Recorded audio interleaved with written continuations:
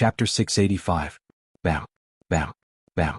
Lu Qing spread out his fists, punching, thrusting, crushing and hammering. Every move was heavy and carried a tinge of purple. He launched a frenzied attack with no gaps in between, just like the blazing flames in the prairie. In terms of close combat, both Fire-like Invasion and Blizzard Storm belonged to the best of the best in this field. Lu Qing was a martial artist who specialized in this field. In an instant, he completely suppressed Talon, causing him to be unable to cope with his attacks and be unable to do anything. However, Talon's half-dead body had immense strength and could move like the wind. He was slightly better than Lu Qing in these two aspects. Moreover, his body was sturdy, close to the strength of the Golden Bell Shield of the same level. Ordinary attacks and flames had little effect on him. Therefore, he relied on simple and violent moves to block his opponent. Although he was at a disadvantage, he didn't panic and didn't show any signs of losing. If it weren't for such a miraculous half-dead body technique, it wouldn't have become one of the supreme secret arts of the Witch King lineage. Rumble. Rumble. Rumble. As their fists and feet collided, the purple flames scattered and the grayish-white light dimmed. Muffled thunder-like sounds echoed continuously. They seemed to stack together, but at the same time they seemed to last forever. As they fought, rings of white air billows gushed out from the places where Lu Qing and Talon exchanged blows. They stirred up strong winds, stirring up dirt and even blowing away broken trees. Shadowhunter Cheng had wanted to use the fact that he was an inhuman expert to approach and assist Lu Qing. He wanted to quickly finish off the physical invulnerability Mighty One with countless strange skills. However, he couldn't break through the wind barrier. The further he went, the harder it got. In the end, he couldn't even move an inch. Seeing that the battle was at a stalemate, with no clear victor and no opportunity to escape, Talon's heart sank. This was because the half-dead body technique could only last for 5 minutes. As these thoughts flashed through his mind, he clenched his teeth and twisted his arms forward. They transformed into 2 pythons and coiled around Lu Qing's fists. At the same time, his eyes turned green. Black smoke rose from his grayish-white cracked skin. His body instantly shrank by a size. The moment the black smoke appeared, it took shape and turned into half a ring. It wrapped around Lu Qing, then contracted and locked him in place. Witch King's secret technique, Ghost Lock. Faced with such a situation, Lu Qing took a deep breath, retracted his chi and blood and forcefully pulled back his fist. Ice and fire embraced each other as the great pellet condensed. He shifted the constellations and outlined the word battle, that seemed to be able to battle the heavens and the earth. At this moment, Talon didn't take the opportunity to attack. Instead, he retracted his arms and formed a strange seal in front of him. Bang! Lu Qing's body expanded, causing the ghost lock to crack apart. Talon's figure turned eerily blurry as though he had turned into a grayish-white shadow. The shadow twisted and collapsed, splitting into 9 parts. They fled at high speed in various directions of the forest. Each one seemed to be fake, but each one could be real. It was the ultimate escape technique of the Witch Kings, Chaos of the 9 Suns. Lu Qing quickly reformed his ice heart and used the deity spell above his head. However, he still couldn't tell which shadow was Talon. Seeing that the other party was about to escape from the range of his mind power, he raised his hands to draw the ancient characters and said in a dignified voice, "Column." The decuing formula of the 9 words formula. The original purpose of this secret technique was to stack the strength of a team and complete a joint attack. Like the rope in a tug of war, it allowed everyone to rely on each other and tidy up their scattered and messy thoughts. However, such a combination couldn't be forced. After the column formula was used, the other party had to be willing to let go of their subconscious resistance for it to take effect. Therefore, it couldn't create the strange scene of stacking the strength of the enemy. As for Smith and the rest, they were outside of his mental range, so they weren't within the effective range of the column formula. Lu Qing used it at this moment to test the waters. The real Talon would resist, but the illusory shadow wouldn't react unless it had sentience. This way it would be clear who was real and who was fake. In a flash, Lu Qing found a way to break through the chaos of the 9 suns. He didn't take the conventional route. A mysterious feeling spread rapidly. His mind seemed to have turned into a radar. In the blink of an eye, feedback appeared. Lu Qing aimed at the grayish-white shadow on his left and threw a punch. BZZT BZZT BZZT. Behind his back and under his feet, waves of light blue flames spurted out, pushing him through layers of air barriers. He flashed behind the shadow and struck the back of its head without slowing down. Talon's pupils contracted. His eyes narrowed to the size of a needle. He didn't expect the chaos of the 9 suns to be able to fool Lu Qing all the time. However, he believed that Lu Qing wouldn't be able to tell in a short period of time. This confidence was cultivated from hundreds of battles. Once he entered a safe distance, he would have too many ways to escape pursuit. However, Lu Qing didn't waste any time. He seemed to have seen through the real thing at a glance. This was simply too frightening, enough to make one feel despair. As his thoughts drifted, Talon's eyes revealed a ruthless look. He leaned forward and dodged the iron fist that was aimed at the back of his head. At the same time, he raised his left arm as though he was subconsciously maintaining his balance. Bam! Lu Qing ignited Emperor Yen force. He lowered his shoulder and forcefully changed the direction of his fist. The punch was supposed to be a hammer strike. At that moment, Talon's raised left arm suddenly exploded. Blood and flesh splattered and drenched half of Lu Qing's body. Sizzle, sizzle, sizzle. Amidst the terrifying sounds of corrosion, Talon's dark green martial arts suit turned black and tattered. The skin on Lu Qing's arms, shoulders, chest, and face started to fester rapidly. Worms seemed to have fused with Talon's flesh as they wriggled and tried to burrow into his body. Shaman King's body-damaging secret technique, flesh and blood spirit goo. The intense pain caused Lu Qing's hammer strike to lose its strength. His body paused involuntarily. Taking advantage of this opportunity, Talon accelerated again and pounced towards the forest at the edge of the clearing. Lu Qing's ice heart swayed but didn't disintegrate. He endured the pain and executed Lord Emperor's purple flames. With a whoosh, faint purple flames appeared around his body. They wandered around the surface of his body like flowing water, igniting Talon's flesh and blood. The tiny insects turned black, then charred and finally started burning. No goo worm wasn't afraid of flames. If there was, he would increase the temperature. Bam bam bam. Amidst the purple flames, the bits of flesh either turned to ashes or fell off. Lu Qing's skin, muscles, and hair merely curled up slightly and gave off a barbecued smell. This was the fire control ability of a fire sect physical invulnerability expert. While the faint purple flames around him swayed and danced, Lu Qing endured the pain and raised his hands. Using an area of effect technique, he started forming hand seals at Talon, who was moving left and right. As the ancient word formed, he exhaled and said, "Confrontation." The hatred and urgency in Talon's heart dissipated instantly. He became sluggish and drowsy, returning to his usual state of recuperation after being injured. Not good. He bit the tip of his tongue and forcefully raised his mentality. At this moment, the ancient word in Lu Qing's mind changed. He used the simplified attainment formula and caught up to Talon in 2 strides. He shook his arm and threw a punch. Talon shook off his sluggish and drowsy state. He quickly lowered his missing left shoulder and blocked his opponent's right fist. Throughout the entire process he didn't panic. He remembered to let the grayish-white fog pass under his skin to prevent freezing and stiffening. As for explosions and burns, he had to rely on the sturdiness of his body. Just as the two came into contact, Lu Qing suddenly turned his fist into a palm. Pressing down with force, he bent his back and flipped himself up. He leaped above his opponent and threw a punch headfirst at his Baihui acupoint. Talon's half-dead body had outstanding brute strength and incredible speed. However, when it came to close combat techniques, he couldn't catch up to Lu Qing no matter how hard he tried. Seeing the sudden turn of events, he could only shrink his neck in panic and raise his right fist. However, Lu Qing opened his left hand again and pressed lightly on Talon's fist, infusing it with ice spirit force. Then, using the force, he flipped over and jumped to the back of his opponent. While in midair, he tightened his right leg and whipped it backwards like a steel whip with a spring attached to it. Talon's body turned cold and slowed down slightly. He wanted to throw himself forward, but it was too late. He barely avoided being hit in his vital organs and was kicked in the right shoulder by Lu Qing. Bam! His shoulder collapsed and was badly mangled. Although his arm didn't fall off, he couldn't exert any strength. Feeling a chill in his heart, Talon twisted his body like a boneless person and looked at Lu Qing. His eyes burned like green flames as a strange and terrifying feeling spread out. Lu Qing, who had just steadied himself and turned his body, instantly felt his surroundings turn dark. The craters left behind by the cannon fire had disappeared. The dense forest had disappeared. Smith and the rest had disappeared as well. The darkness was quickly dyed with green, blood red, and other colors. Talon stood out. He was at least 100 meters tall, with heads and arms all over his body. Countless eyes stared at him without blinking. The intense fear seemed to materialize and turned into a sea of insects that covered the sky. As Monster Talon's countless huge palms pressed down, they drowned out Lu Qing. Secret spirit technique of the Witch King lineage, savage sacrifice.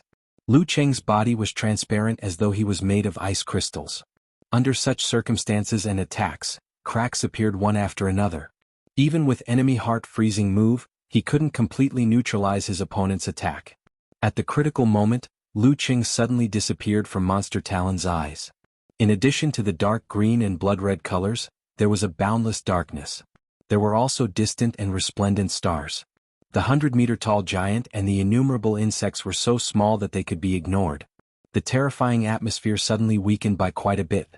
Just as Talon was about to respond, the stars started to move rapidly, forming 9 mysterious and ancient words. Confrontation. Army. Fighting. Swordsman. Wholeness. Formation. Deference. Forwarding.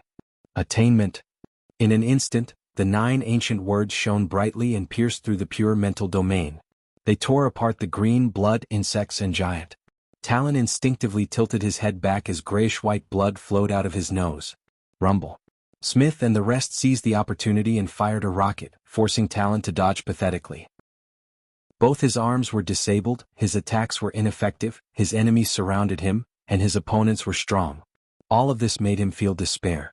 Ruthlessness reappeared in Talon's eyes as he looked at Lu Cheng and shouted, "Let's die together." His grayish-white body spontaneously combusted. His flesh and soul turned into the most ferocious curse, silently and formlessly attacking Lu Cheng. He didn't know where to dodge. It was Life Curse, the secret technique of the Witch Kings that would perish together. He wanted to use the curse ignited by his life to break through the defense of his opponent's supernatural ability. Lu Cheng was alarmed. Without thinking, he retracted his chi and blood to balance the ice and fire, forming the Jindan that looked like a miniature universe. After the real Jindan shattered and fused with his body, his ability to repel curses had indeed improved. However, compared to the Longhu Immortal, who was truly skilled in curses, he was still lacking. He wasn't as strong as when he had the Jindan. However, the Longhu Immortal's ability didn't appear out of nowhere. It was based on his Jindan technique, 9 words formula, and secret technique. Unfortunately, for a physical invulnerability mighty one who was skilled in curses, Lu Cheng had obtained all of these. Therefore, he could temporarily improve his ability to repel curses in battle. The stars moved and the 9 words formula formed a complicated seal script. Ripples spread to every corner of the universe. The blood was swept away. The flames on Talon's body were extinguished as his body melted like a candle. The light in his eyes faded. Talon muttered to himself, "Why is everything countered by you?" His voice gradually faded into silence. Soon he was reduced to a pile of flesh and blood. Smith, Dwight, Cheng and Jiandan, and the rest watched from afar, forgetting to put down their weapons. A physical invulnerability terror grade expert had fallen in front of them. And he only had one opponent. P.S. After a long time of not having enough words, I finally exceeded the word count once again. Chapter 686. Report the situation to the Joint Command Center. Lu Cheng turned his head and looked at Shadow Hunter Cheng'en. The corroded parts of his body were starting to scab, and the pain was still lingering. The purple flames gradually extinguished, revealing his upper body that contained terrifying power. He took a deep breath and resisted the urge to grimace. He was puzzled by the development of the situation. The physical invulnerability expert just now should belong to the branch of the Witch King. In a situation where he was restrained by himself, it shouldn't be a problem for him to make the decision to escape. But in the end he first damaged his body and risked his life, then used a curse that would take him down with him. It didn't make sense. Normally speaking, in a hopeless situation where both parties didn't have a deep hatred for each other, shouldn't surrendering be the natural choice? Wouldn't it be better to preserve his useful body and wait for hope to appear? For a physical invulnerability expert, he would be valued no matter which force he joined. Of course, there would be some control measures just like number 16 and number 17. This was already a very bad ending. The branch of the Witch King that he belonged to would pay a sufficient price to exchange him back. After all, it was very difficult to nurture a physical invulnerability expert. You had to look at the sky. With such a backup plan, why would the other party sacrifice himself? Could it be that the secret he was involved in was more important than his life? It was because of his misjudgment of the enemy's attitude that Lu Cheng was almost invaded by the goo worm and suffered serious injuries. That was why he resisted the curse that would take him down with him. If his realm and strength were slightly lower, it would be questionable whether he would still be standing in one piece. Yes. Hearing Lu Cheng's order, Cheng'en hurriedly answered. Unknowingly, his tone was subconsciously filled with respect and fear. He retracted his gaze, took out his satellite phone, and started to contact the command center. Not far away, Smith stared blankly at the puddle of flesh and blood. Then he shifted his gaze to Lu Cheng. He felt that Lu Cheng hadn't changed much from the first time he saw him. The only difference was that he looked more mature and reserved. However, the Terra-grade corpse in front of him silently contradicted his senses. Every time they met, his strength would increase tremendously. It was as if there was no limit or delay. Even when he came to Connecticut once a month, it was the same, just not as exaggerated. But now he had grown into an expert that Smith looked up to, a terrifying figure who could kill a Terra-grade expert alone. Was this the path of strength displayed by the best fighting prodigies? Like the Dragon King and the Warrior Sage in China, or the Saint in the Hand of Order in the Big Apple? Living in the information age, it was not that Smith had never seen the top experts, but that was all through the screen. He could not personally experience the horror of the qualitative changes that happened every once in a while. Now he understood. This was a growth rate that made people despair and lose their confidence. At the same time, he came to a deeper realization. The other party was really a troublemaker, the source of accidents. Stay away from the building and be safe. At this moment, the voice of the higher-ups of the Joint Command Headquarters came from Cheng An's satellite phone. Did you identify that physical invulnerability expert? I've taken a picture and will send it back for comparison soon. It's suspected to be Talon from the branch of the Witch King. Cheng An often came to the war-torn zones to carry out missions, so he was no stranger to the famous masters in this area. Very good. Where are Ta Gu and his trusted subordinates? Was there a solution? Are there any survivors? All dead except for Ta Gu. The rest were killed by the suspected physical invulnerability expert, probably to silence them, Cheng An answered honestly. Silence? This is a little strange. The higher-ups pondered for a moment before asking, did that physical invulnerability expert leave behind any clues? No. Cheng An glanced at the pile of flesh and blood and added in a low voice, he's already dead. There was silence on the other end, and even the sound of breathing seemed to have disappeared. After a long while, Cheng An heard a slightly anxious new question. How did he die? By. Cheng An swallowed his saliva and said, killed by Mr. Liu. In the Joint Command Headquarters, the gathered higher-ups were once again at a loss for words. Oh my God. A few seconds later, a brown-haired man exclaimed. If it was Talon, he would indeed be countered by Liu, said a blue-eyed woman in a dark green military uniform. Even so, it's very, very difficult to kill a Terra-grade expert. The brown-haired man shrugged and spread his hands. The higher-ups sent by China looked at each other, unsure if they should join the discussion or be more reserved.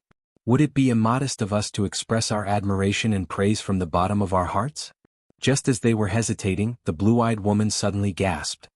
The previous time the commenter came to the war-torn zones, 2 Terra-grade experts, number 16 and number 18, also died. She had participated in the follow-up negotiations and understood the situation well. The brown-haired man rolled his eyes and blurted out, last time when he came to Nile, even more Terra-grade experts died. Among them, the deaths of the Dark Knight Bat and the Mummy are suspected to be related to him. Nile was also considered a war-torn zone back then. One of the higher-ups couldn't help but add. All 3 times he came to the war-torn zones, all 3 times involved the death of Terra-grade experts, without exception.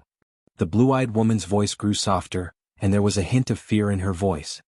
Could he really be a human-shaped catastrophe that targets Terra-grade experts? The brown-haired man muttered to himself. We have to restrict him from coming here in the future? Is it really okay to discuss this in front of us? Besides, all of you are only at the inhuman stage or below. There's no need to worry. The higher-ups of China looked at each other and didn't interrupt. They calmed down and quickly ordered Cheng An to collect the corpses of suspected Tashalans and other valuable items and return to the command center as soon as possible. He was also to keep it a secret. If there was a leak, he would be court-martialed. Cheng An hung up the phone and passed the order to the others. Dwayne frowned. He did not hide his doubts and asked, what's the matter? Why did he commit suicide? Why didn't he surrender? In his opinion, sacrificing one's life to curse Lu Cheng was equivalent to suicide. Maybe he's a physical invulnerability expert with ideals and uncompromising perseverance. Jian Dan replied half jokingly and half seriously. There were indeed such physical invulnerability experts, but they were all people with strong wills. Maybe he hates being controlled, or maybe it's related to curses. He should belong to the branch of the Witch King. If there's a big secret behind him, he might hand over something important to him. Once he surrenders, he will be cursed from afar. Cheng Yan made a deduction based on what he had seen and heard over the years. Possible. Lu Qing nodded slowly. Let's return as soon as possible. The follow-up investigation wasn't within the scope of his mission. There were plenty of professionals in the military. As for assigning a new mission, that would have to wait until he had some clues about the secret. It seemed like it would be difficult to come up with a direction for the time being. So, I have to go home for the holidays and Connecticut for the new year. Outside the forest in a camouflaged armored vehicle. A middle-aged man with grayish-white eyes, who seemed to be blind, leaned against the back of a chair and looked outside. He wore a black short-sleeved shirt, which was very characteristic of the war-torn zones. His hair was combed neatly and his face had a hint of green. He was the current generation's Witch King Ruoxan. The mission this time was only to rescue Tagu. The Witch King lineage was the best choice and they didn't reject it. However, Ruoxin didn't appear personally and was only there to provide support. If the matter was exposed, Talon's personal actions and the Witch King lineage's involvement were two completely different concepts. The other party wouldn't pay the same amount of attention. At this moment there was a sudden cracking sound. A puppet placed on the platform in front of Ruoxan collapsed and broke into pieces. It originally had many dark red patterns and its face was similar to Talon's. Especially its eyes, they were vivid and seemed to have a life of their own. Voodoo marionette. It was the foundation of the Witch King's practice of curses. When it was fully mastered, it would become the most important and fatal thing in itself. If it was mastered by a master who was also skilled in curses, it would be at the mercy of others. Talon is dead. Witch King Ruoxan's eyes shrunk, and he couldn't help but blurt out. As doubts and shock flashed through his mind, his hand gesture changed. The grayish-white color gathered, and a foot-long glow shot out from his eyes as he muttered. He wanted to use Talon's voodoo marionette to remotely connect with Talon's soul that had just passed away and find out what had happened before his death. The broken puppet flew up, burning fiercely with grayish-white flames. Within the flames, a scene quickly took shape. It was a scene of boundless darkness and bright stars. Immediately after, an extremely complicated seal script appeared. It suddenly rippled and extinguished the flames. Cough. Ruoxan tilted his head back and coughed. 2 streams of dark red liquid flowed out from his nose. He covered his nose with his hand. His eyes flickered and he instructed his subordinates, "Leave this place." In the military airport, Lu Qing received a call from Empress Luo Ningzitong. "You really did cause an accident." This experienced senior beauty was a little helpless. After handing over the task and being escorted out of the territory, Lu Qing laughed dryly. "That's their own problem." Ning Zitong was silent for a few seconds before saying, "Killing a physical invulnerability expert single-handedly is something you should be proud of for a while. Your master only managed to do it after years of immersion in the physical invulnerability stage. As for the merit, we'll investigate it later. If it involves a major problem, you don't have to do anything else. You can go and study the restriction sect, Clear Jade chapter." "Thank you, Sister Ning," Lu Qing replied happily. After hanging up, he wondered if he should brag to his master. However, after a long time he still couldn't get through. It wasn't that there was no signal or that the phone was switched off, but that no one was picking up. Chapter 687. Wuxia Province, Moshang City.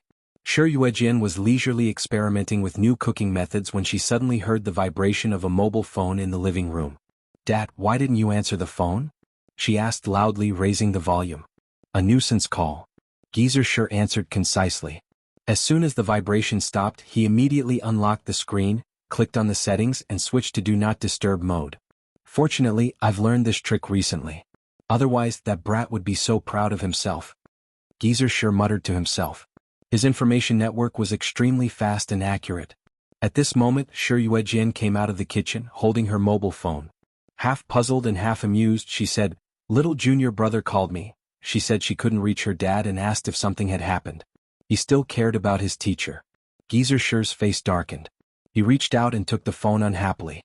Lu Qing hung up the phone with satisfaction and left the military base. He arrived at Huaqing Heishui Airport and flew directly to Gaofan, the capital of Xing Province. When he landed, Yanzhika had just woken up and read the news. She was quite excited to talk about the strange abilities of the Witch King with him. While chatting, Lu Qing put on the black-rimmed glasses that covered half of his face and hailed a taxi to Gaofan City. When he was in Huiyuan, He had made an appointment with Jiang Fei and Qin Rui to have a meal before the holidays. When they were on holiday he would have flown to America. He had to cherish this opportunity that came only once every 6 months. As his reputation grew, it was uncertain whether he would be able to enter the country in the future. Fortunately, Ke only had 1.5 years of courses left, which meant he could enter the country 3 times. Before the rush hour, Lu Qing arrived at the restaurant Jiang Fei had mentioned, Old Cold Skewers. He also saw his best friend who seemed to have put on some weight and had an oily face. It's not easy. It's really not easy to have a meal with you now. Jiang Fei stood up with a smile and pulled out a chair for Lu Qing to put his backpack. Fatty Jiang, you're not being honest. If you want to come to Huaqing, I'm always free. Lu Qing joked and asked casually, Qin Rui hasn't arrived yet? He's stuck in traffic. There's a huge traffic jam coming from the west. It'll probably take another 5 or 6 minutes. Let me tell you, when eating in Gaofeng, don't go to big restaurants or fancy places. You have to eat at small roadside restaurants like this. As long as you can find a good one, the taste will be amazing. This one opened not long ago and I've certified it. It's much better than those that can be found everywhere in chain stores, especially the celery beef. TSK, you can give it a try. Lu Qing glanced at the greasy but clean shop and asked with a smile, do they count or weigh? In this kind of string business, one would either count the number of sticks or weigh the overall weight of the sticks. Then one would divide it by a single stick to get the approximate data. This would not be very accurate, but it was convenient. I'm counting, Jiang Fei answered, a little confused. Lu Qing chuckled and made a joke. Won't the waiter be crying from counting later? Jiang Fei immediately understood what he meant and could not help but sigh. Say, you eat so much more than me, but why don't you get fat? If you have my training intensity, you won't get fat, Lu Qing joked.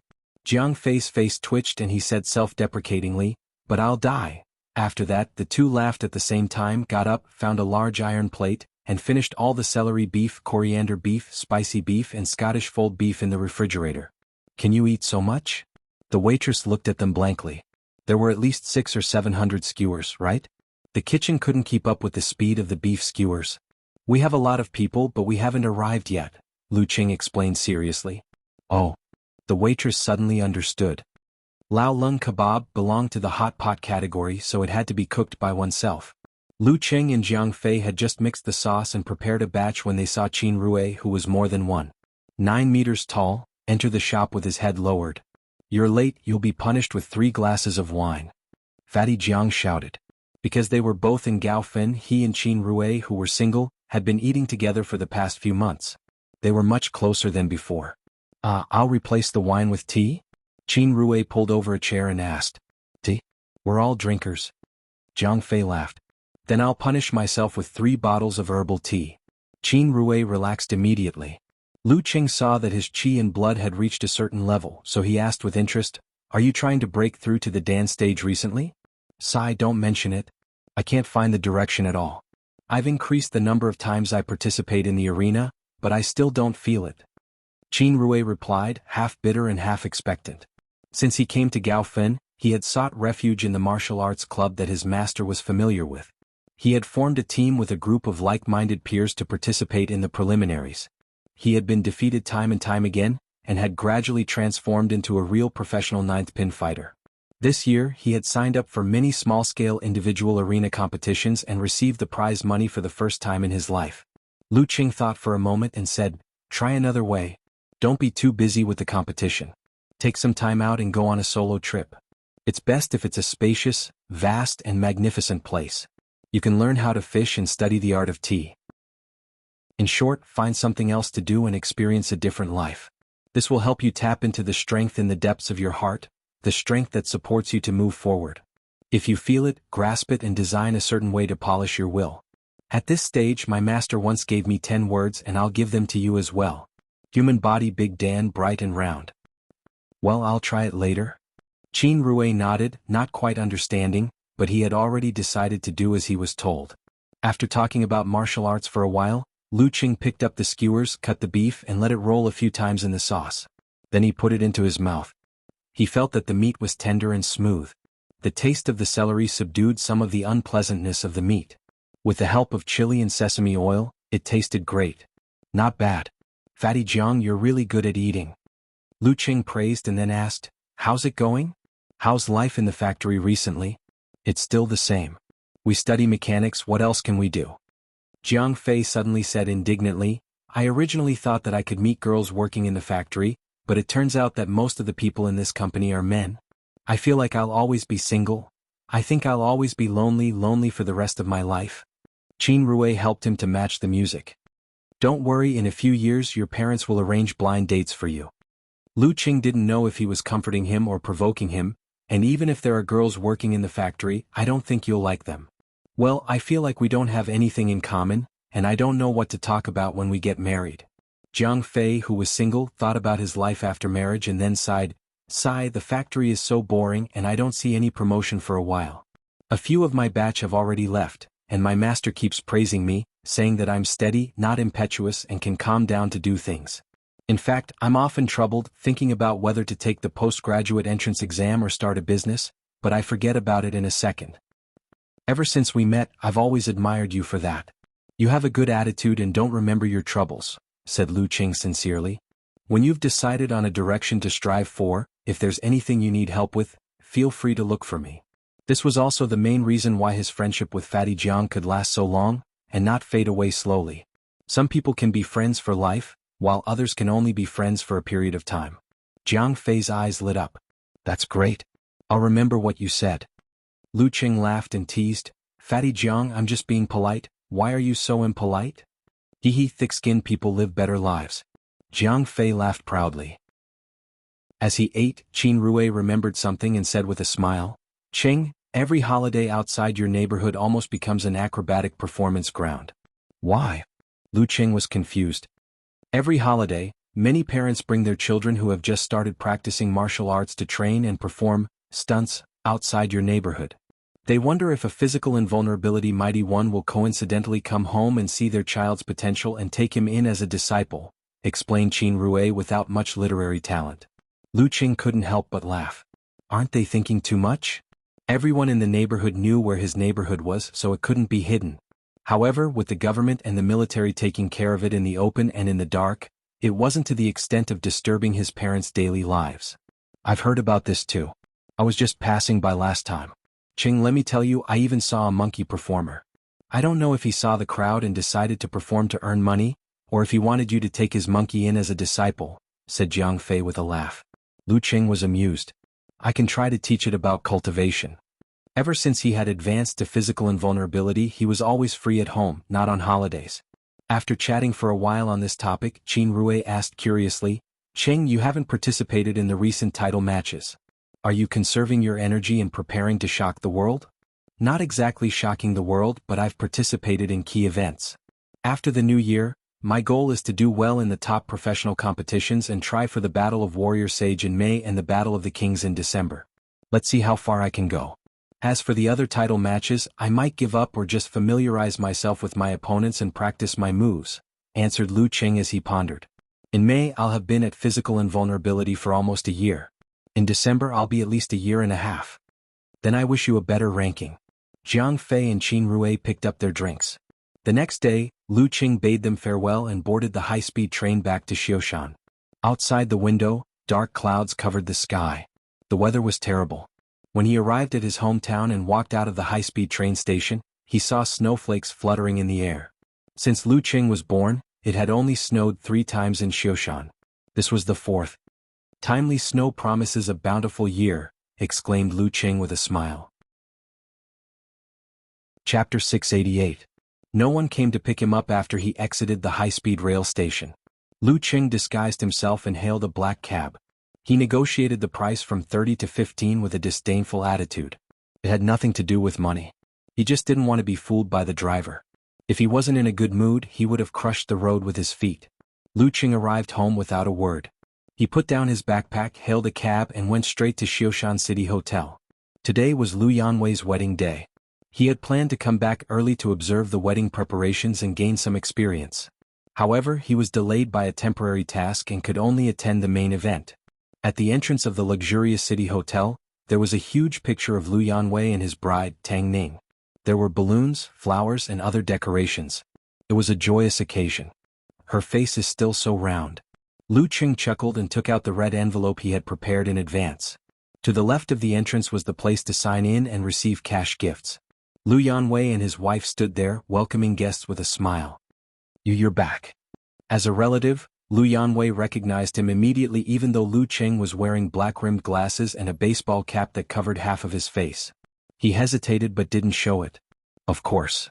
Lu Cheng chuckled and handed the red envelope to his cousin. He looked around and said, "Let's talk about it later. There are quite a lot of guests." He turned to look at Tongning and called out with a smile, "Hello, Tongning." "Hello, sister-in-law." Tang Ning was a pretty girl from a humble family. She looked a little strange with the heavy makeup on her wedding day. She and Lu Yanwei were online dating. They dated for a long time and spent some time together in real life before they got married. She responded to Lu Cheng's greeting with a smile. When he entered the banquet hall, she came back to her senses. She opened her eyes wide and approached Lu Yanwei. She whispered in his ear, "Your younger brother? The famous younger brother?" "Yeah." Lu Yanwei smiled and nodded proudly. He squeezed the red envelope and found that it was so thin that he couldn't feel anything. He opened it curiously and saw only a piece of paper. He took it out and scanned it. It was a check. At this moment he suddenly remembered the joke that Lu Cheng had made in the family group chat. "Then I'll close my eyes and press 0. It's fate to write more or less." It's true. Lu Yanwei was both amused and dumbfounded. Stepping into the banquet hall, Lu Cheng looked around and sensed his surroundings. In an instant he found his parents. They were helping to greet some familiar guests, such as his ex-neighbor, Zhao Zijuan, who was already a director. "His daughter and my brother went on a blind date. Wouldn't it be awkward for her to come to his wedding?" Lu Cheng complained in his heart. He leaned over and said in a low voice, "Dad, Mom, Uncle Zhao, Auntie Huang." Chi Fang glared at him. "Why didn't you come back last night? We have to hurry. All kinds of things happen when you're out there." Zhao Zijuan chimed in and responded to Lu Cheng's greeting in a slightly restrained manner. When he first approached Lu Jisheng and his wife, he thought that his son was acquainted with Director Xing and had a good relationship with him. Furthermore, his son had potential, background, and a bright future. Who would have thought that in just a few short years he would have a bright future, let alone a Xioshan prefecture-level city police chief? His status and identity no longer needed others to set him off. Thinking back, it was like a dream. "Yeah, I haven't seen Fatty Jiang and Jiang Fei in a long time." Lu Cheng smiled. After a few words of greeting, Zhao Zijuan said goodbye and returned to his seat. After a few steps, he suddenly turned around and said with a smile, "Director Xing is here too." "Uncle Xing is here too? Where is he?" Lu Cheng was surprised. He didn't know his cousin. "In front." Zhao Zijuan looked at Lu Cheng's disguise. "Do you want me to call him?" "No need. I'll call him directly." Lu Cheng waved his phone. "Okay, then we'll wait for the wedding to start." Zhao Zijuan and Huang Kun returned to their seats reluctantly. Lu Cheng dialed the number and walked out of the banquet hall to a secluded lounge. After a few minutes, he heard Xing Qingwu's hearty laughter. "You just came back?" "Yeah, I just put my luggage down and came back. I didn't expect to see you here." Lu Cheng greeted him with a smile.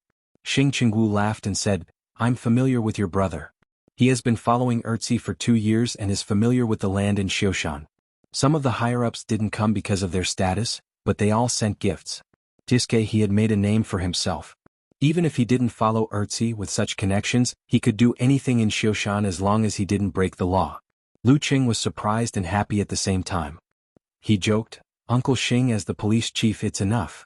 Xing Qingwu replaced the retired director a month ago and officially took charge of the Xioshan police system.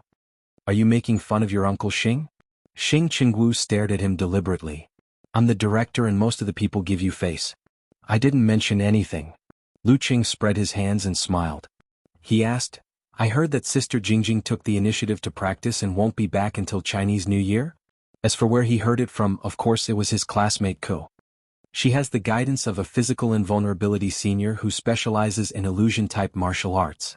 She's making rapid progress. In 1 or 2 years she might even reach the inhuman level and surpass me, her father. Xing Qingwu's face glowed with pride when he talked about his daughter's growth. "Like father, like daughter," Lu Cheng joked.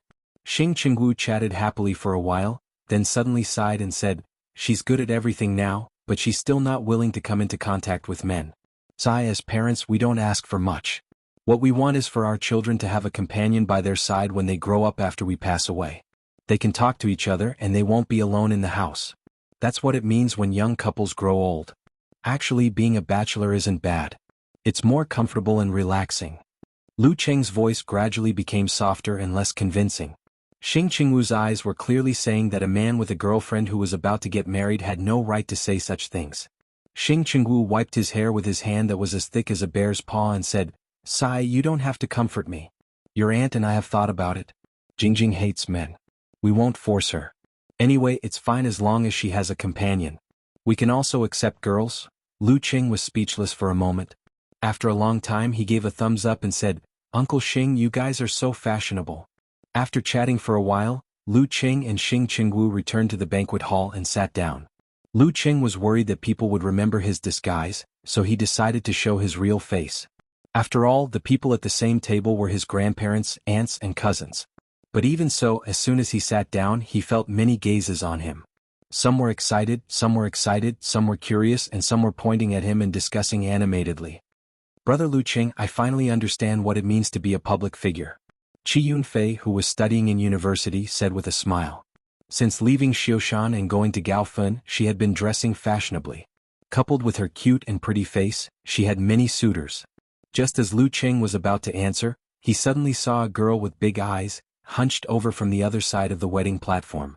She took out her notebook and pen excitedly and nervously, saying, "Hello, Mr. Zhang. Lu Qing, can I have your autograph?" "Okay." Lu Qing casually took the pen and paper and scribbled his name on the paper. He wrote his name in a flamboyant style. At this time he found that a few people were ready to move. He passed the pen and paper back and said to the girl with big eyes, "You told them not to come together one by one and not to ruin the wedding, right?" "Yes, yes." The girl nodded vigorously and then turned back. She lowered her voice and said to her companions, "He talked to me. He talked to me. So, you've forgotten what I've told you?" Lu Qing had excellent hearing and almost covered his face. After the commotion it was finally quiet. Qi Yunfei looked at him with a smile and took out a thick notebook and pen from her bag. "Brother Lu Qing, I almost forgot if they didn't ask for your autograph. Come, sign it every page." "Are you rebelling?" Lu Qing said with a smile. "Brother Lu Qing, Sister Feifei wants to be a profiteer." Qin Xiaoxiao, who was still in high school and still had baby fat, exposed her sister's purpose. Feeling the gaze of her cousin, mother, grandfather, grandmother, and others, Qi Yunfei smiled embarrassedly. "You don't know, Brother Lu Qing's autograph is very valuable. Can be sold for so much." She stretched out 5 fingers and gestured. Lu Qing was dumbfounded. He took the pen and paper and began to sign. "I was thinking that since I'm officially working, I should give some New Year's money to my sisters and brothers who are still in school. Since you can earn it yourself, I'll give you a share." Qi Yunfei's smile froze and she asked blankly, "Brother Lu Qing, how much are you going to give?" "I'm not stingy, am I right, Xiao?" Lu Qing casually gave a number. After his grandfather Qi Jieyu and grandmother Kong Meijin heard this, they said at the same time, "How can you give so much? You have to spend your money wisely. It's a waste for them to give so much money." "It's not much." Lu Qing evaded the question. Qi Yunfei's lips moved a few times and she said with a sad face, "Brother Lu Qing, I don't want your autograph, I'm wrong. It's already been signed." Lu Qing replied with a smile. "Is this still my brother?" She was sad and indignant. Lu Qing laughed and said, "Only real brothers are like this. I hate you." Qi Yunfei pretended to be teary. While they were fooling around, the wedding officially began. Lu Qing took out his phone and took pictures and recorded videos to send to his wife. When the bride's father sent her off, the host began to reminisce about the past. The bride couldn't help but cry. Lu Qing's mouth twitched and he couldn't help but complain to his little fairy on QQ. Weddings nowadays really have to be forcefully moved. It's a joyous occasion, but it always makes people sad. That's right. It's so awkward. We don't need a host in the future." Nodding like a chick pecking at rice. "Then how do we proceed?" Stunned expression, Lu Qing asked back. "You can partner with talker, you can also do a crosstalk, covering mouth and laughing expression," the girl said. "Where's the dignity of a physical and vulnerability expert?" Covering face and sighing expression, Lu Qing said. The rest of the wedding process went smoothly. For the next half a month, Lu Qing stayed at home with his parents except for a few days in Ningxue. Of course, there were also some social activities. It was good to maintain a good relationship with his parents in his hometown. Chapter 689. As New Year's Eve approached, Lu Qing boarded a flight to America. After a long and bumpy flight, he finally arrived in Connecticut. After passing the security check, he secretly heaved a sigh of relief and praised, "You have the bearing of a great nation." After the Talon incident, they actually didn't deny him a visa. They didn't even find an excuse to deny him entry when all the necessary procedures were in place. This is the demeanor of a great nation with confidence. Lu Qing let go of his hidden worries and his mood lightened. He followed the crowd and walked forward. In the Office of Homeland Security in Orion Airport, the person in charge of Connecticut looked at the computer in front of him, which was constantly emitting alarms. He picked up his cup of coffee, took a sip, and pretended to be calm. That bunch of idiots. *CK them. Why did they give this guy a visa? He cursed angrily after his tongue was scalded by the black coffee. Who should I send to monitor an expert in the terror grade who was specially marked with the words calamity and misfortune?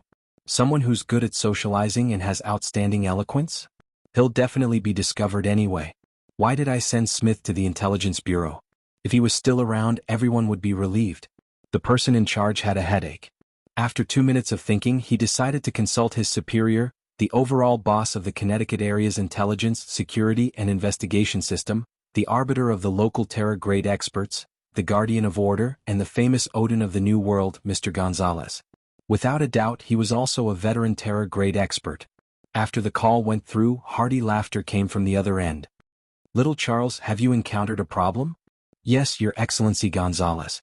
Lu Qing from China is here again," the person in charge, Charles, answered simply. Gonzalez let out a long sigh.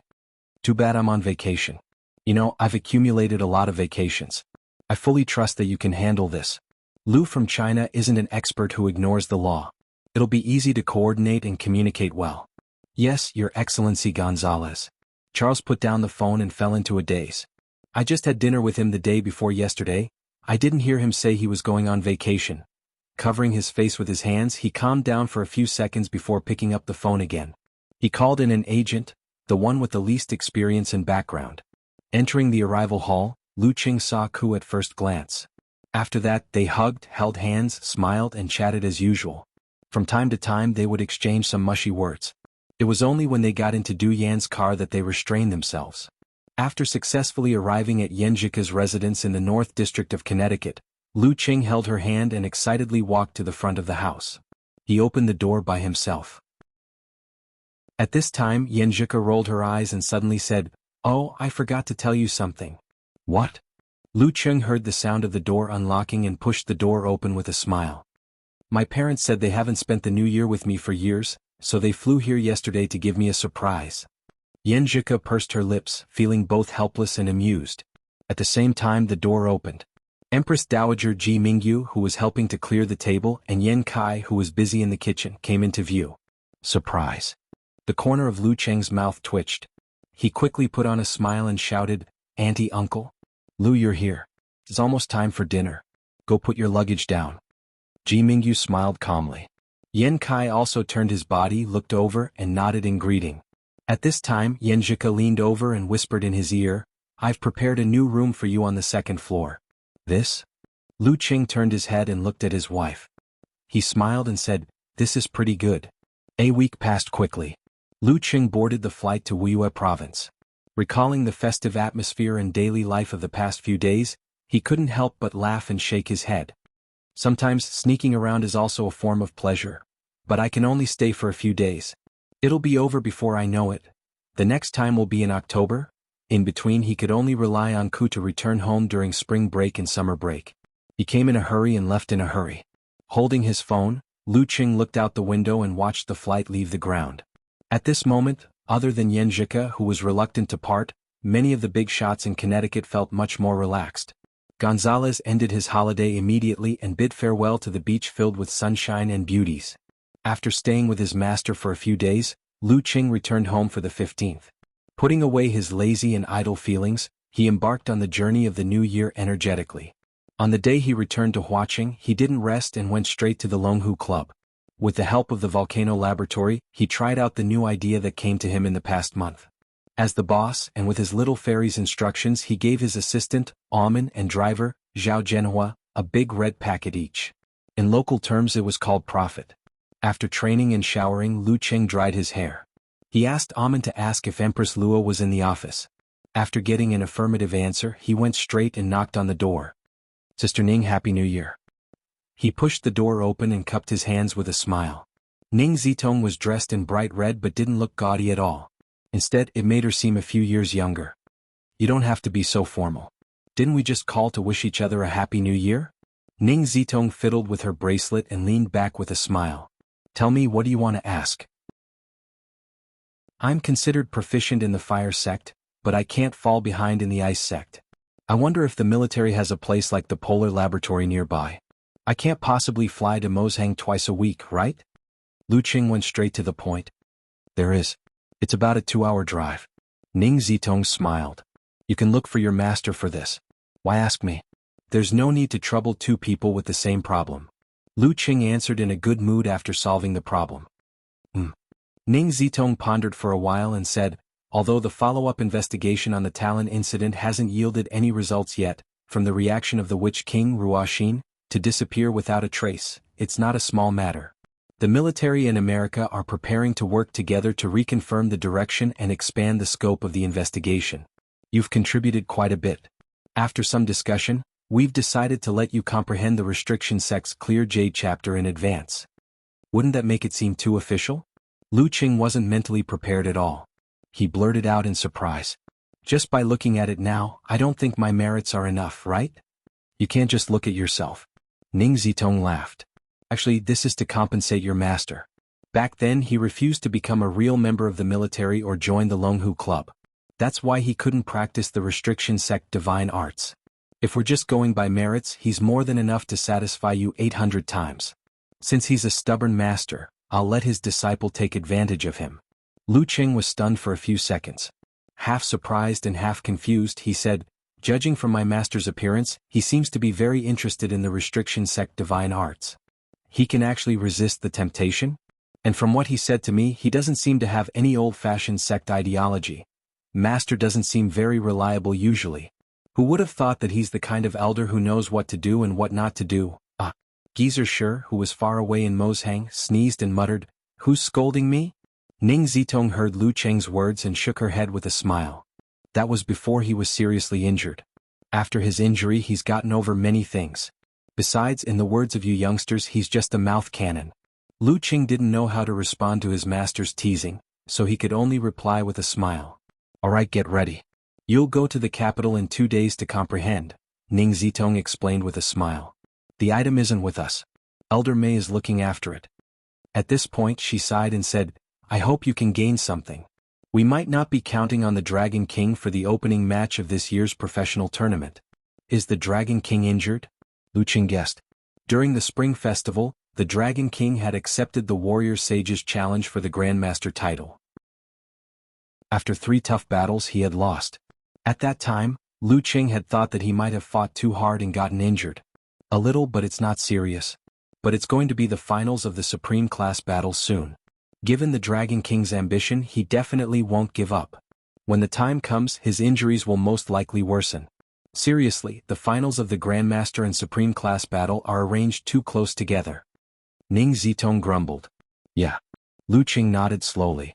Then he asked, Sister Ning, are the matchups for the professional tournament out yet? Who are we up against? It's out, but it hasn't been announced yet. Ning Zitong rubbed her forehead and said, In 2 weeks, as the defending champion of the world #1, we will accept the challenge from the Guanwai League on our home ground. God-slaying saber Lu Yongyuan? That was the first name that came to Lu Qing's mind when he heard the Guanwai League. Without the Dragon King, the club would probably be at a disadvantage. Seeing that Lu Qing was silent, Ning Zitong chuckled. Don't be too nervous. Lu Yongyuan is from the same generation as me. I don't think I'll lose to him. As for the others, do you know? They have a new physical invulnerability expert. Who is it? I haven't heard of anyone advancing recently. Lu Qing was confused. Not from China. She's from Japan. You know her, Kaori Karasawa? Ning Zitong said with a smile. You can invite a foreign mighty one? Lu Qing asked in surprise. I met her in Huaqing because of this? I thought she was going to fulfill her promise and challenge the priest. I even reminded that unreliable guy not to miss out on the peach blossom just because he was in a daze. There's no rule against it. It's just that as a special guest, Kaori Karasawa can't practice the martial arts of the Guanwei League. She can only fight with money. Yeah, I heard that her idea is to improve more through actual combat, explained Ning Zitong. Then she smiled sweetly and continued, this news has stirred up the media. There will be reports in a few days. I already know quite a few headlines such as Japan's strongest genius admires Chinese culture, and beaten into submission, here to learn. I can imagine the reaction from Japan. Kaori Karasawa must be under a lot of pressure. Lu Cheng's doubts were gone. Leaning back, he smiled and said, it's not bad to have a rematch with her. Chapter 690. 2 days later in the still chilly capital. When Lu Cheng stepped into the courtyard house again, Elder Mei was tending to the flowers and plants leisurely and contented. He had changed into a black short robe, looking neither ancient nor modern. His silver hair was much thinner, and the loneliness in his eyes was more apparent. Greetings, Elder Mei. Lu Cheng bowed respectfully. Old Mei raised his head. His eyebrows, which were about to pop out of his face, twitched twice. The second room on the left. Thank you, Elder. Lu Cheng didn't waste time. He strode towards the left side of the courtyard. Elder Mei lowered his head and focused on the flowers again, as though nothing else mattered to him. Lu Cheng stepped onto the stairs and stopped in front of his destination. He stared at the windowless room for a few seconds before pushing open the door with a mottled bronze lock. The door creaked for a long time, and the scene inside slowly appeared before his eyes. The floor was paved with green bricks and there was nothing on it. The spacious and cold feeling was obvious. It was as though even in summer this place would still feel like late autumn. Lu Cheng didn't look around. Instead, his gaze was attracted by a painting hanging on the opposite wall. It was dark all around, unaffected by external light. He could only vaguely make out a Taoist in the middle of the painting. It was a Taoist who bore some resemblance to the heavenly primogenitor statue in the Taoist temple. Even with Lu Cheng's current realm and strength, he couldn't see it clearly. Instinctively, he took a few steps forward into the room and got closer. Light gathered in his eyes, as though a huge sun had taken shape. It shone in front of him, trying to pierce through the darkness. At this moment, his vision blurred. The surrounding was covered in boundless darkness. In the distance, bright spots, pure white and dazzling, moved slowly along a mysterious path. The universe of stars. Why did it appear naturally? Just as this thought flashed through Lu Cheng's mind, he suddenly saw a jade-white palm pressing down on him. Its 5 fingers clenched and the center of its palm was dark and deep. The starry sky and the universe became smaller and smaller, more and more solidified. Crack. The stars were destroyed one by one, and the darkness rapidly shrank to a single point. Shortly after, it spurted out and split into pieces. Thump thump thump. Lu Cheng took a few steps back until he was outside the room. Blood seeped out of his eyes, ears, mouth and nose. He was clearly dispirited, and his head was unusually painful. In just a few breaths' time, he felt like he had fought a tough battle with the Dragon King and the Warrior Sage. This is the Forbidden Sex Clear Jade chapter? What kind of realm did the senior who created this divine technique reach? Is it something that can only be encountered but not sought? Amidst his thoughts, Lu Cheng sat down cross-legged and regulated his breathing. Then he visualized the wholeness and confrontation formula in an orderly manner before entering a deep sleep. An hour later he opened his eyes. His spirit had recovered. Exerting strength in his back, he stood up and stepped into the room again. He looked at the picture scroll shrouded in darkness. The scene was the same as before, but it lasted a few seconds longer than before. 2 times, 3 times. When he endured the pain from his deep sleep and wanted to continue comprehending, he saw old Mei, who was wearing a short black robe, standing at the door. Go back, ponder and comprehend more. Before stepping into the forbidden domain, every martial artist will see different scenes due to their own foundation and knowledge. Even the same martial artist will have slight differences in their comprehension after a period of time. Old Mei said calmly, as long as you complete a mission every year, you can come here to comprehend once.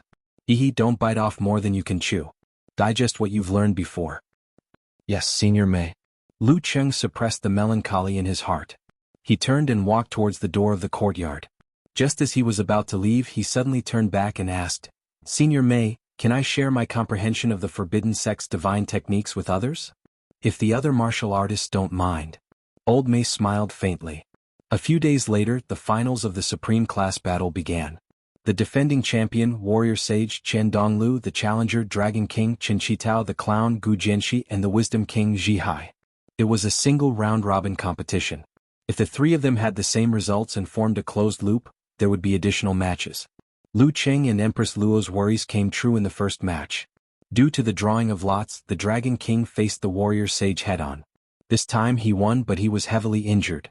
After that, the wisdom king Zhi Hai took advantage of the internecine battle between the legendary twins. He won all three matches and became the Supreme Class Mighty One of this year, obtaining his second individual title. He was far ahead of his peers like Lu Qing, Peng Liyun, and Ren Li. Not long after the Supreme Class battle ended, the flames of war reignited in the top professional matches. A new season was about to begin. The previous world number 1 Longhu Club was in charge of this. They would be stationed at MT Crimson in Huaqing to welcome the challenge from the Guanwai League. On Friday afternoon, the sky was gloomy and the humidity was heavy. A luxurious minibus drove out of the airport towards Guiyue Hotel. On the bus sat the physical invulnerability experts of the Guanwai League and their assistants. Kaori Karasawa wasn't wearing her kimono anymore. Instead, she had changed into the Guanwai League's away martial arts uniform with a white base and red embellishments. The fukajimaru was hidden in its scabbard across her knees. From the corner of her eye, she observed Lu Yongyuan, who was sitting by the window opposite her. His hair was neatly combed back, and he was calmly admiring the scenery outside. The world-renowned god-slaying saber was standing calmly beside him, leaning against the seat. Its dark green scabbard shone faintly. Kaori Karasawa didn't retract her gaze. Instead, she adjusted her sitting posture as though she was imitating him. Just like when she first entered the Xinzhai sect and was accepted as a disciple by her master. In those few years, she, who was still very short, had always imitated her master's every move, be it in terms of martial arts or daily habits. Through this, she cultivated her bearing and adjusted her mind. Only when she had mastered kendo did she slowly develop her own style. Master once said that every mighty one starts by imitating their seniors. Now, I'll treat it as me starting anew. I'll start by imitating Senior Lu. He was a grandmaster of saber techniques, and had certain similarities with Japanese kendo. Her master had once visited him in his prime and sparred with him in kendo. He was sincerely convinced by Lu Yongyuan and believed that the current him was even better than before. It was because of this relationship that she was able to bypass the obstacles and enter the Guanwai League. A mighty one of saber techniques, who could make her master revere him every time he mentioned him, was indeed someone worth imitating. Kaori Karasawa felt that she had once again found the passion she had when she first started practicing kendo. The biggest obstacle now is language. At this moment, the sky darkened even more. The pitter-patter of rain suddenly fell, blurring the car windows. Spring rain. Kaori Karasawa thought in a daze. Suddenly she heard Lu Yongyuan mumbling to himself in a low voice, "It's raining." Outside the window the rain was getting heavier. The dark green scabbard beside Lu Yongyuan let out a continuous and long groan. It was as though the dullness had disappeared and was replaced by joy. It was as though a real dragon had finally broken free from its shackles and was soaring in the sky, summoning clouds and rain. Clang. The hum of the saber reverberated. Kaori Karasawa seemed to have been touched by something, but couldn't think clearly. "It's raining?" Ning Zitong sighed as she looked out of the window in the Longhu Club conference room. "It's not like you haven't seen rain before," Ko Qian replied impatiently. He then looked at Lu Cheng and Guijia. "Let's continue talking about the Guanwai League." Okay. Having lived in Huaqing for so long, Lu Cheng was used to rain, even if it was the first rain of spring. Guijia didn't even look sideways. Her eyes were glued to the projection screen, even if the chances of her fighting were slim. As for the Dragon King, he was receiving comprehensive treatment in the hospital and would only be able to fight again in another 10 days. Lu Yen nodded and said bluntly, "The Guanwai League isn't strong. Other than Lu Yongyuan, there are quite a few physical invulnerability experts, but none of them can reach first pin." Lu Yongyuan is the last to speak. Since he created his own saber technique, his strength has been increasing day by day. Now that he's qualified to fight for a title, we have to take him seriously. Other than him, the Guanwai League has 2 second pin experts, 1 third pin and a new member, Kaori Karasawa, who hasn't reported to the association yet. The 2 second pin experts are Golden Fur Ho, Li Pinggao and Mirage Dragon, Zhu Xiaoyun. At the mention of Golden Fur Ho, Ning Zitong glanced at Lu Cheng and burst out laughing. ruining the solemn atmosphere that Lu Yen had deliberately created. Actually, I feel that nicknames like God of Misfortune and God of Calamity are much better than Ho Lai Lai Lai, she said. I wanted to change my nickname too, but no one listened. Lu Qing said helplessly. That mirage dragon Zhu Xiaoyun was famous for her illusions. She should be the physical invulnerability expert currently teaching Sister Jingjing. Thump, thump, thump. Lu Yen knocked on the table a few times and continued. The Guanwai League had high hopes for Li Pinggao, believing that he would reach first pin very quickly. After a few years of accumulation, he might even have the chance to fight for a title. However, his growth wasn't as expected. Some said that shortly after his promotion, he encountered the Dragon King and lost his confidence. Some said that his father, whom he had always depended on, passed away the year he reached physical invulnerability. This left him devastated. Chapter 691. Lu Qing had never expressed his opinion on people he didn't know well enough. He listened quietly as Coach Lu Yen continued. Li Pinggao has the supernatural ability to metallize his body. Guanwai League also has a similar physical invulnerability martial arts. Hence, he chose this path instead of the dark sect. His speed, strength, agility, endurance and recovery are all outstanding. His style is bold and aggressive. The nickname Golden Ho isn't just for show. Why do I feel like you're scolding me? Lu Qing covered half of his face. Ever since he reached physical invulnerability, Li Pinggao has disappointed the older generation of Guanwai League experts time and time again. He's become quieter and quieter, Ning Zitong added. This reminds me of a saying, if you don't explode in silence, you die in silence.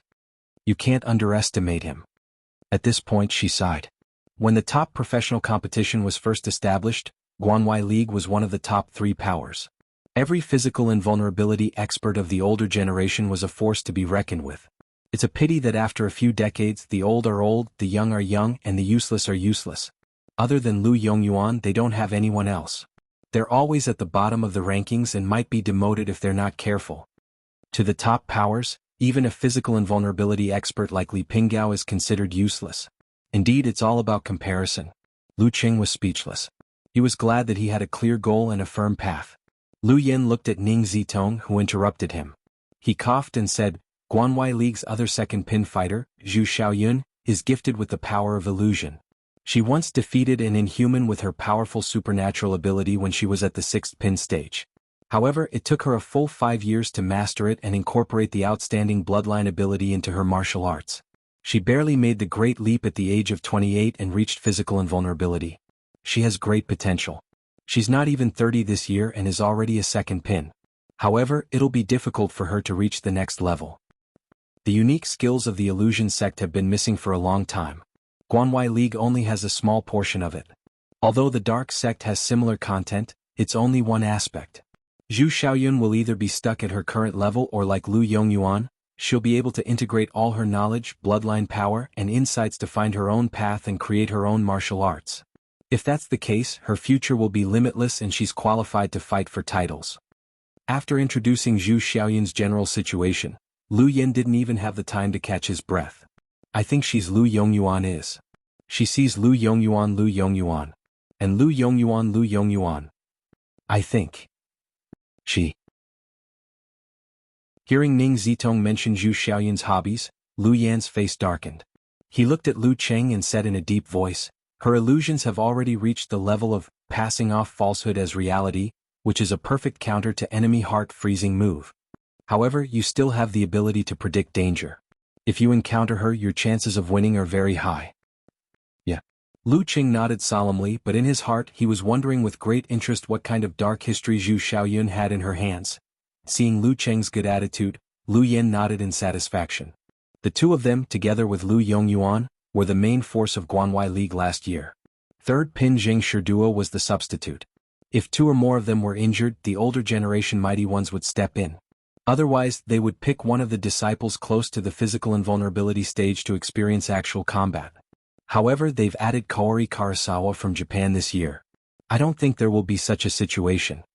Jing Shiduo, 29 years old. He's been a physical invulnerability expert for more than 2 years. He's 196 meters tall, but he's still growing. He specializes in the unique skills of the dark sect and often acts impulsively. If nothing goes wrong, he'll be the substitute tomorrow. Kaori Karasawa has just made the great leap a few months ago. There's no record of her fighting at this stage. Her exact strength and standard are unknown.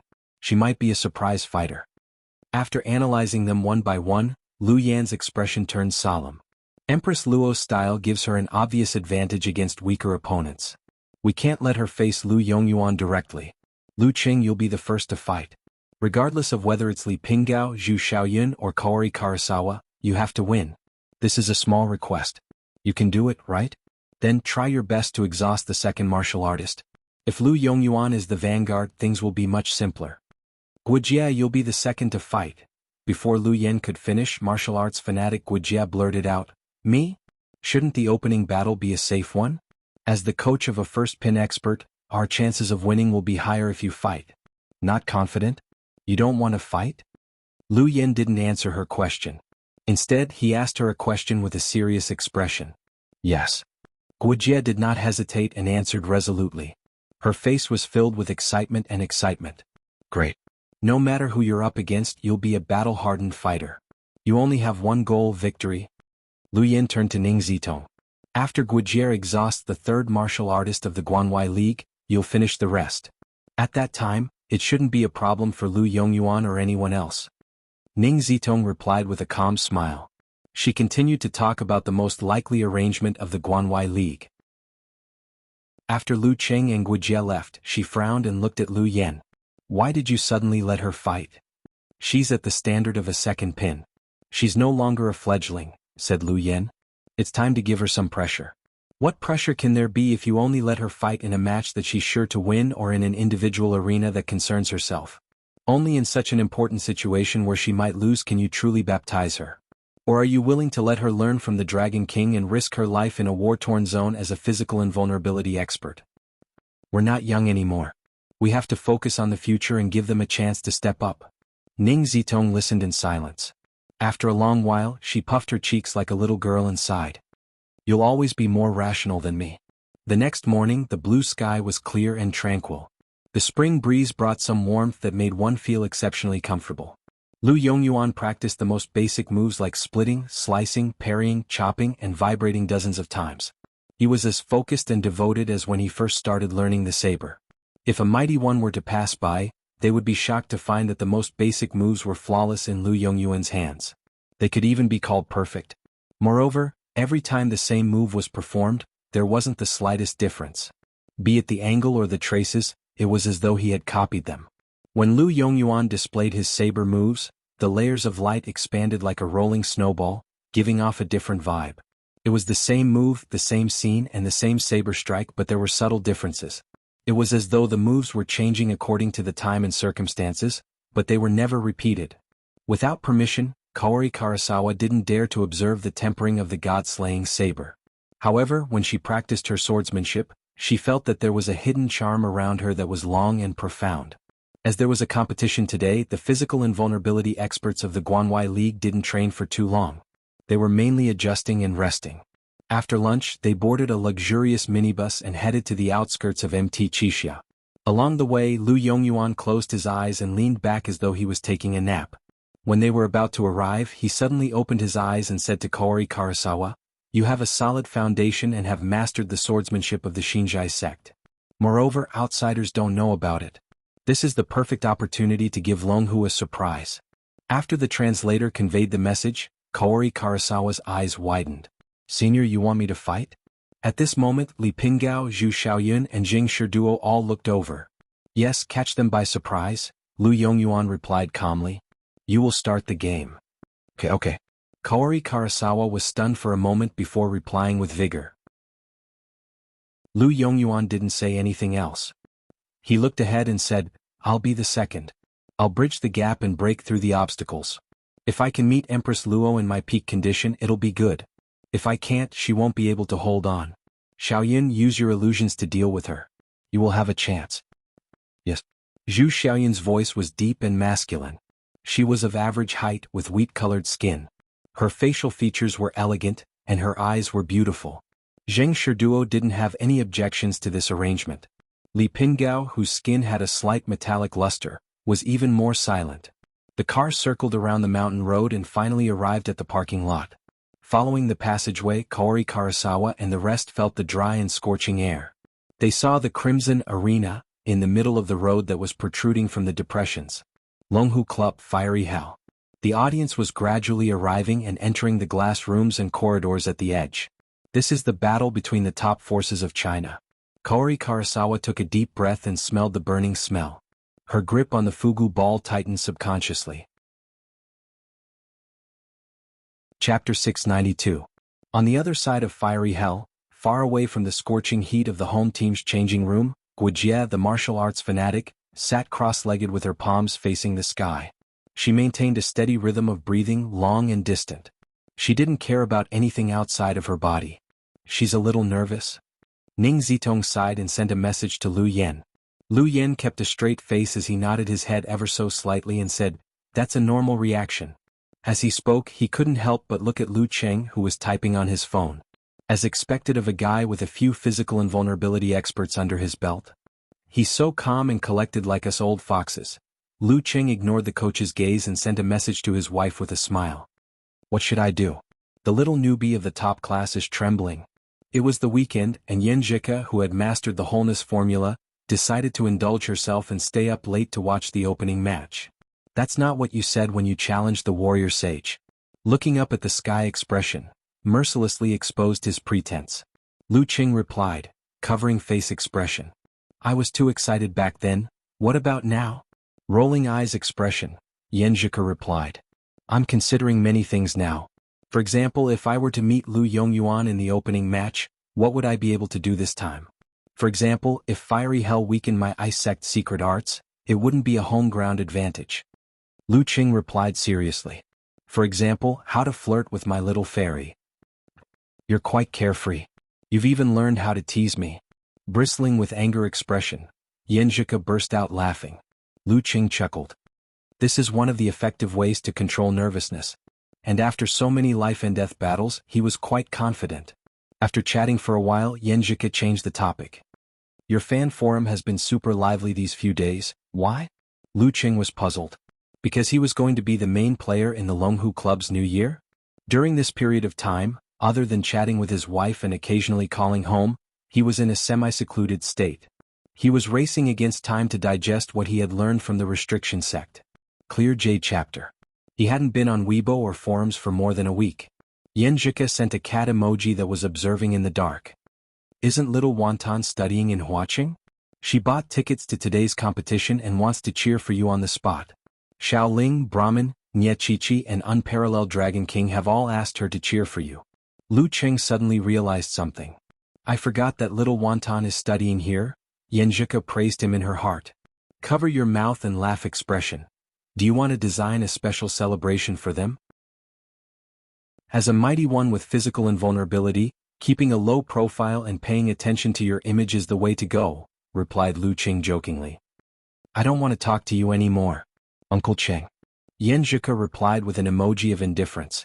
Lu Cheng took the opportunity to tease him. Lu Yen couldn't take it anymore. He walked over and said after some deliberation, "Don't worry. It's going to start in about 10 minutes. You're the first one, so it's best to adjust your condition." I planned to do it when there were only 10 minutes left. Lu Cheng gave a hollow laugh and said, "All right." After answering, he immediately lowered his head and complained tearfully to his wife. "I was despised by the coach. I have to focus on preparing for the competition." "Haha, I'll seriously despise you for 5 minutes too," replied Yenjika without any sympathy. Keeping his phone, Lu Cheng stood up leisurely. First he moved his neck left and right. Then he slowly executed a set of moves. His movements were relaxed and his rhythm was sluggish, like an old man doing morning exercises. However, each of his punches and kicks were full of charm, giving people a continuous and natural feeling of transcendence. After completing a set of moves, Lu Cheng's thoughts settled and his ice heart formed. The qi and blood in his body were like a melting river, flowing gradually and converging into a flood. This kid is a little different after comprehending the Clear Jade chapter. Ning Zitong watched thoughtfully. She sent a telepathic message to Lu Yen and sighed. Lu Yen replied without a change in his expression. "Wasn't it the same when we comprehended it back then?"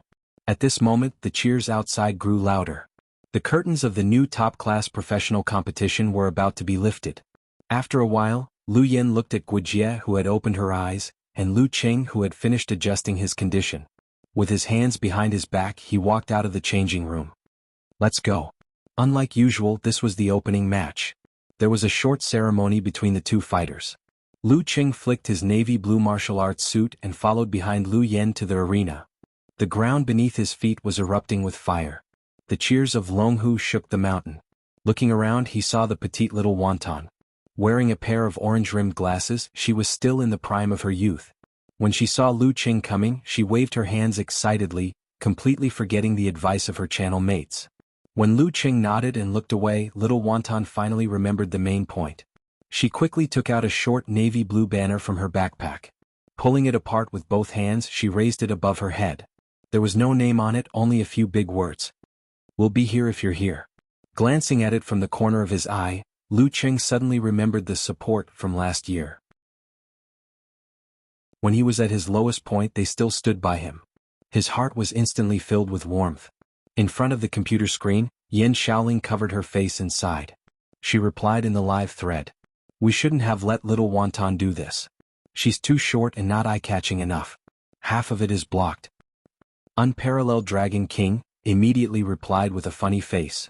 "No matter how short she is, she's still a few centimeters taller than you. Who gave you the confidence to say that?" In her height. Yen Shaoling habitually made fun of herself. After the simple ceremony, Lu Yen, Lu Yongyuan, and the rest retreated to their respective changing rooms, leaving only Lu Qing and Kaori Karasawa in the middle of the arena. "Please enlighten me, Lu Kuan." Kaori Karasawa bowed politely. She was very unfamiliar with Hua Nation.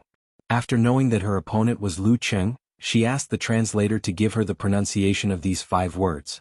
Then she memorized them and repeated them mechanically. Lu Qing cupped his hands and replied with a smile, "I've been looking forward to a rematch with you." Kaori Karasawa didn't understand. Her eyes widened in confusion. Both parties pulled apart and retreated to their designated spots. At this moment, on Japan's largest otaku forum, there were many discussion threads. There were many replies, and it was even more popular than other news. "Kaori-chan looks cute in this. Why did she abandon us and go to China?" For Kendo. "Kaori-chan is the most charming when she's serious." "Who's her opponent? He looks familiar. I remember now.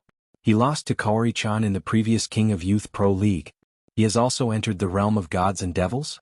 Unbelievable." Apart from the true martial arts fanatics, most Japanese only knew about the mighty ones in their own country.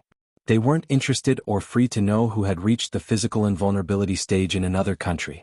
This was the norm in all countries.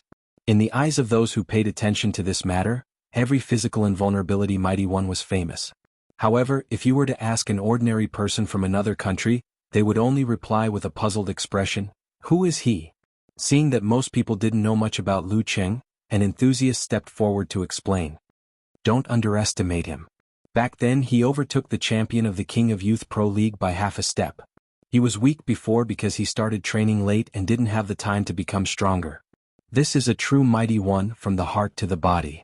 If Kaori-chan doesn't improve beyond expectations, the chances of her losing this match are higher." After reading the explanation, many people replied, "He doesn't look like one. Idiot. It's because of the TV broadcast. It can't show that kind of temperament. I want Kaori-chan to win, but I also want to see her teary face. What a contradiction. Pervert." The atmosphere of the forum quickly turned cheerful. Even with the reminder, they still lacked a direct understanding of Lu Qing's strength. For the two with communication barriers, the 3-minute conversation turned into a pure battle of aura. Kaori Karasawa was calm as she stood amidst the gushing flames. It was as though she was in an ancient meditation hall in the depths of the Hinzai-ryu dojo. The floor beneath her feet was smooth and old, the trees outside the window were overgrown, and the moonlight was cold. There was no one around except for the Buddha statue. The solemn Buddha statue stood tall, overlooking the tranquility of the mortal world. She sat cross-legged and looked at it with her eyes closed. Her body and mind were empty. Without any obstacles or barriers, everything around her jumped into Kaori Karasawa's mind. An indescribable and invisible feeling surfaced. Eye of the mind. This was one of the fundamentals of the Shinzai-ryu Kendo. It was similar to the combination of enemy heart-freezing move and prediction ability. However, both aspects were lacking. Kaori Karasawa saw the magma waiting to erupt underground, saw Lu Qing, and saw a crystal-clear soul that was like a mirror on all sides. She saw her own reflection in the mirror.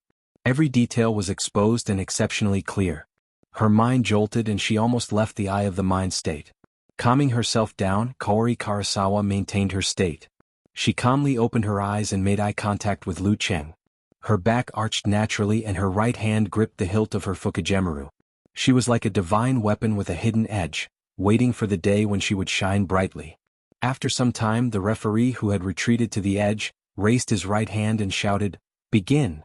The curtains of the new top-tier professional tournament had officially begun. Kaori Karasawa suddenly stepped forward. Her body rippled like water and appeared before Lu Cheng in a flash. Clang! A bright white light shone, so fast that no one could see its trajectory. Ground shrink. Unsheath. To Kaori Karasawa, the combination of these two ultimate moves was as easy as breathing or eating. She was fast and so was Lu Cheng. As Kaori Karasawa ground shrink, Lu Cheng stepped forward and closed the distance between them. His right fist hammered down heavily, hitting the side of the katana to stop its edge from slicing through the air. If not for Kaori Karasawa's shocking speed of ground shrink, he could have pressed down on her palm and pushed the katana back into its scabbard. Kaori Karasawa didn't panic. Instead, it was as if she had returned to the meditation hall and saw the Buddha statue. Clang! The empty scabbard in her left hand pierced out towards Lu Cheng's lower abdomen. It was comparable to unsheath. This was a sure kill move. Shinzai Ryu takedown, double dragon takedown. Chapter 693. Kaori Karasawa held her scabbard in a reverse grip, infusing her chi into it and retracting her wrist. Dragging a trail of dazzling light behind her, she struck her enemy in a half-stabbing, half-head-on fashion. Before the advent of the information age, countless warriors and swordsmen had lost their lives to the double dragon takedown of the Shinzai sect. But now, as long as it wasn't a hasty encounter and one was mentally prepared, the opponent would more or less be prepared for such changes. As expected, Lu Cheng retracted his left arm and punched across his chest. His fist landed awkwardly on the scabbard with purple flames. Bam! Bam! 2 consecutive bangs and dazzling light scattered. Both of Kaori Karasawa's attacks were firmly blocked. However, her heart was as calm as an ancient well. She didn't show the slightest sign of depression, as though she had already expected this. Clang! She bent her right elbow and swung it away. Her long saber slashed out at lightning speed. Its sharpness was bone-piercing. Wherever it passed, droplets of water formed in the air and vaguely formed clouds. This was the Flying Bird takedown, a weakened version of the Shinzai sect's Flying Dragon takedown. But when used by the current Kaori Karasawa, its speed was almost on par with the Flying Dragon takedown Lu Cheng had used when they first met. Boom! Lu Cheng straightened his arm and punched upwards with his heavy fist. It landed on the saber and covered it in a layer of crimson red. That was then and this was now. The current Lu Cheng was even more different from the past. Boom! Kaori Karasawa's scabbard followed closely behind. Her swallow return was tight and swift. It presented a ferocious momentum that was a stark contrast to her quiet, pretty image. Kaboom! Kaboom! Kaboom! Kaori Karasawa's chi pierced through the rainbow. Her blowfish ball and scabbard alternated swallow return, unleashing wave after wave of slashes. Yen Shaoling and the rest in front of the screen subconsciously held their breaths as their hearts raced. 3 swallow return, 4 swallow return, 5 swallow return. Kaori Karasawa had exceeded her previous limits effortlessly. The gleam of her blade overlapped with each other, and it was hard to distinguish the two from the afterimages. The ball of light grew bigger and bigger. Lu Cheng raised both of his arms. His fists were covered in purple flames. Like a machine with precise settings, he blocked continuously without missing a beat. He also borrowed the core technique of the ancestor of physical invulnerability of the 24 blizzard strikes. The more he blocked, the faster he moved. The more he hit, the fiercer he became. The temperature around him rose rapidly. Back then he had been defeated by 4 return of swallows. Now even 5 return of swallows, 6 return of swallows, and 7 return of swallows could not shake him in the slightest. Rumble, rumble, rumble. Tang Zei's saber light continued to flow, and the swallow return seemed to be endless until his opponent collapsed. 7 return swallows, 8 return swallows, 9 return swallows. Kaori Karasawa's 10th slash suddenly changed direction, her scabbard slashing vertically towards the space between her and Lu Cheng. Bang! The airflow spread out instantly, forming a vacuum in the area. With the help of the pressure created by the imbalance, everything in the surroundings was thrown into the vacuum. Lu Qing also started to lean forward. Shinjai sect, vacuum extraction. Snap. Kaori Karasawa's right hand paused for a moment, followed by an almost inaudible compressing sound. Vacuum extraction followed by flying dragon extraction was the sure kill combo of the Shinjai sect. A ray of white light suddenly appeared, streaking across the horizon, leaving behind a cone-shaped cloud behind it. With an unavoidable speed, it slashed at Lu Cheng's body. Lu Cheng's silhouette was instantly distorted, shattering like a mirage. Kaori Karasawa's gaze froze. He had already dodged when vacuum extraction took effect, leaving behind only an illusion? How did he fool my mind-eye? Rumble. It was only then that the sound of the saber light slicing through the air could be heard. The sonic boom created huge waves that slammed ferociously in a direction other than the attacker. As the drone's camera shook violently, the faint purple flames were like a wall, sticking close to the ground and burning towards Kaori Karasawa. Kaori Karasawa suddenly realized that the temperature around her was extremely high. Everything around her was distorted, like a mirage. Just breathing would burn her airway and cause injuries. A thought flashed through her mind and she instantly understood why she was fooled. Unknowingly, Lu Qing had already used his home ground environment to complete the setup of the 8th move of the fire sect, Mirage, Suffocating Hell. Through the dual influence of reality and mind, he prevented himself from seeing through the illusion. With a sidestep, Kaori Karasawa shrank and dodged to the side, avoiding the burning of the faint purple flames. Just as she steadied herself, the hot air around her changed shape, outlining a navy blue silhouette. Lu Qing pulled back his shoulder and his fist shot forward, rubbing against the air at high speed. It ignited the faint purple flames and landed heavily on his opponent's right shoulder. Kaori Karasawa didn't panic. The scabbard in her left hand shot out diagonally, swallowing the katana. She then let go of her right hand, allowing the hilt to take advantage of the momentum to crash into Lu Cheng's left fist. Clang. The tachi retracted back into the scabbard, perfectly fitting. Lu Cheng's fist exploded with flames and bounced off. Taking advantage of this opportunity, Kaori Karasawa twisted her back, her right hand once again gripping the hilt of her katana. Whoosh whoosh whoosh. She unsheathed her katana, changed her footwork, and slashed a few times at high speed. 8 bright and clear rays of light slashed at Lu Qing from left, right, front, and back. It was like a giant snake with 8 heads attacking, biting, and frenzied. Shinjai sect's profound move, Chaos of Yamada. At this moment, Lu Qing seemed to be in the middle of a blooming lotus of light, with layers of petals rapidly closing in. Kaori Karasawa's attack wasn't over yet. After executing Chaos of Yamada, she jumped up, locked the hilt of her scabbard, held her katana with both hands and slashed down against the wind. Her inner chi released a dazzling arc of light, sealing off the last possibility of her opponent's evasion. It was as though she could slice everything in her path in half. This was the most basic and most unadorned move in Japanese kendo, downwind single slash. It was used at the right time flawlessly. Lu Cheng's face was as calm as an ancient well. Instead, his eyes shone with interest and eagerness. His palms, burning with faint purple flames, suddenly clasped together when Chaos of Yamada struck, compressing all the flames into a tiny point. Bam! As he separated his palms, the flames exploded. The purple flames spread in all directions like a prairie fire, wearing down the 8 rays of light with terrifying heat and its own shockwaves. The first move of the fire sect, Prairie Fire. Clang. Lu Qing took advantage of the momentum to raise his arms and clasped his palms together again, sandwiching Kaori Karasawa's tachi in the middle. It was so precise that it was as though he had rehearsed it dozens or hundreds of times. Poof poof poof. The remaining 8 rays of light landed on Lu Cheng's body, but they were already spent. They barely managed to cut through his clothes, but were easily neutralized by the swelling of his muscles and skin. Buzz buzz buzz. Caught in the middle, Kaori Karasawa's wrist vibrated rapidly, causing the blade to vibrate incessantly like a chainsaw. At the same time, she exerted strength in her back and pulled out a razor-like glow from her feet, kicking Lu Cheng's chest consecutively. However, as soon as Lu Qing caught the fugu ball, he sent it outwards, causing Kaori Karasawa to fly backwards in midair. Her high-frequency vibrating blade could only cut through the air current, causing the razor she pulled out from her feet to hit empty air. He didn't chase after her. Instead, he strode forward at a moderate pace, gradually forming scarlet, faint purple, and finally blazing white around him. Afraid of being ambushed, Kaori Karasawa did a graceful somersault in midair, forcefully changing her direction and drifting a dozen meters away. Just as her feet touched the ground, Lu Qing suddenly took a step forward and stomped down heavily. The mind's eye sensed something and Kaori Karasawa rolled sideways.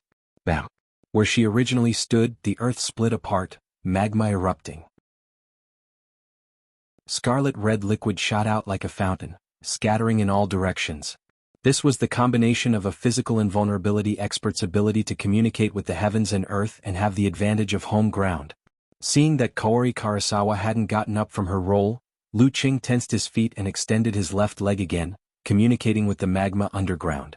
Kaori Karasawa was at the end of her rope and couldn't dodge anymore. She thrust her tachi in front of her and infused it with her own chi. Radiance flashed and the ground trembled for a while before calming down. There was no volcanic eruption. Shinjai sect, Xidigarba takedown. At this moment, Lu Qing was already in front of Kaori Karasawa. Light blue and gold coalesced around him. The 5 flames were ready. He clenched his fist and punched downwards. 5 balls of fire of different colors gathered in a spiral. Kaori Karasawa's pupils shrank. She didn't dare to take it head-on. She did a backflip and pulled out her katana, sending the chi ray towards Lu Qing from below. Lu Qing straightened his back and straightened his body. Using the explosion of the flame force in his body, he took 2 steps back and dodged the crescent-shaped blade accurately. The 5 flames that attempted to converge into one was just a feint. Scarlet, gold, and light blue flew out and blasted towards Kaori Karasawa, who was doing a backflip. Boom, boom, boom. Kaori Karasawa gave it her all and continuously cast Shrink, to barely avoid the continuous bombardment. However, her senses were affected by the smoke and her respiratory tract was burned by the high temperature. She almost coughed out loud. At this moment she heard a dignified ancient Chinese voice. Formation. The air around her froze. Kaori Karasawa, who had dodged to the limit, was trapped in an invisible cage. She saw the blazing white and light purple balls flying towards her from behind and above Lu Qing. She clenched her teeth and tightened her grip on the handle of her katana. Snap. After a soft sound, a white glow broke through the cage and split the blazing white and light purple balls of fire into 2, causing them to fall to the sides. Rumble. The katana didn't hit Lu Qing, who had dodged in advance. It left a visible crack in the ground, followed by a sonic boom. Kaori Karasawa, who had escaped danger, immediately changed directions. However, just as the sonic boom and shockwave subsided, she realized that Lu Qing was following her like a shadow. She heard another mysterious ancient voice. Confrontation. With her fighting spirit gone, Kaori Karasawa felt as though she had returned to the Shinjai sect dojo. She felt as though she was arranging flowers and making tea. She felt as though she was looking at a Buddha statue and calming her heart. She stopped in her tracks and sheathed her katana, not wanting to draw it. However, such a state of mind was compatible with her usual training. Mind's eye was maximized and her enemy appeared clearly. This is an opportunity. Without killing intent, his premonition will be slower. Kaori Karasawa maintained her meditative state, slowly and discreetly compressing her chi muscles and tendons. She was going to use the flying dragon takedown on her ambushing opponent to determine victory. After the confrontation formula, Lu Qing's hand seals changed slightly. He changed the ancient word and shouted in a low voice, "Attainment," following which light blue flames spewed out from his back and feet. He appeared in front of Kaori Karasawa in a flash as though he was teleporting. He was so fast that it was jaw-dropping. Attainment formula plus jet counterattack. Bam. Lu Qing extended his right hand and grabbed the handle of Kaori Karasawa's katana, stopping her flying dragon takedown before it could be released. Bam. Under Kaori Karasawa's stunned gaze, Lu Qing threw a punch with his left hand, landing on the arm that his opponent had hurriedly let go of her katana and raised to block. After using flame force for so long, the cold tide, which was close to losing its balance, gushed out wildly and sealed Kaori Karasawa in ice within the transparent wall. Although it was quickly melted by the surrounding high temperature, it did slow Kaori Karasawa down for a moment. In a battle of physical invulnerability, victory was decided in a matter of moments. Lu Qing swung his left elbow and his fist bounced up, landing right in front of her forehead. Kaori Karasawa was momentarily stunned. She couldn't understand what was going on, but that name sounded familiar. Lu Qing wins.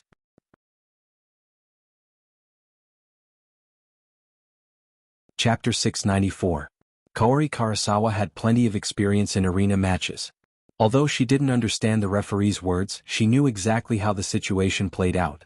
She loosened her muscles and tendons that hadn't had the time to unleash their full power, allowing her gathered chi to dissipate. She arched her back and bowed solemnly. "Thank you for your guidance, Lu." With that, she didn't care if he understood what she meant.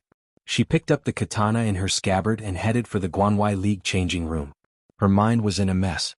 To a samurai famed for her swordsmanship, it was humiliating to be interrupted and sheathed her katana. Especially when it happened between a samurai of the same level. If it had been a few decades or centuries ago, committing suicide by disembowelment would have been a logical choice. The Shinjai sect wouldn't pursue such extremes, but it wasn't uncommon for them to sit in front of Buddha and distance themselves from pleasure. They would train their body and mind in a masochistic manner in hopes of cleansing themselves. In the recent few decades, such spirits had long faded away, leaving only remnants of their influence. However, that wasn't an excuse to accept with a clear conscience. She had made two mistakes when Lu Qing held her katana hilt and prevented her from pulling it out. First of all, he had never used the attainment formula in combination with his self-created jet technique. No one would have thought that he could be so fast.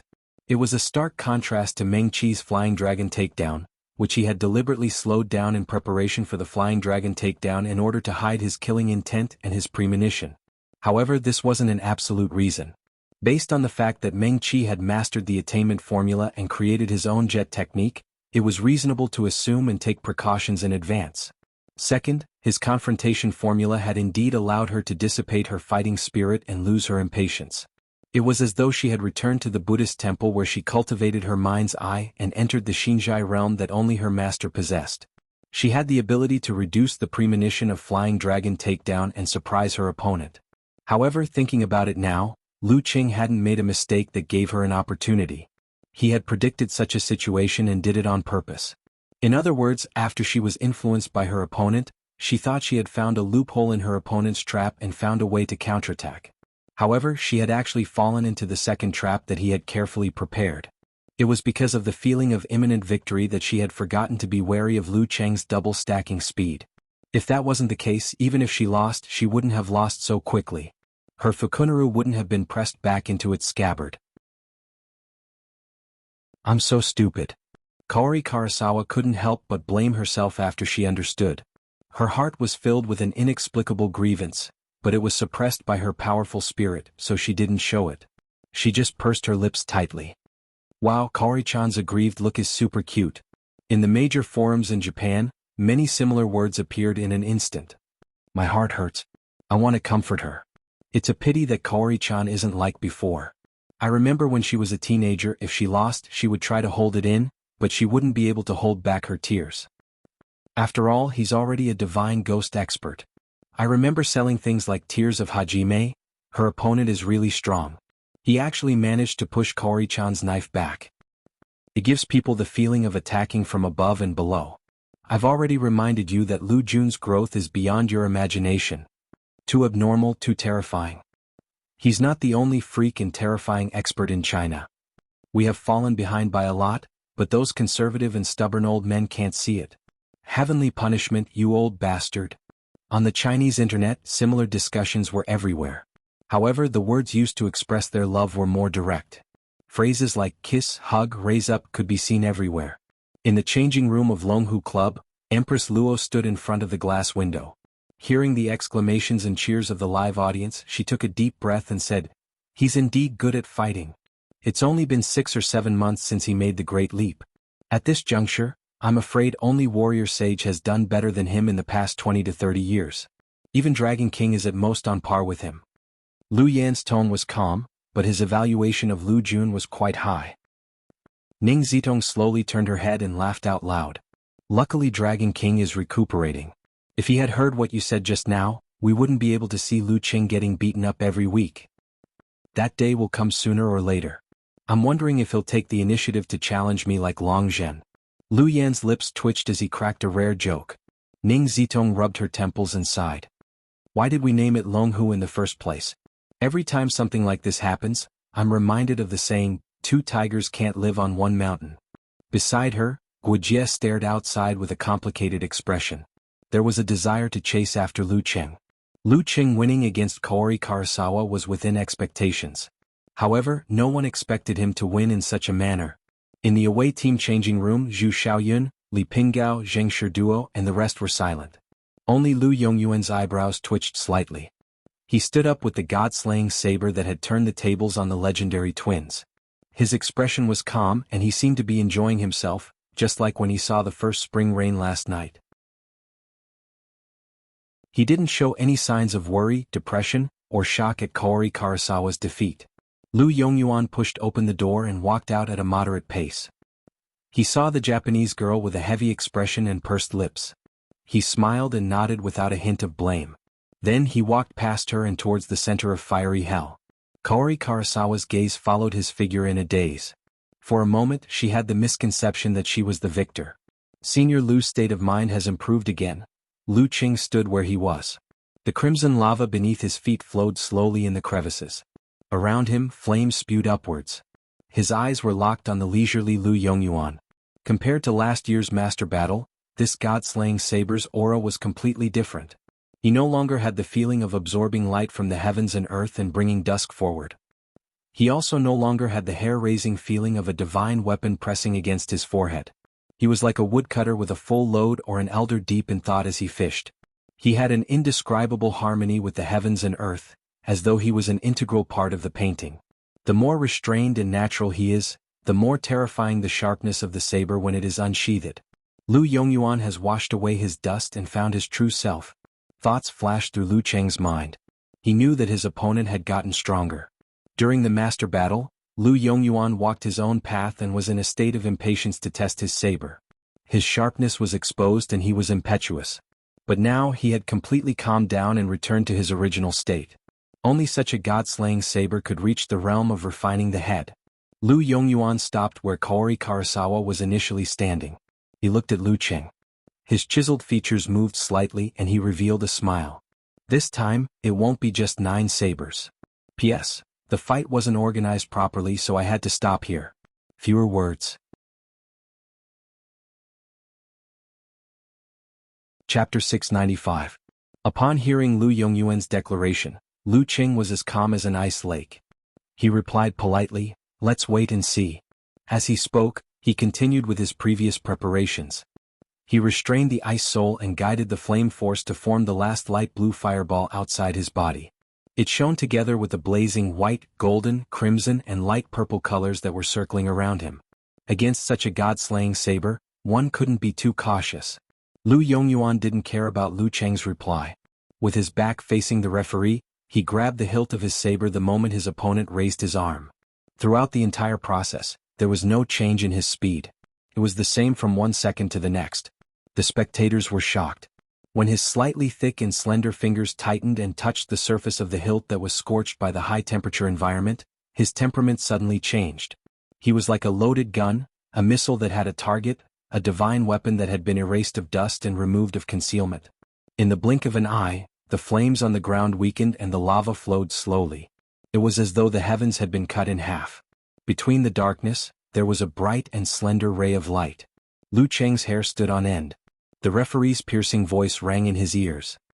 "Begin." Lu Yongyuan took a leisurely step forward. The god-slaying saber was silently unsheathed. With this slash, Lu Qing felt as though the two of them had been separated from the world, forming a new independent world.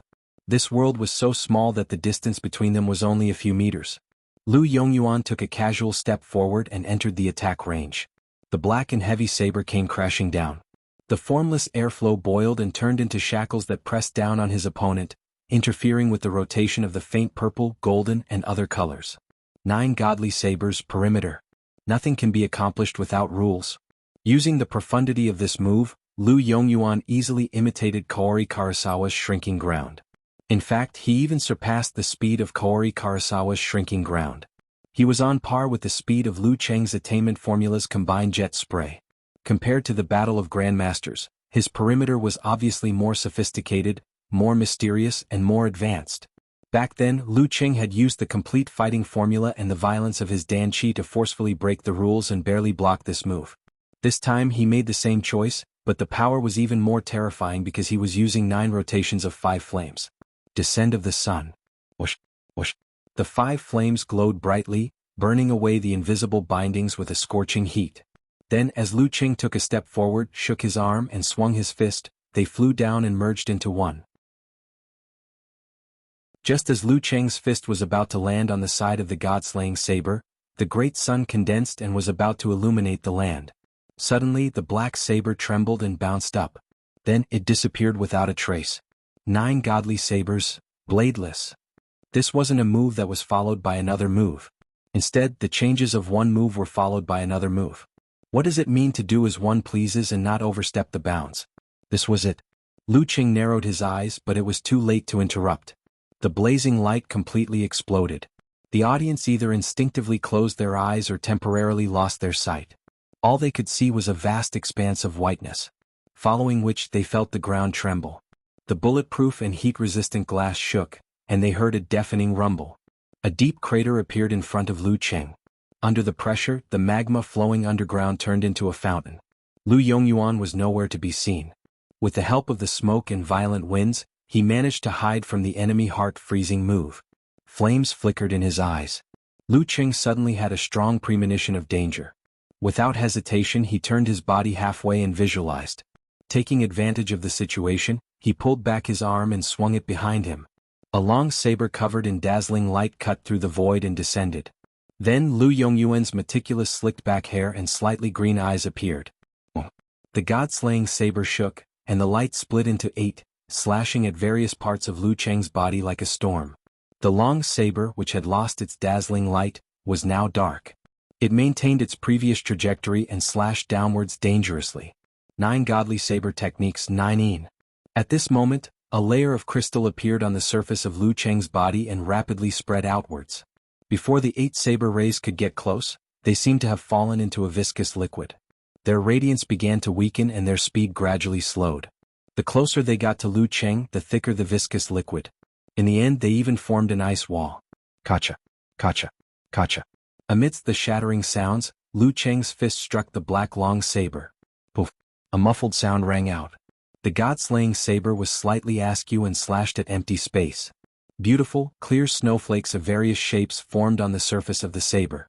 8 wounds that were neither deep nor shallow appeared on different parts of Lu Qing's body. The 8th move of the ice sect, frozen heaven and earth, everlasting. This move was both defensive and offensive. It could affect the surroundings, rapidly lowering the temperature, freezing the airflow, and neutralizing the opponent's attack.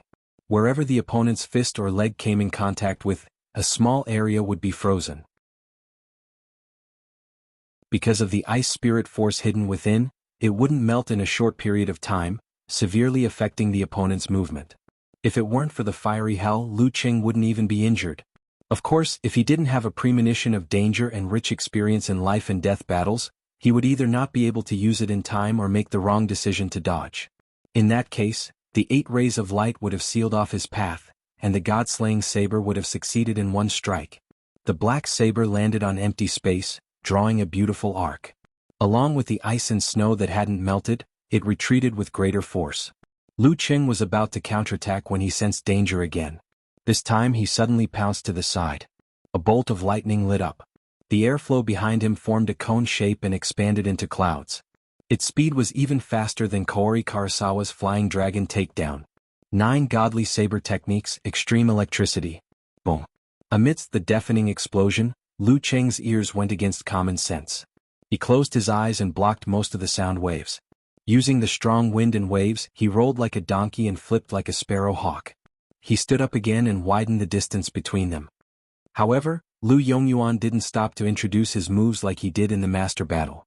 Retracting his extreme electricity, he took a step forward and struck again with his saber, not giving his opponent any time to catch his breath.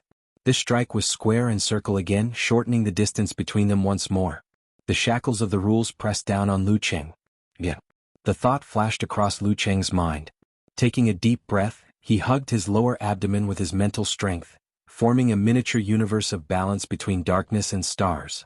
The stars moved and the fighting formula formed. With the eruption of Dan force, he swelled up to 2 meters tall. His clothes outlined his muscles and his exposed skin was dark blue. The flowing lines of flame and the shape of ice crystals and snowflakes could be vaguely seen under his skin. He looked like a giant older than the gods. Bam! bam, bam. The shackles shattered inch by inch. Lu Qing twisted his waist and back, and his right fist flew out like a rocket launcher. Boom. Flames erupted from the ground, and the tongues tore at Lu Yongyuan's legs. The god-slaying saber was also knocked back. After that punch, the flame force in Lu Cheng's body exploded, allowing him to exert strength for a second time. Charging forward, he closed in on his opponent in an instant. His left fist, covered in purple flames, swung diagonally upwards, aiming for his opponent's chin. Lu Yongyuan's expression was as calm as the water in a deep pool. Without any change, he lowered his shoulders and pulled the god-slaying saber again. Whoosh whoosh whoosh. He swung the 8 strokes continuously, blocking his opponent's attacks one after another. Bam bam bam. Lu Qing swung his fists, smashing, hammering and swinging. Every strike was heavy and hot as he pressed forward crazily. Lu Yongyuan's 8 strokes seemed to be endless. Lu Cheng's violent attacks were like the scorching sun in the sky. No matter how strong or terrifying they were, they would eventually be swallowed by the darkness. 9 godly saber techniques. Dusk. After a series of attacks, Lu Qing, who had some poison in his body, had to take a breather. Lu Yongyuan, on the other hand, did the same sluggish action as if he was looking in a mirror. Not good. Sensing danger again, Lu Qing shifted his center of gravity, swung his waist and pounced. Another bolt of lightning illuminated the earth fire, and a cone-shaped air mass was ejected out. At this moment, Lu Yongyuan's body sank, and his wrists became heavier. He forcefully interrupted the extreme electricity, stopping the god-slaying saber halfway. Boom.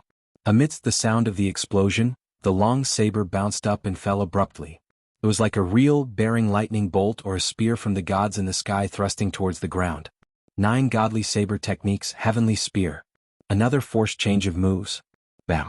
Before Lu Qing could stabilize himself, he was enveloped by the saber. In a hurry, he could only respond with severe warning. His fists flew up, and his arms and body were covered in a layer of ice armor. To him, he could already execute simplified physical invulnerability moves quickly. Boom. The long saber paused and Lu Qing staggered. The ice armor shattered inch by inch. At this moment, Lu Yongyuan turned his arm and made a charging gesture. All of a sudden, darkness appeared and absorbed all the light in the surroundings. All Lu Qing saw was darkness, all he heard was silence, and all he felt was emptiness. The last move of 9 godly saber techniques, eternal silence. Last time, Lu Qing had to rely on the 9 words formula to break through his opponent's mental suppression and block the saber. He also relied on Lu Yongyuan's too slow. The long saber's speed was too slow, and there was still room for recovery if he made a mistake in judgment. Now that the god-slaying saber had made a comeback, it had probably overcome its shortcomings and was hiding a change that targeted the 9 words formula. Facing this, Lu Qing didn't feel the slightest bit of fear. Instead, there was a hint of joy in his eyes.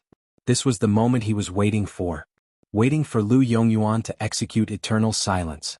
Logically speaking, even if he hadn't fought Kaori Karasawa, he wouldn't have much of a chance of winning against Lu Yongyuan, who was close to the level of Dragon King or Warrior Sage. Through the combination of martial arts and cultivation, the Dan into equilibrium and the cosmic universe style, Lu Qing had almost reached the level of a second pin when he had just mastered the unique skills of the Ice Sect and Fire Sect. When he mastered both, coupled with the experience of life and death battles in the war-torn zones, and his own insights, he wouldn't dare to say that he was a first pin, but he would have a 30% to 40% chance of defeating a mighty one of the same level. Unfortunately, Lu Yongyuan wasn't just a first pin. He was a mighty one with titles, the King of Sabers, who had improved. Therefore, after the battle with Kaori Karasawa, he could only consider how much he could exhaust his opponent. However, if he only thought about exhausting his opponent, he would be restrained and unable to unleash his full potential. Therefore, Lu Qing set a grand goal to motivate himself to work hard. This goal was to defeat him. Defeat the god-slaying saber Lu Yongyuan. This wasn't completely hopeless. There was still a tiny possibility. It could be that what he had comprehended from the restriction sect, Clear Jade chapters, happened to counter Lu Yongyuan's self-created strongest move, eternal silence. In the silent darkness, Lu Qing lowered his center of gravity. His feet were in the air and he lifted his right hand clumsily. This was the moment he had been waiting for.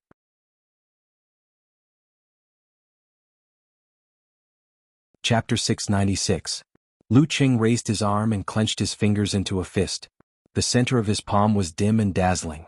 It was as though he was grabbing a part of the starry sky in the universe.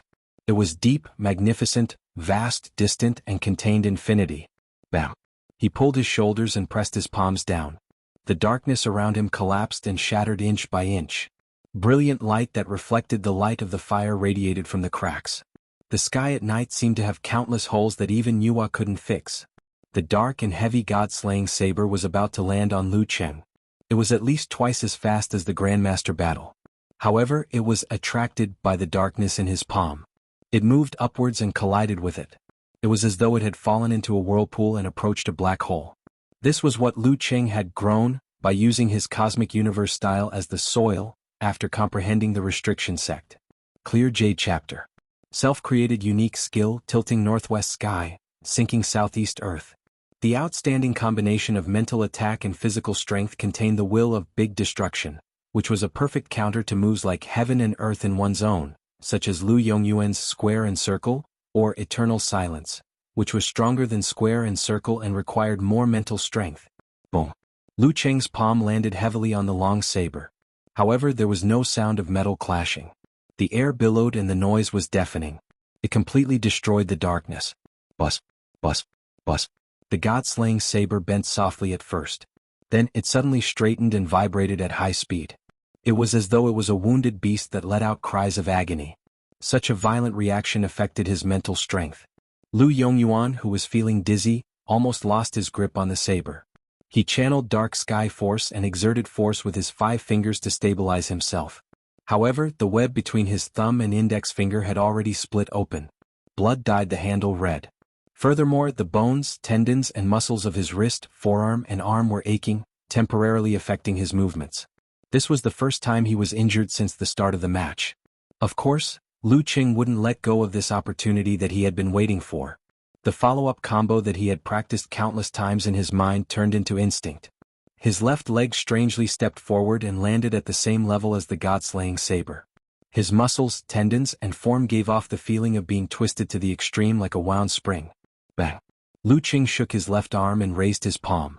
Internally, he was receiving the burst of strength and the surge of spirit. Externally, he was receiving the blessings of heaven and earth as well as inertia. Rumble. His left palm fell from the sky, and the center of his palm was once again dotted with brilliant darkness. Tilting heaven northwest, sinking earth southeast. Double hit. Of course, in order to seize the fleeting opportunity, Lu Cheng didn't fully visualize it like he did just now. Instead, he used his footwork and physical skills to exert force and make up for the power, which was a little less effective. This was something that couldn't be helped.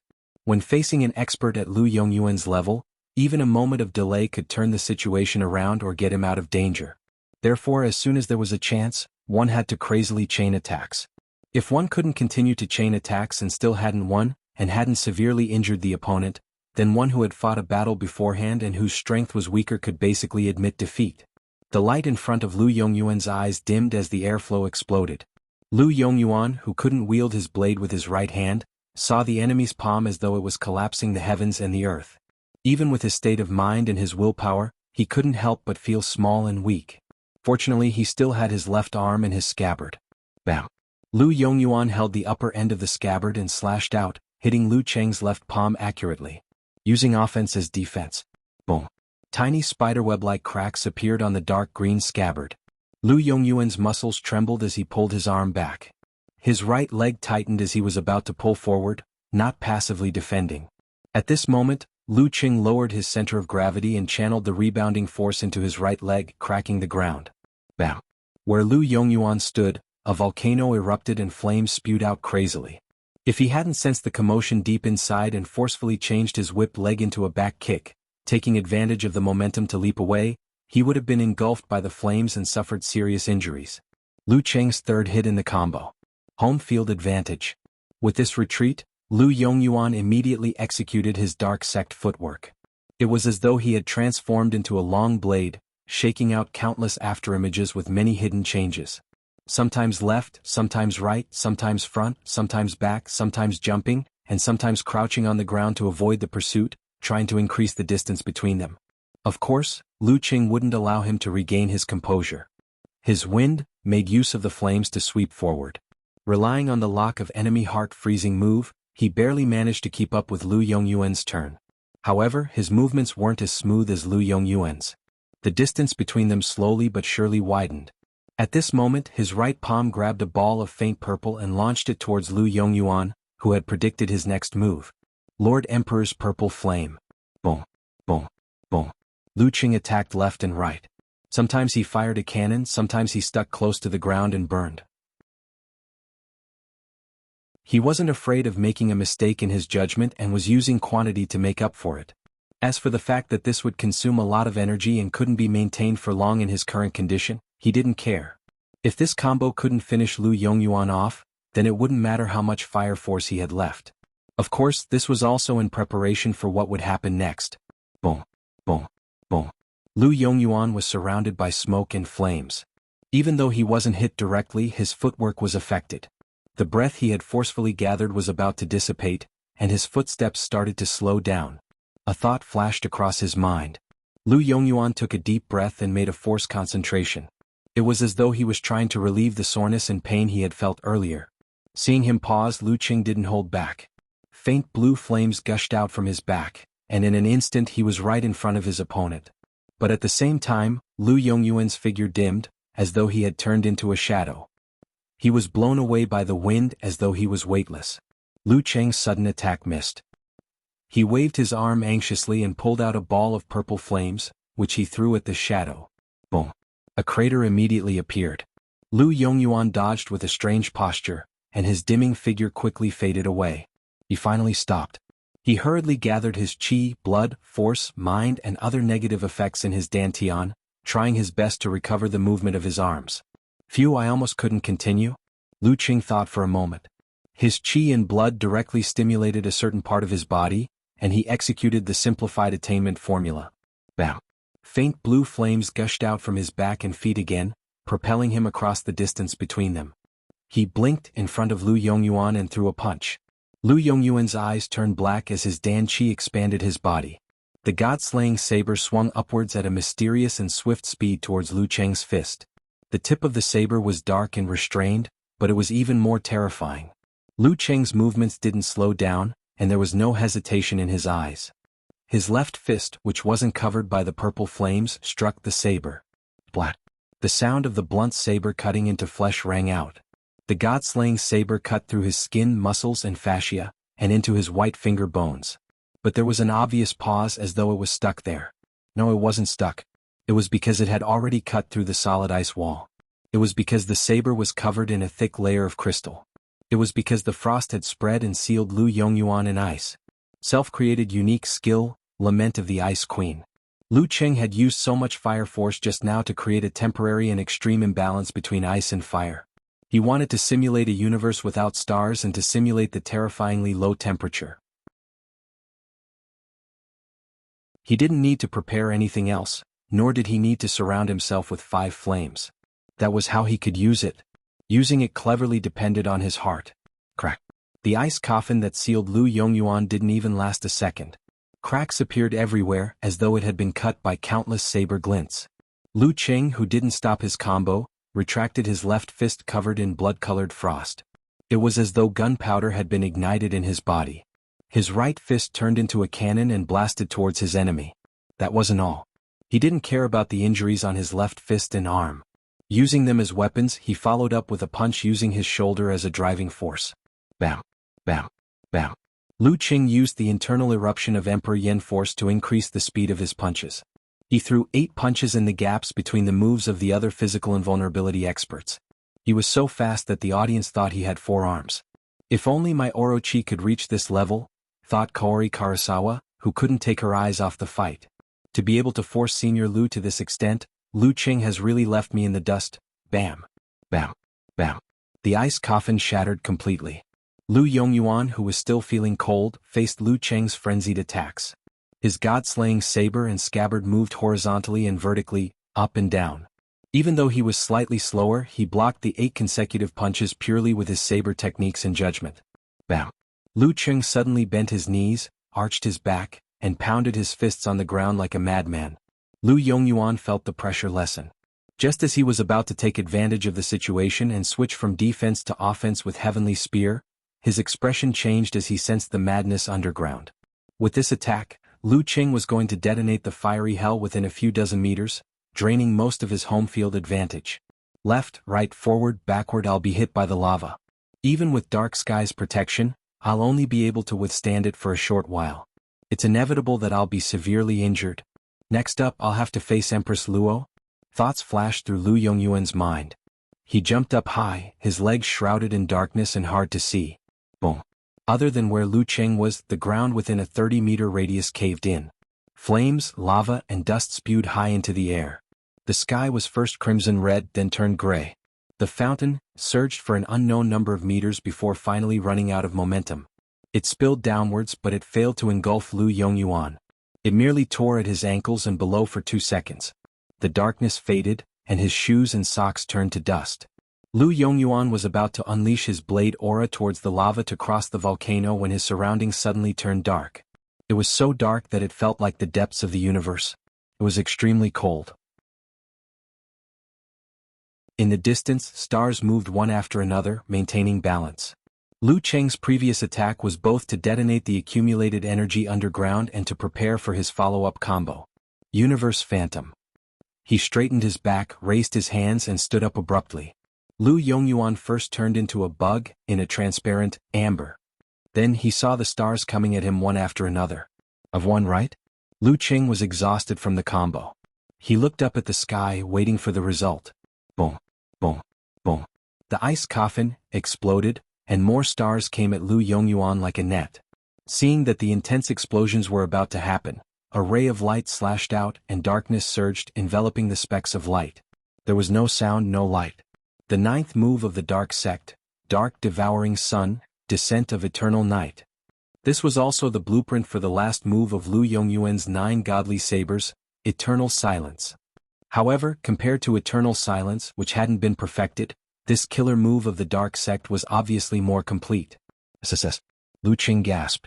He didn't expect Lu Yongyuan to use this move without any preparation.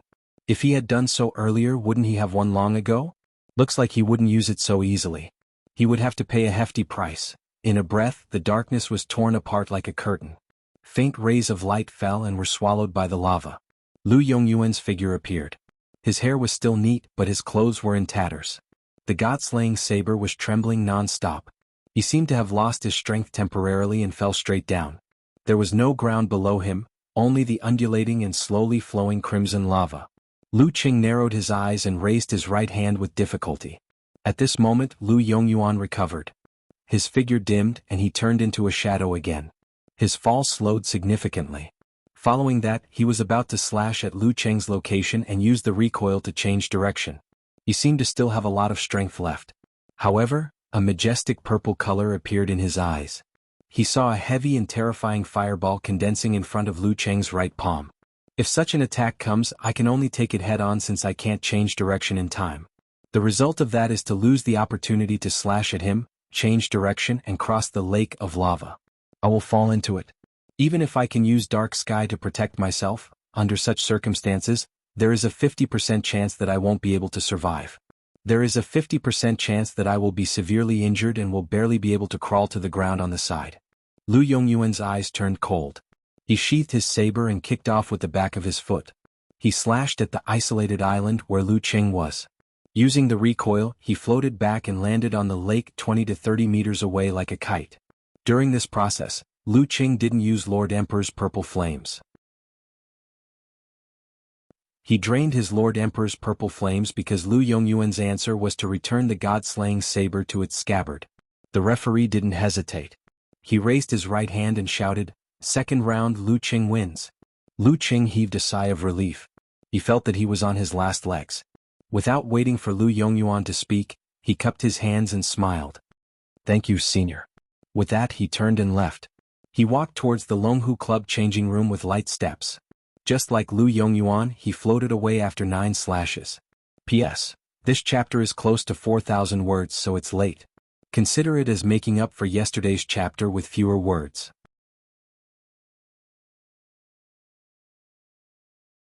Chapter 697. Did he win?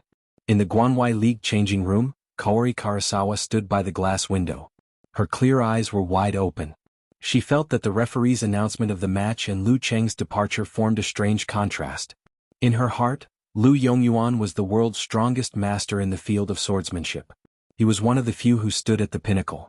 She would have to spend 10 or 20 years to reach his level or even never reach it.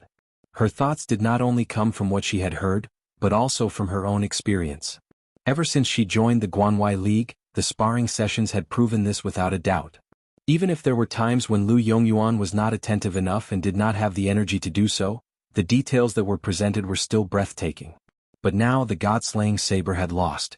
He had lost to Lu Cheng, who had been weaker than her a few years ago. The strength of the god-slaying saber wasn't a lie. His recent improvement was obvious to all. So where did the problem lie?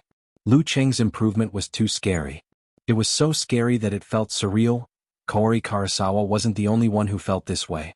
The internet was flooded with similar Weibo posts and posts. Even in unrelated places, there were many posts expressing strong emotions such as, "What the F*** CK, and "Is it morning?" In the room of an unknown commentator, the bullet screen flashed one by one, almost covering the handsome face of the commentator. Damn, the god-slaying saber lost?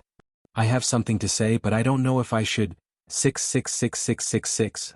I want to shout out to everyone here, what is impossible? Even though he has the home field advantage, isn't this a little too exaggerated? Lu Cheng just fought with Kaori Karasawa. Honey, come out and see God. Does anyone want to place a bet with me? Bet that Lu Cheng will get a title within 3 years. I have a bold idea. I'm not listening. Scram. Looking at the comments, the unknown commentator Kai Zongming laughed secretly. He cleared his throat, intending to speak up for a certain guy. Have you all forgotten? The god-slaying saber's special skill is unexpected failure. No matter which physical invulnerability expert he loses to or wins against, don't be surprised. As soon as he finished speaking, an eye-catching green message flashed across the screen. Friendly support. Yan Shaoling has something to say. I feel that the god-slaying saber was very serious today. Yes, that's it. Damn, you can even see that? Kai Zongming was rendered speechless. But come to think of it, even a pig, after watching so many martial arts competitions for so many years, would be able to tell 1, 2, 3, 4, 5. Although Yan Shaoling often made stupid mistakes, such as going to get the express delivery and returning to the dormitory with a bag of snacks, it wasn't to that extent. As this thought flashed through his mind, Kai Zongming immediately gritted his teeth. He had clearly asked this girl to organize some people to support and increase his popularity, but she actually ruined his plan? Thinking quickly, student Xiaoming was quick-witted. He organized his thoughts and said, carelessness and underestimation don't only refer to the competition, but also the preparation before. The god-slaying saber was indeed fully focused and used all he had learned, but he obviously wasn't on guard against Lu Cheng's sudden killer move. Isn't this a sign of not paying enough attention and not understanding more? It's just like when we were studying. Other than a few who have already become immortals and don't care about grades, most people are still very focused and serious during exams. Whether it's doing the homework by themselves, passing notes, asking questions in the competition, or asking for help outside the competition, they've done their best. But what about before the exam? How many of the students actually did their revision in earnest? How many students didn't get distracted in class, didn't whisper to each other, and listened attentively to the end, understanding everything completely? Speaking of which, I remember a student who was very serious during exams. But on the day of the exam, he didn't even know what he was going to be tested on. He even missed the time. The god-slaying saber situation is similar to this. After Kai Zongming finished speaking, seeing that no one refuted and that most agreed with him, he couldn't help but heave a sigh of relief. He was deeply impressed by his improvisation. TSK, no one noticed the loophole in my logic. They were all reminded of their beautiful memories or their youthful lives. Lu Yongyuan wasn't on guard against the killer move because he didn't pay enough attention and didn't understand his opponent well enough. It's more likely that he didn't know. Based on my understanding of Cheng, this is his latest invention and he hasn't used it before. When my eloquence is strong, even I find it terrifying. At this moment, another audience member asked, didn't the god-slaying saber admit defeat too easily? In that situation he still had the strength to fight back. This is a difficult question, but it's not a problem for me. Kai Zongming chuckled and quickly switched to another interface. He skimmed through the relevant answers of the professional commentators to verify his own opinion. This was what he had been doing before, so he didn't delay for more than a few seconds before explaining. The situation just now was a game, a variant of the prisoner's dilemma. Some students said that it wasn't at all, but in my opinion it's all the same. Don't worry about these details. The situation back then was that if Lu Yongyuan used his saber aura first and used the recoil to escape from the magma, Lu Qing could take advantage of the time when he had used up all his energy and hadn't regenerated enough to shoot him down with Lord Emperor's purple flame, not giving him a chance to use his saber aura and recoil. However, if Lu Yongyuan wanted to wait for Lu Qing to make the first move and use his saber aura to split the purple flame and block and recoil, he would have to wait patiently for his opponent to make the first move. Lu Qing could wait, but Lu Yongyuan couldn't. If he waited any longer, he would fall into the magma. The only way to escape was to have the ability to change direction a few times in midair. Lu Yongyuan did it twice before, but after using Dark Devouring Virokana, Descent of Eternal Night, it seemed like he couldn't use it for a while. After such a game, it was natural for him to admit defeat. Wow, the host is so professional. Good analysis. He's my idol. He's so handsome. He's so funny. As the bullet screen slid past, Kai Zongming couldn't help but cover his face. Yin Shaoling, what kind of people did you find? Isn't this a little too exaggerated? I was wrong. I actually believe that you could do it well. At this moment, the poison milk hierarch He Xiaowei, who had been in a daze since the end of the competition, finally came to his senses. He realized that the cup of water he was drinking wasn't aimed properly and had wet his chin and clothes. I was wondering why it was so cold. He Xiaowei put down the cup and took a few pieces of tissue paper to wipe it clean.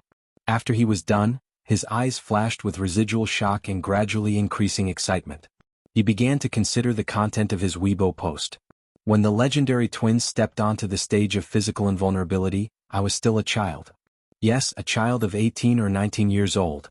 I didn't have enough clarity and maturity, but now, am I witnessing the dawn of a new era? The Wisdom King, who had already won 2 titles, Lu Qing, who was improving at a terrifying speed, Peng Leiyun and Rinli, who were desperately trying to catch up, King of Swords, and the others who were gradually fading out of the professional scene, Dong Baxian and Lu Yongyuan, who were still in their prime, Dragon King and Warrior Sage, who had been on the verge of a breakthrough for a few years. After a moment of silence, He Xiaowei typed a few words in the box. We can look forward to Lu Qing getting a title in the next year or two. I'm witnessing the dawn of a new era.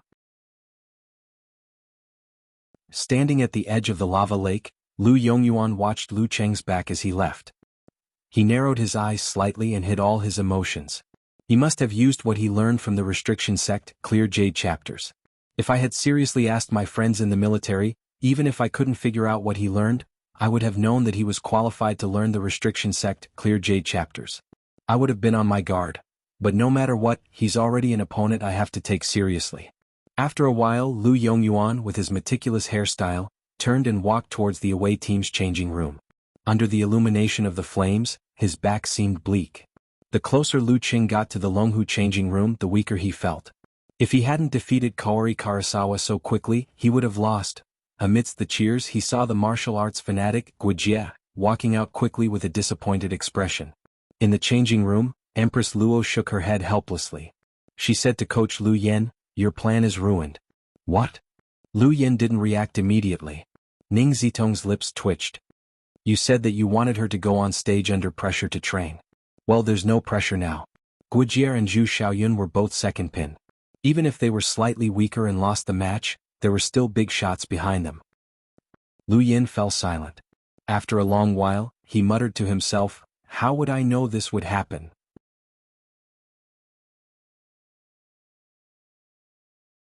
Chapter 698. After exchanging a nod with Lu Qing, Guijie walked towards the edge of the magma lake, under the protection of the underground fire.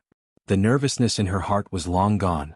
It was even worse than when she participated in the title match. It was closer to being arranged to fight in an unimportant match. However, this didn't affect her yearning for matches.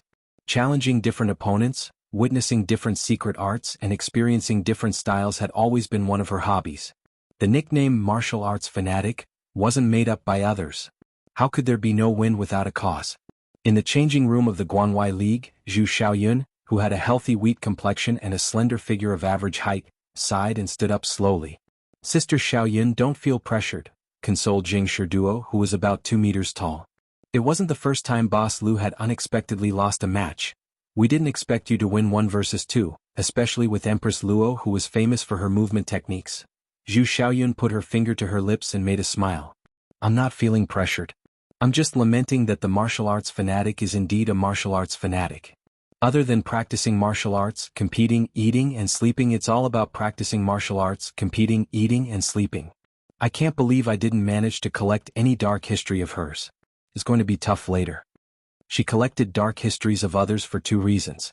Firstly, it was to satisfy her hobby of gossip. Secondly, it was to use it as material for her illusionary secret arts.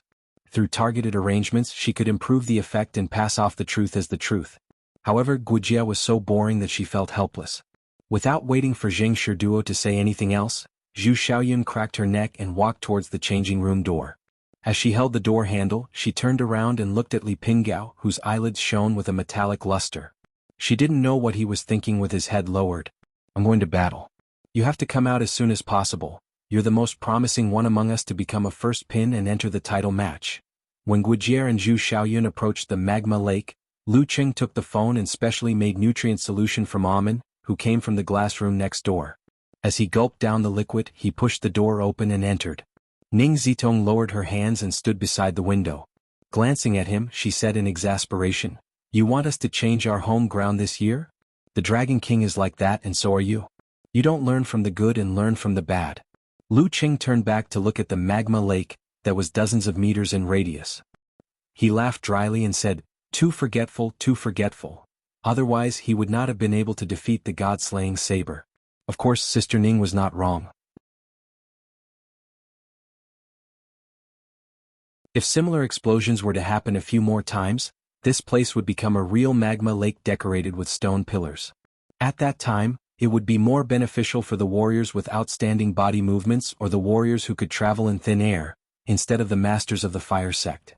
Moreover, the danger level would increase exponentially. At this point, they had to find another main battlefield. There weren't many similar natural environments around Flower City. Well, 5 years ago, the previous home ground was ruined by the Dragon King. After hearing his reply, Ning Zitong spat. Both of you are so good at tearing down houses. If you get the title of king in the future, I suggest you call yourself Demolition King. Lu Qing was experienced and did not attempt to reason with Empress Luo or argue about his nickname. He only laughed and retreated back to his seat. He put the empty bottle of nutrient solution aside, turned on his phone, and looked at the compliments sent by his little fairy. He smiled happily and complacently as he said, covering his face and sighing expression, I was criticized by Empress Luo as soon as I returned to the changing room.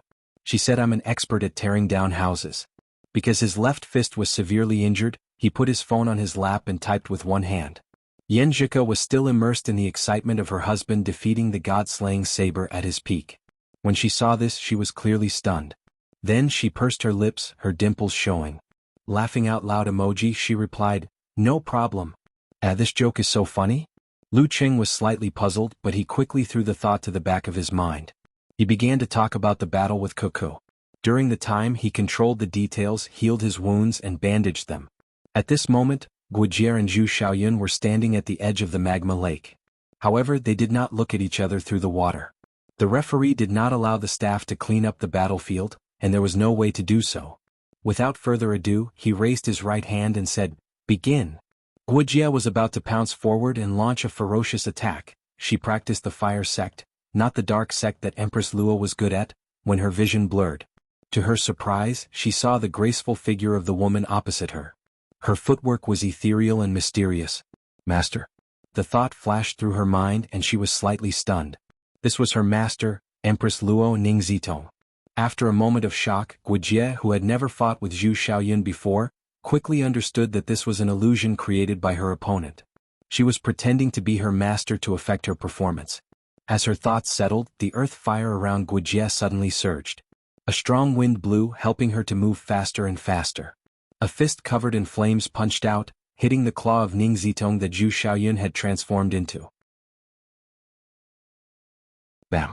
The air current exploded. The figure rippled and soon shattered, like the bright moon in the middle of a lake that was thrown into a boulder. Fake. It's fake. A double trap. Wuxia felt a chill from the side. She quickly bent her elbow and collided with a wheat-colored fist that came silently. Physical invulnerability level absolute reaction. For the rest of the match, Wuxia had a feeling that her eyes, ears, mouth, nose and mind were all deceiving her. However, she remained steadfast. Focusing on defense and mixing an area of effect attacks, she managed to hold on for more than 10 minutes. She even put Zhu Xiaoyun in a difficult position a few times. Unfortunately, Zhu Xiaoyun was indeed a genius in illusion techniques. After a long battle, she seized an opportunity to use truth as illusion to deceive her opponent's senses. When it came to close-range attacks, Wuxia finally reacted, but she couldn't keep up with her movements. Regretfully, she lost. In the changing room, Ning Zitong heaved a sigh and mumbled, "I really don't like competing with her. It always reminds me of my helplessness, awkwardness and unwillingness to recall." If it were in ancient times, her style of exposing others' scars would have been ganged up on and beaten to death. Lu Yan's face darkened as he added, "Her only strength is that only she knows." So, what dark history do you have, Sister Ning?" Lu Qing was curious but he didn't dare to ask. He watched as Empress Luo sashayed out the door. Suddenly, a thought flashed through his mind. He tilted his head and asked with interest, "Coach, did you let Wuxia fight because you didn't want to face Zhu Xiaoyun? What dark history does she know about you?" Lu Yan's expression froze. He replied in a deep voice, "Why would I be afraid of her?" After that, he stood up, walked to the window and looked at the arena. "I'm not afraid of her, but I'm afraid of myself." Lu Qing laughed to himself. Looking at the big screen, he diverted some of his attention to heal his internal injuries. The last match was a foregone conclusion. Zhu Xiaoyun, who had expended a lot of energy, didn't last long before she was taken down by Empress Luo. The Longhu Club welcomed a new season of top-class professional matches. Of course, when Ning Zitong returned to the changing room, her face was a little sour. After a night of rest, Lu Qing, who was in a good mood, returned to the club early in the morning, ignoring his injuries. He started his recovery training. At around 8 a.m., he entered the physical invulnerability cafeteria. While going from frugal to extravagant, he instructed Amen to get breakfast. At the same time, he browsed the web portal and Weibo to read the media reports and comments. As he scanned, he saw the headlines of the day. The new generation surpasses the old. The new Longhu Club king is confirmed. The student surpasses the master. The leader of the Longhu Club for the next 10 years has appeared. The new generation surpasses the old. The leader of the next 10 years. The corner of Lu Cheng's mouth twitched as thoughts flashed through his mind. These guys are up to no good. It's as though I'm trying to usurp the throne. Why the F***ck did I think of this sentence? Are you getting carried away or am I, the Dragon King, too weak to lift my blade? He subconsciously looked around and suddenly rejoiced. Luckily, the Dragon King is still recuperating in the hospital. In the Longhu-affiliated hospital, the Dragon King, Qin Chitao, was slowly practicing martial arts on the balcony in his hospital gown. In the room with a floor-to-ceiling window, his phone, newspaper and other items were placed on the table. They were either showing or flipping to the news of the match between the Longhu Club and the Guanwai League.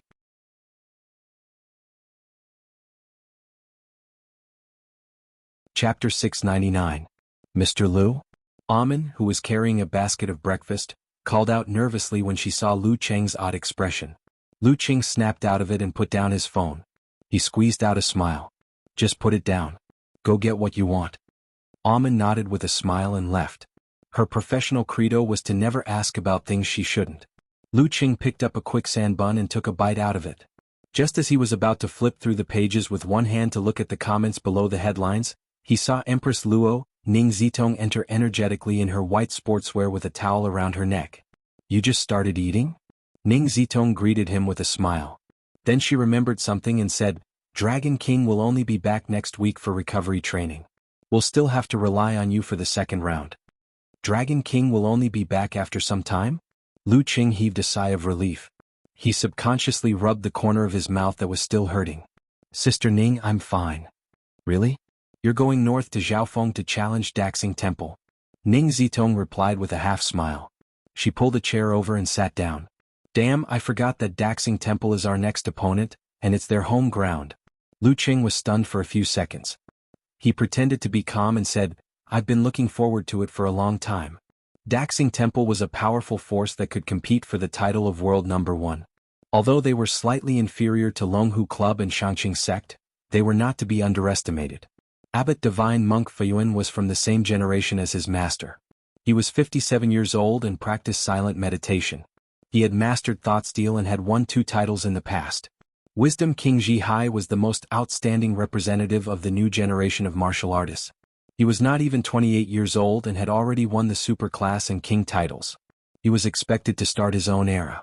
Living Buddha Sher Shan had mastered the mystery of reincarnation and was the toughest first pin fighter to deal with. This was basically the main lineup of 2 super class first pin players. Back then, the combination of Dragon King, Empress Luo, and Optimus Prime was slightly better than them. However, after Long Zhen left, regardless of whether it was Coach Lu Yan or himself, they were still lacking by a little. Both sides were considered to be on the same level. Now that Dragon King was recuperating and the opponent was on their home ground, the difficulty was imaginable. You have a good attitude. Ning Zitong took a normal bowl of noodles from her assistant and chuckled. When the time comes, you can do whatever you want. After all, this isn't our home ground. You can tear it apart and destroy it however you want. How long would this joke last? Lu Cheng complained in his heart and deliberately changed the topic. Sister Ning, why are you eating such a small bowl of noodles? The size of a normal person's rice bowl isn't even enough to fill the gaps between my teeth. There are still a few bowls left. Ning Zitong ate a lot of noodles without making any noise. She pointed at her assistant, who was waiting in front of the noodle counter. Why don't we do it together? How convenient it is to use that kind of basin. Lu Qing casually added. Ning Zitong rolled her eyes at him. The noodles won't taste good if they're left out for too long. Besides, do you think I'm the kind of person who eats from a big bowl? Image, do you understand? Image, I'm a person who eats with a big basin. Lu Qing was speechless for a moment. Zhaofeng City, Bodhi Mountain, Daxing Temple. The receptionist monk Ji Jing stepped into the abbot's meditation hall. He put his palms together and bowed to the divine monk Fa Yuan, who was sitting on a futon. Abbot, I have something to report. Fa Yuan was wearing a yellow monk robe and a red kasaya. He looked haggard. The corners of his eyes, mouth and nose were sagging. However, there weren't any wrinkles on his face. His eyes were kind and calm, deep and profound.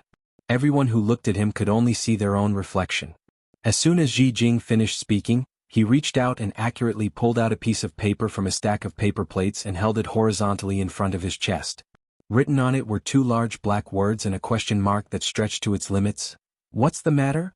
Ji Jing was already used to this pattern. After all, his abbot practiced silent Zen. He deliberated over his words and said, Abbot, the reporters who came today strongly requested to interview you. They have a direct line to Haizili. What's wrong with those people? Don't they know what silent Zen is? Fa Yuan didn't look surprised at all. It was as if he already knew. His eyes were filled with compassion.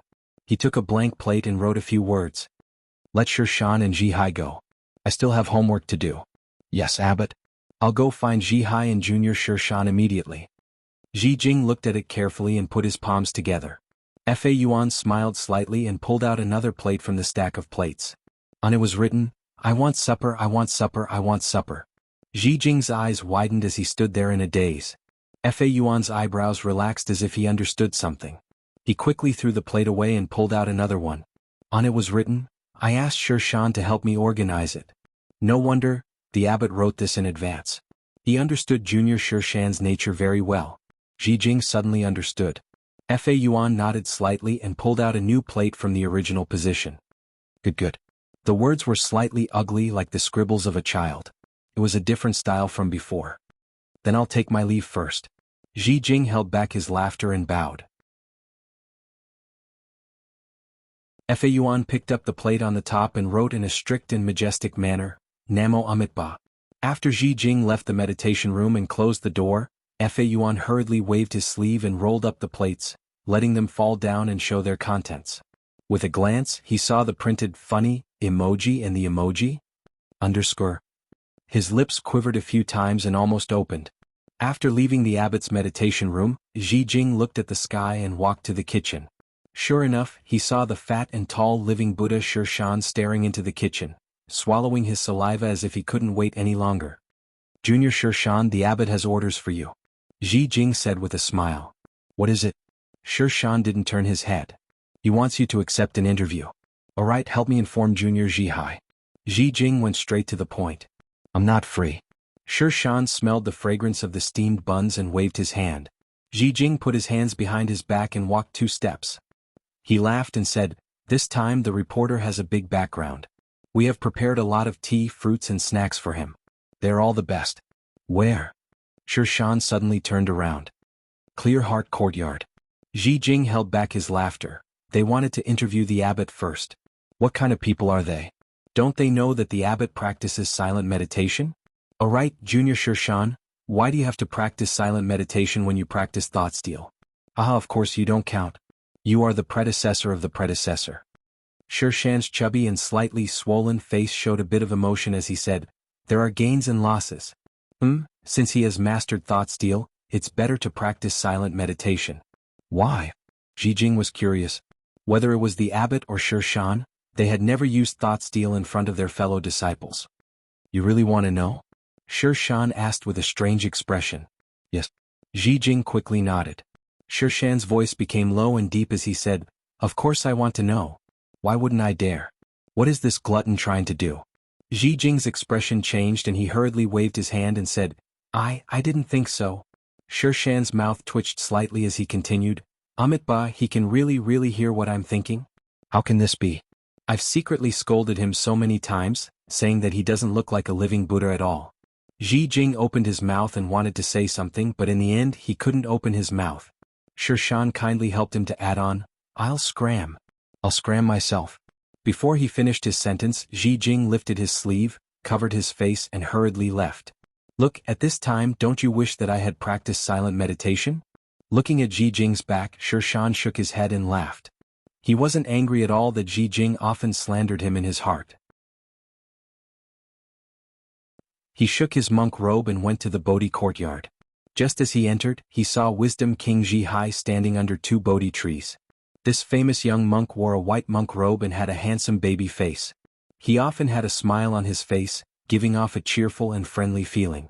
At this moment he was looking at the top of the Bodhi trees, deep in thought. No one knew what he was thinking about. Sher Shan didn't try to listen to what he was thinking.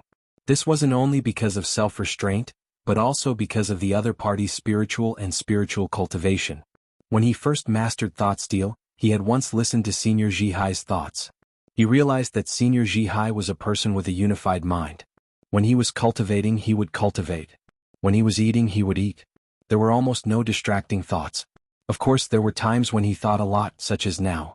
However, due to his strong spiritual cultivation, he could only hear the general idea and lacked the details. Sensing Sher Shan's arrival, Zhihai retracted his gaze and turned his head. He revealed a smile that was as bright as the sun. "Just now, I suddenly felt a sense of disgust towards myself." "Disgust what?" Sher Shan played along and asked. "I can see through everything but I still care about fame. I feel ashamed." Zhihai shook his head and laughed as though he was talking about someone else. "Since I'm already in it, why not experience it to the fullest?" Sher Shan replied sharply. "Why?" Zhihai frowned. Disgust. If you don't stand, how can you disgust?" Sher Shan said casually. He then said, "The abbot wants us to go to the Clear Heart courtyard for an interview." Zhihai nodded and followed Sher Shan to the Clear Heart courtyard. After the interview, they went to the abbot's meditation room to report what had happened. "You do it. It's more convenient." Zhihai smiled and said to Sher Shan. "All right." Sher Shan walked to the divine monk Fa Yuan and sat down on a cushion. The meditation room was silent. After a few minutes of staring at each other, Sher Shan patted his robe and stood up. He broke the silence and said to Zhihai, "I'm done reporting. And I was taught a lesson."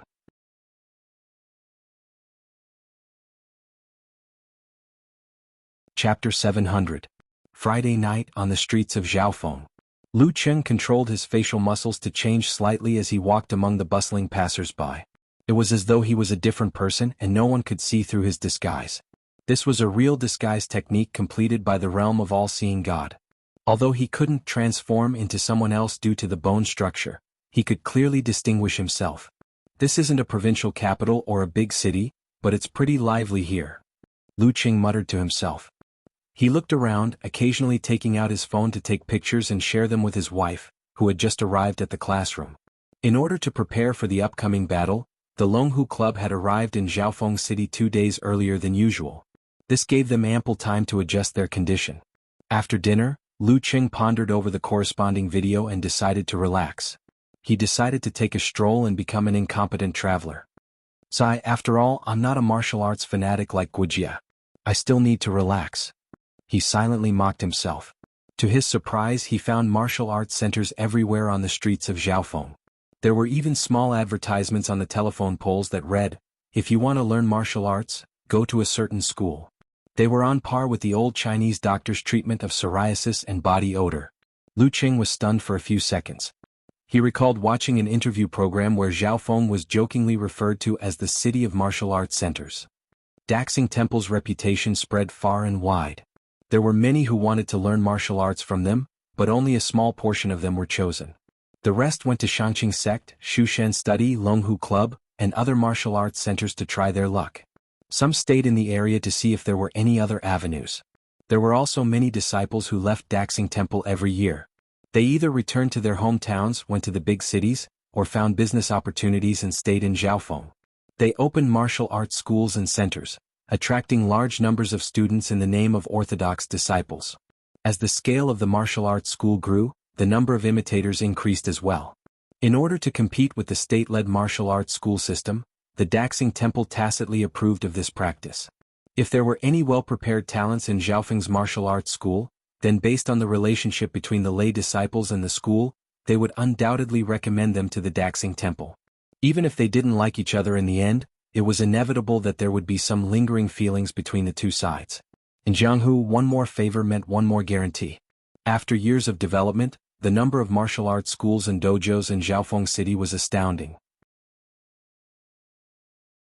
Many students from other cities as well as their study companions had spurred the local real estate market, rental market, retail and wholesale, vegetable farming, livestock breeding, security personnel training, film and television companies and other industries. They had contributed a lot to the city's GDP and tax revenue. Initially, Jianghu City's government was against such a change. They felt that it was against the country's policy, but they slowly turned a blind eye to it. They were even happy to see it happen. There were quite a few dojos in Huahai, Huaqing, Gaofan and Moshang, but they were still considered small businesses. In Jianghu, however, it was a mainstay industry. Interesting. Different cities have different characteristics. Lu Qing glanced around and saw signs such as Dabai Martial Arts School, Daisai Martial Arts School, Dagui Martial Arts School, Dagui Martial Arts School, Dagui Martial Arts School, Dagui Martial Arts School, and Lower House of Daxing Temple. He found that their business was pretty good. They trained students during the day and worked out at night. Crack, crack, crack. He took a few photos and was about to send them to Yanzhika when he saw a few city management officers approaching. They stretched out their hands and said sternly, "Delete the photos from just now." What's going on? Lu Qing was confused. His eyes were blank. He lowered his head and browsed through the photos. In the corner of one of the photos he saw a city management officer punishing a street vendor. This is sputtering damage. They're afraid I'll post on Weibo and make a big news story? Lu Qing laughed. Why am I so confused with old ladies with red armbands and city management officers? They don't want to delete my photos, they want to fine me. The corner of his mouth twitched. Before the city management officer could say anything, he backed up and disappeared into the sea of people. The city management officers were stunned at first, but they quickly chased after him. Back in the day I was called flying on grass in the martial arts center, said one of them excitedly. After a few steps he suddenly stopped. He had completely lost track of Lu Qing in the sea of people. Forget it, we didn't do anything. His companion waved his hand and turned back. That guy must be an outstanding disciple from some martial arts center. That movement technique, TSK, I almost thought he disappeared into thin air. In Jianghu, the people selling barbecued skewers on the streets were all martial artists. They might even know things like iron sand palm or iron head. They were already used to it. At the intersection in the distance, Lu Qing sensed that they didn't chase after him. He couldn't help but smile. He thought to himself, luckily I ran faster than the Western reporters. He wasn't affected by the previous situation. If he took it seriously he would have lost. I was almost fined again. Lu Qing sent a message to Yanzhika, exaggerating. Why did I say, again? Yanzhika had just finished her class. She asked him with an emoji, what bad things did you do again? Did you break someone's floor tile? Did you break a pitiful tree? Did you break a bicycle's chain? Why do you make it sound like I'm a destructive maniac? All I did was take a few photos. Look. Lu Qing explained what had just happened and laughed with Ku for a while. When Yen Zhika returned to her studies, he continued to walk aimlessly. Suddenly he saw a noodle shop that was very crowded. There were so many customers that they almost blocked the walkway. There were even people holding bowls and squatting by the roadside to eat. There were quite a few of them. Looks delicious. Lu Qing walked over excitedly. He checked the reviews on the website and found that this shop was indeed famous. Those who had eaten there couldn't stop praising it. Just as he was about to squeeze in to order, he suddenly saw a customer squatting by the roadside. He looked familiar. When he looked over, he was shocked. *CK, this isn't Coach Lu. Although he had also distorted his facial muscles and changed his appearance, that serious feeling, that arrogant temperament that was not pleasing to the eyes, was still so distinct and outstanding. He's actually squatting by the roadside to eat noodles? It's hard to imagine that Coach Lu would do something like this. Sensing someone's gaze, Lu Yin turned around abruptly and saw Lu Qing. His face darkened. He turned his head and looked at the big bowl as if to say, "You've got the wrong person. The situation is a little awkward." Lu Qing's mouth twitched. He followed the line to the cashier and paid first before waiting for his food. When he received the local specialty noodles, he was about to squat beside Lu Yen and pretend that they were the same. However, he realized that Coach Lu was nowhere to be found. All that was left was a pair of chopsticks and a clean bowl waiting for the waiter to take it away. I can almost hear Coach Lu roaring, "Who's the same as you?" Lu Qing laughed self-deprecatingly. He squatted down and looked across while sucking on the noodles. Opposite was a row of shops selling Buddhist items. There were so-called consecrated Buddha statues, all kinds of prayer beads, Dharma weapons and Buddhist scriptures. This was also the specialty of Zhaofeng. The noodles are really good. Lu Qing praised in his heart. Too bad I didn't meet the living Buddha. Otherwise I could have taken revenge for the treat last time. Daxing Temple in a certain meditation room. Shi Shan rubbed his stomach and looked out the window. His mind was already wandering to the various snack stalls. In the end, there was only one reason that stopped him. No money. As one of the higher-ups of Daxing Temple, he responded to the abbot's call to live a simple and honest life. He didn't receive a salary. After all, his basic necessities were taken care of by the temple. As a monk, he had no other needs. This was also the reason why he liked to participate in professional matches and title matches. The prize money was always in his hands. However, he only kept a small portion of the prize money. Otherwise, he wouldn't be so short of money. Sighing, Shi Shan rubbed the thank you letter in front of him. It was a gift he received for donating to needy children. I expected to last until next month. Who knew that I would be so greedy during the new year? He shook his head and laughed. He walked out of the room and knocked on Wisdom King Zhihai's door. He had no qualms about borrowing money. Knock, knock, knock. Zhihai walked out after the rhythmic knocks. Shi Shan was about to open his mouth when his gaze froze. Zhihai was holding a similar thank you letter. "What's the matter?" asked Zhihai. "Nothing, nothing." Shi Shan chuckled and turned to leave. "Go back to sleep, go back to sleep." A hidden meaning in his words. As expected of the reincarnated living Buddha, Zhihai looked at Shi Shan's back with a serious expression, pondering the deep meaning of Zen. On Sunday afternoon, the Longhu Club members stepped onto the stone steps leading to Daxing Temple.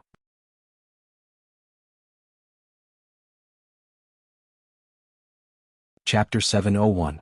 Daxing Temple's arena was a green stone square that was more than 300 meters in length and width. Around the square were 4 ancient pagodas. Some were made of wood, while others were made of stone. All of them exuded a peaceful, compassionate, and peaceful aura.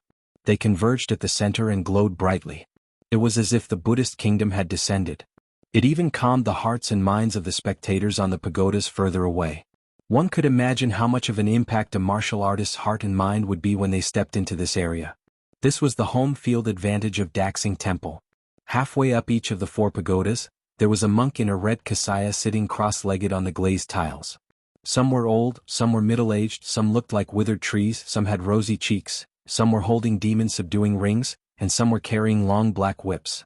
They were all eminent monks of Daxing Temple's Bodhi Yard. They were here to prevent the aftermath of battle or derailed fireballs from damaging the pagodas.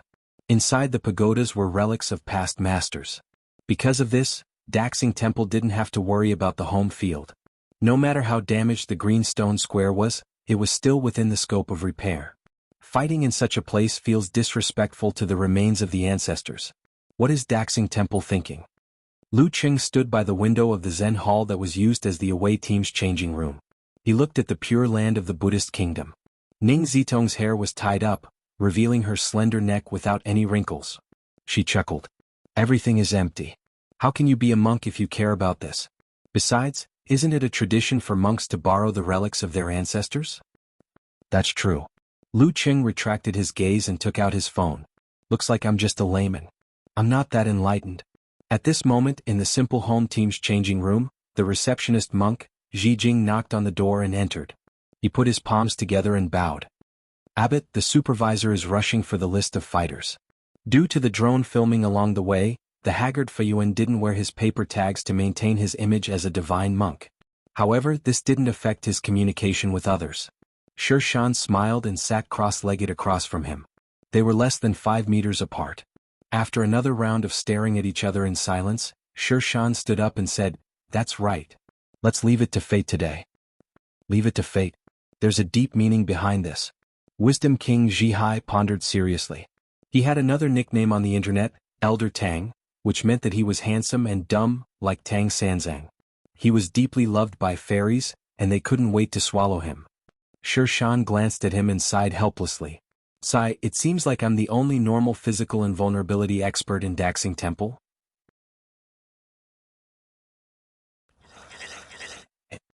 He opened it and saw the 2 words, Faiyuan. He quickly chanted the name of Buddha in a low voice. With that, Daxing Temple's order of appearance was decided. Divine Monk Faiyuan, Supreme Class Zhihai, and Living Buddha Sher Shan. Zhihai currently had the title of Supreme Class, so he could use it when he submitted the name list. The substitutes were Fire Dragon Wang Xiaoshuang and the others. In the away team's changing room, Lu Yen finished changing. He looked around and said, "It's undeniable that without Optimus Prime and Dragon King, our strength is slightly weaker than Daxing Temple's. Since we're going to be the weak against the strong, we have to act as if we're the weak against the strong."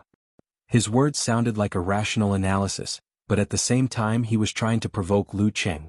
Without waiting for him to speak, he stared into Lu Qing's eyes and said, "If you're going to be the weak against the strong, how would you fight?" Lu Qing deliberated for a dozen seconds and said, "If you don't know your opponent well enough, you'll definitely roam around the battle. You'll exhaust your opponent while observing and waiting. Once there's an opportunity, you'll grab hold of it and try for a combo. If that doesn't work, you'll quickly widen the distance and repeat the process. That's basically the theory. Now let's apply it to the overall situation." Lu Yen nodded slightly. The 3 physical invulnerability experts of Daxing Temple aren't that different from each other. Any order of appearance is possible. We'll use the fact that we don't know our opponent well enough to start with a roaming battle. We'll exhaust as many as we can. Empress Luo, you'll be in charge of this. "No problem," replied Ning Zitong with a smile. "After the roaming battle, we'll seize the opportunity to burst out. I'm not as good as you in this aspect." Lu Yen looked at Lu Qing and admitted frankly. "As for the final response to different situations, I've been around for 20 to 30 years. I'm more experienced than you." "Coach, are you trying to say that you're old but strong?" Lu Qing laughed in his heart and made a sarcastic remark. On the surface, he nodded solemnly. "All right." After the arrangements were made and the name list was handed in, there were still 20 minutes before the start of the match. They were either exercising, recuperating, or seeking support from afar. Lu Qing put away his phone with a satisfied look.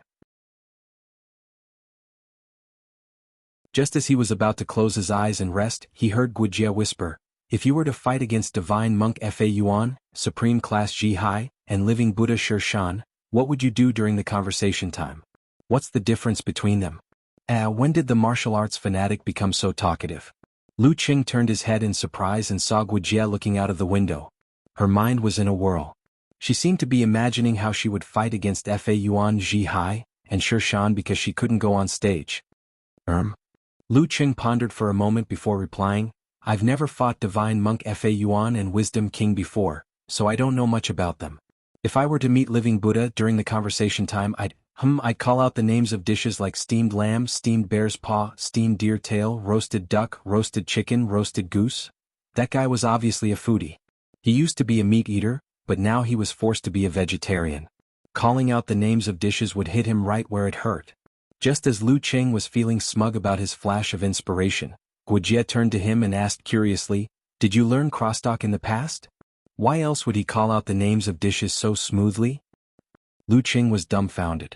After a long while he replied, "I've always liked to listen to crosstalk."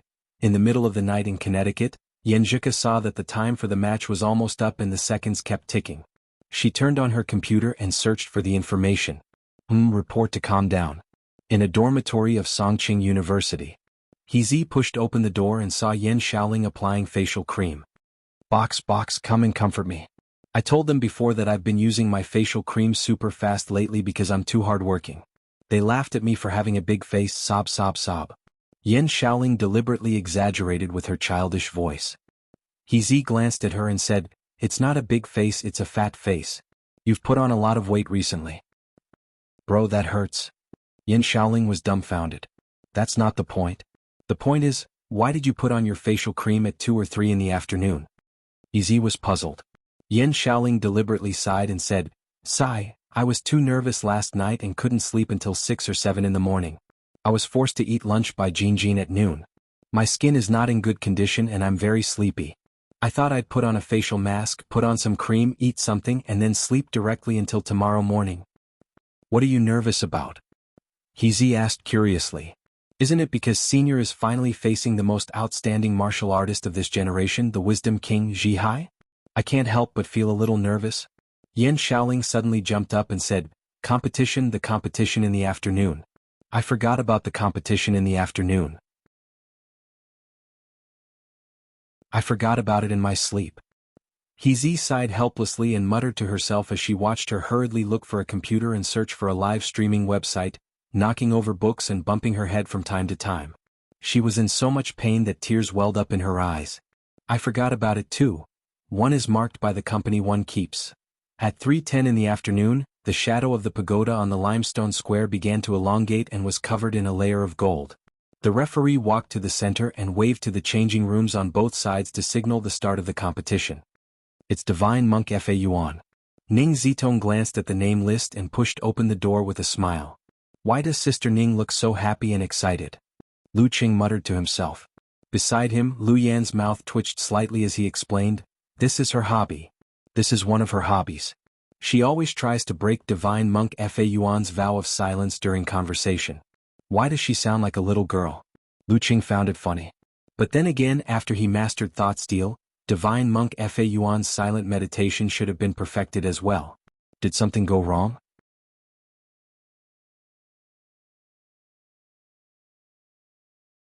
Chapter 702. Ning Zitong stood next to the referee. She looked at the divine monk, Fayuan, who was wearing a red kasaya, walking toward her slowly. She was feeling nostalgic and amused. Duels like this always reminded her of the time when she had just reached physical invulnerability. Back then, Fayuan wasn't the abbot of Daxing Temple yet, but he had been practicing silent meditation for many years. She still had the mentality of a young girl and tried to provoke him to speak. Just as she was about to succeed, the referee announced the start of the duel, leaving her with regrets. Thus, the first attempt, the second attempt, the third attempt. Time passed just like that, hastening one's aging. Unknowingly, the girl with a radiant face and peerless beauty was already middle-aged, and she was speeding along the road of 50 years. Perhaps only this hobby that she had persisted for so many years could allow her to temporarily regain that feeling of a young girl, even if she had always failed and never succeeded. "I'm not trying to provoke him to speak, I'm talking about my youth." Ning Zitong sighed to herself. She saw the haggard Fayuan stop at the designated spot, about 30 meters away from her. At such a distance, she wasn't afraid that he could hear her thoughts through telepathy. According to the experience of many seniors and fellow practitioners, it could be determined that the effective range of telepathy wouldn't exceed a radius of 10 meters, or even smaller. At this moment, the referee approved the time, raised his right hand and announced, "Duel time begins." Ning Zitong looked like she had been waiting for a long time. She couldn't wait and said, "Master Abbot, long time no see." As soon as she said this, the surrounding audience and onlookers in front of the screen started to mock her. Not to mention the previous duel between Longhu Club and Daxing Temple, or the recent title match, "You met Divine Monk Fayuan at the celebratory banquet of the previous top professional league competition. It hasn't even been 2 months. Are you saying this on purpose to get Divine Monk Fayuan to refute you?" We won't fall for such tricks. Fa Yuan lowered his head. His divine light was restrained, and his expression was wooden. He only nodded his head slightly. Ning Zitong didn't care and continued, Grandmaster Abbot, I have a doubt that has been in my heart for a while. I hope you can give me some pointers. I've been thinking about it. Buddhists practice silent meditation in order to reduce verbal karma and karma. If a divine monk who practices silent meditation happens to know a secret, and if he quickly tells it to the world, thousands of lives can be saved, would he choose to open his mouth or not? She knew that Buddhists who were good at thinking would definitely have considered this. Mahayana had its own answer and Hinayana had its own logic. It was not difficult for the abbot in front of her.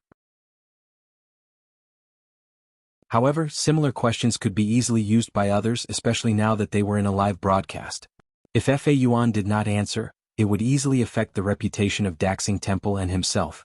After that, even if there were Buddhist laymen who answered the questions on the internet, it would inevitably lead to a war of words. This was the characteristic of the current information society. Fa Yuan turned a deaf ear to him and maintained his previous posture, as if he was a tree that had lost its life. As expected of an eminent monk who practices silent meditation. He can really keep his composure. Ning Zitong thought for a moment and smiled. If you don't want to answer, then forget it. I know you must be struggling in your heart. She deliberately discredited Fa Yuan, but he still didn't answer. Even his breathing rhythm and the depth of his gaze didn't change. After a few more words of discredit, Ning Zitong respected her status and didn't pursue the matter further. She smiled sweetly and said, I heard that after mastering thought steal, Grandmaster's silent meditation is considered complete. Why are you still not speaking? Did something go wrong in the middle? Did you break some commandment? Did you accidentally open your mouth and postpone it? Fa Yuan didn't move an inch in the face of such malicious speculation. There was no change in his emotions at all. Ning Zitong, who had tried a few methods to no avail, saw that time was running out and gave up. She collected her emotions and adjusted her state of mind. At this moment she saw Fa Yuan's eyes move. He was like a creature that had come to life after hibernation. Hibernation. Hibernation. Did he fall asleep just now? Ning Zitong suddenly had such a ridiculous idea. She was momentarily dumbfounded, not knowing whether to be angry or amused. The referee didn't give her any time to think. He raised his right arm and swung it down. Begin. Fa Yuan's sallow skin suddenly glowed with a golden light. He raised his right palm and pressed it into the air in front of him. Ning Zitong's upper body didn't move. She moved horizontally like a ghost. A deep and clear palm print appeared on the bluestone ground behind her. There were no cracks around it, as if a metal object had been dug out by a sharp weapon. Vajra Realm, Vajra Seal, power that separates mountains. This technique had spawned many secret techniques, but only a few could do it as easily as Fa Yuan. Ning Zitong took a step forward. Suddenly, a strong wind started blowing around her. The wind was dyed black and became darker. Whoosh whoosh whoosh whoosh whoosh. While circling around Fa Yuan, she suddenly spun her body and turned into a spiral drill. She attacked her opponent at high speed and threw out a series of faint black shadows that blended in with the wind. They fiercely pounced on Fa Yuan, covering her original form. At the same time, drops of rain condensed. They either fell or floated horizontally, enveloping Fa Yuan. The color of the rain was close to black, but it was a deep red that had settled for a long time. Dark sect, sanguinary rain. The wind could tear one's mind and body apart, while the rain hid poison. The illusions were both real and fake, and the punches and kicks were hidden within. To everyone's surprise, Ning Zitong took the initiative to attack at the beginning of the match instead of just wandering around. This was the true nature of the Ghost King. The world seemed to darken. Fa Yuan's eyes flashed and a round light appeared behind his head. It was a bright, clear and bright light that illuminated the surroundings. This round light seemed to hide the 5 Buddhas that symbolized the 5 great wisdom. As soon as they appeared, all the phantoms naturally disappeared without a trace. All the poisonous rain quickly disintegrated and lost its original color. The combination of Vajra sect's wisdom fist seal, Fa Yuan's Prajna Bodhisattva body, and thought steel. The high-speed rotating drill bit was revealed just as it was about to hit the other party. It was firmly hit by Fa Yuan's broad and long pale golden palm, and it did not deviate at all. Bam! Pale golden light scattered as Ning Zitong flew back. Before she landed, she changed direction in midair like a real ghost and dodged the follow-up attacks, increasing the distance between them. Lu Qing was amazed by such a movement technique. Even though he had mesmerizing snow steps and wheels of wind and fire, he couldn't compare to flickering light passing shadow, which specialized in movement techniques. While Xuanpa of Yanzhao sect was fast, it was too direct and not flexible enough. Perhaps only the Wind sect, which also specialized in movement techniques, could achieve such a level. Chihuahua might be able to do something similar in the future. Lu Qing thought to himself. They were both beautiful, strong and skilled in movement techniques. No wonder Sister Ning and Chihuahua's master had been at odds with each other for so many years. It was hard not to compare them. P.S. I was too busy thinking about the dialogue and didn't have time to think about the fight. Sorry for the lack of words.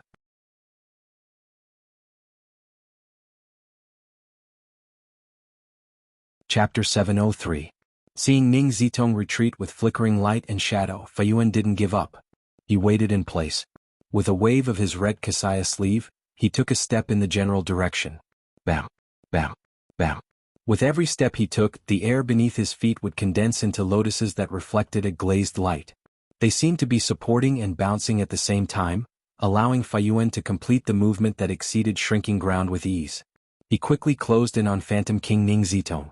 Vajra sect, lotus seal, lotus steps. Seeing this, Lu Qing found it funny in the changing room. According to Dragon King, these guys only knew how to show off. Why did they have to make the condensed air take the form of lotuses? The most basic iron plate shape was enough. The effect was almost the same. Using more energy and mind to sculpt a lotus was a pure waste. Lu Qing still remembered Empress Luo being stunned for a while after hearing Dragon King's comments. Her mouth twitched. I won't argue with a barbarian. Whoosh whoosh whoosh. Feiyuan was fast, but Ning Zitong was fast. Her movements were smooth, agile and strange, like a shadow moving at high speed. Although the distance between them was sometimes close and sometimes far, most of the time it depended on whether Empress Luo would attempt to attack. After failing to catch up, Feiyuan stopped and stood calmly in place. He wasn't anxious at all, just like when he was practicing silent meditation. The round light behind his head that hid the 5 Buddha phantoms retracted into his body and appeared in his left and right irises. It dyed the color of his eyes with a glazed luster, clearly reflecting everything he saw and obtained. If one were to observe carefully, they would be shocked to find that Feiyuan's eyes reflected not only what he saw but also what was behind him and above him. There were no blind spots. Vajra sect, wisdom seal. What you feel is what you see. The Buddha's aura that appeared from the combination of wisdom fist seal, Prajna Bodhisattva body, and thought steel was a huge burden even for a divine monk at Fa Yuan's level. He couldn't maintain it for 10 seconds at most, and then he had to rest for a while before he could use it again. Thump thump thump. Amidst the illusory footsteps, Ning Zitong suddenly closed in as if she was about to attack. Her gaze was restrained, without any ripples. She concentrated on suppressing the various thoughts in her mind so that her opponent wouldn't hear them. Just as Feiyuan was about to unleash his Vajra palm, Ning Zitong suddenly pulled her body back and flashed out of his thought steel range. She was like a robot following a predetermined sequence. However, Fa Yuan's palms, which were suffused with a faint golden luster, instantly became gentle. He flicked his 10 fingers together and like a lotus flower blooming, he shot out 10 brilliant and pure colored glass divine lights. Whoosh, whoosh. The 10 beams of light crisscrossed, but they did not directly shoot at Empress Luo. Instead they sealed off the space she could dodge to her left, right and up. Following which, Feiyuan clasped his palms together, opened them and pushed them forward. An endless amount of Buddha's light burst forth and surged towards Ning Zitong, as if trying to drown her.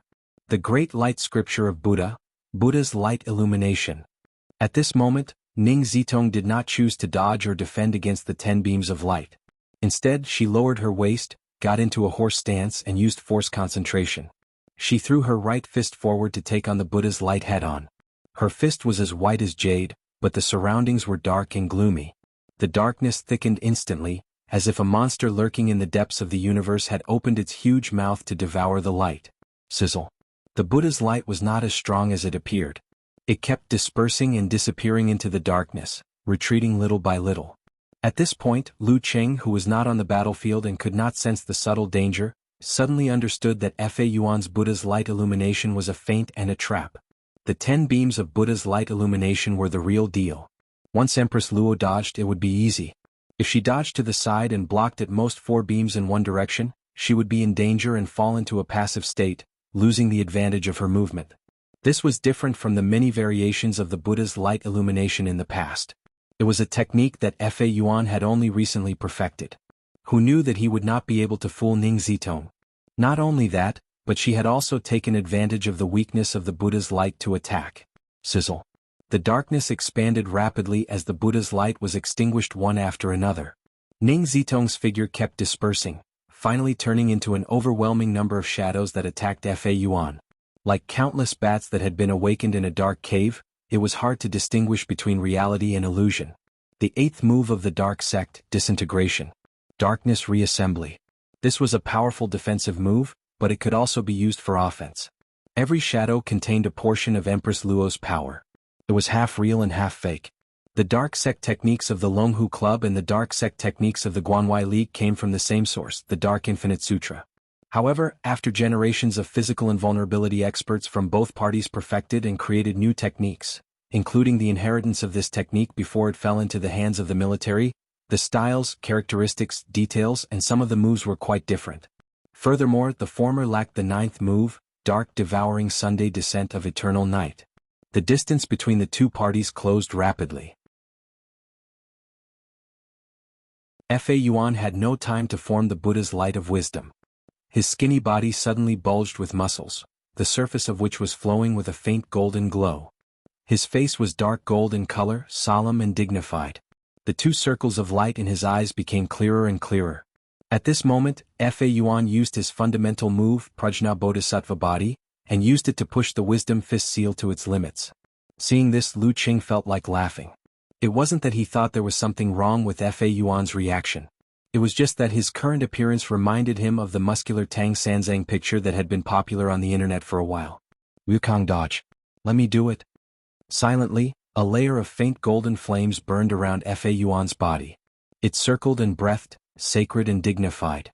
The shadows of power that Ning Zitong had created were immediately ignited the moment they came into contact with the flames.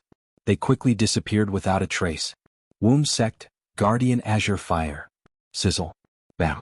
With a loud explosion, the figure of the Ghost King Ning Zitong slowly appeared. She floated in midair, her legs spinning wildly as she drilled towards Fa Yuan. However, she was hit squarely by Fa Yuan's Prajna punch and was stopped. At this moment, the remaining shadows retracted and gathered around Ning Zitong. She used the momentum to create something out of nothing. Straightening her back, she went from a half-lying position to a sitting position. Her palms moved in the darkness as she slapped at her opponent's temples. She also hit a downward momentum to prevent her opponent from retracting his neck and bending his knees. Everything before was just a setup. This was the killer move that she had been preparing for a long time. At this moment, Fa Yuan's body was surrounded by guardian azure flames as he blocked his opponent's legs with his fists. His momentum was already spent, and he didn't seem to have the time to defend or dodge this ordinary slap. At this critical juncture, the veins on his neck popped out and expanded like a balloon. He looked like a faint golden python that had swallowed a huge prey. Bam. He lowered his head, swung his neck, and exerted all his strength. He didn't dodge or block, only attack. Clang. The sound of metal clashing echoed. Fa Yuan used the crown of his head to hit Ning Zitong's right palm. He knocked her back, causing the slap on his left to miss. His scarred head was a faint golden color, but it was actually dark and iron-like. Daxing's secret art, Iron Head technique. This was a common technique that Fa Yuan had casually practiced in the past. He didn't expect it to have such an effect now. Of course, without the force of the python swallow, the Iron Head technique alone wouldn't be able to block the Ghost King's slap. Even so, when the color faded, there was still a beautiful handprint on the side of Fa Yuan's head. There was a dark precipitate inside, like green but not green and contained poison. Bam. Fa Yuan stepped on the lotus and took the initiative to distance himself. His eyes were a little dizzy. Ning Zitong's attack didn't land. She immediately calmed down and started to fight again. Both parties went back and forth for nearly half an hour. The square was filled with marks, and darkness and Buddha's light alternated. This was the situation that Ning Zitong was best at. She slowly but surely wore down Fa Yuan. However, under the mental influence of the relics in the pagoda, her every move was more strenuous than usual. Fa Yuan, on the other hand, could silently use the simplified swastika formula to recover part of his condition. The scales of victory started to tilt in his favor. Just as it was about to be too late, Ning Zitong, who was moving in the distance, suddenly smiled. She formed a seal with her hands and said in a low voice, "Wholeness." Lu Cheng's 9 words formula was collected together with the military. They complemented each other. Since Ning Zitong had accumulated so many merits, it was only natural that she would choose some secret techniques to practice. Once she used the wholeness formula, Ning Zitong immediately felt invigorated. She didn't look tired at all. This time she didn't move around. Instead, she closed in on Fa Yuan and launched a series of attacks. Bam, bam, bam, bam, bam, bam, bam. After repeated collisions, Fa Yuan's dark sect force, which had been accumulating in his body for a long time, gradually increased. It made it difficult for him to exert his strength, making it hard for him to breathe. Bam. Seizing this opportunity, Ning Zitong turned and appeared behind Fa Yuan like a ghost. Her palm hovered behind Fa Yuan's head. While Fa Yuan was dizzy, he heard the other party's clear and mature voice transmission. "Big monk, you've lost." Ning Zitong seemed to have returned to the past. She didn't call him old monk but big monk. At this moment, the referee raised his right hand and announced the result. Ning Zitong wins the first round. Just as he finished speaking, Wisdom King Zhihai, who was in the home team's changing room, stood up and walked out. The core of Daxing Temple's forbidden territory was the Vairocana body. Fa Yuan practiced the righteous body, the Prajna Bodhisattva body. Zhihai practiced the Vairocana body of the Vairocana body, the body of the demon-vanquishing body, and the unmovable body of the Wisdom King.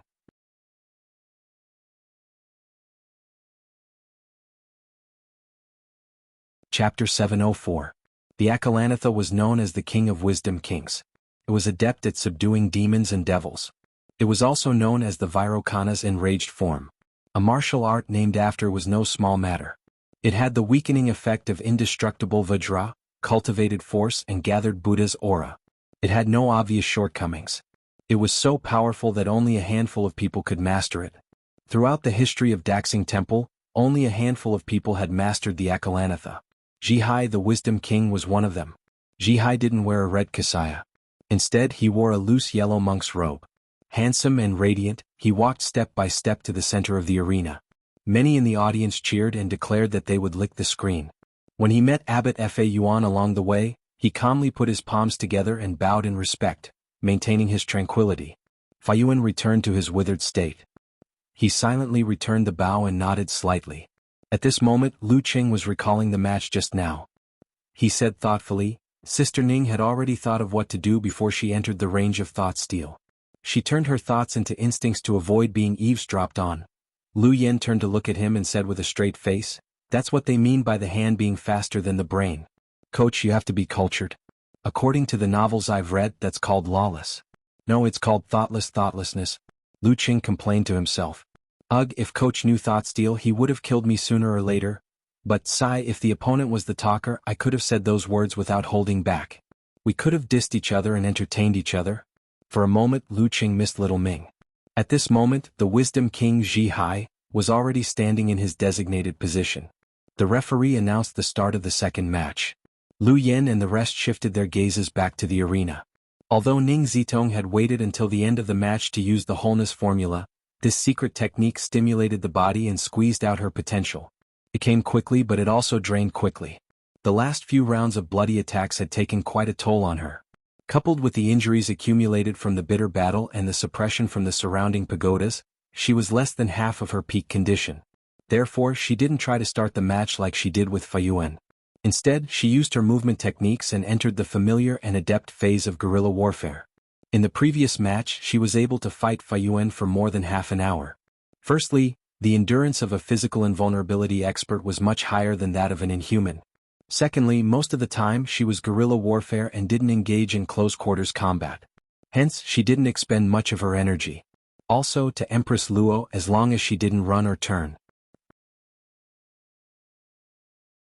as she was mostly in guerrilla warfare, and didn't clash, and she didn't have much energy consumption.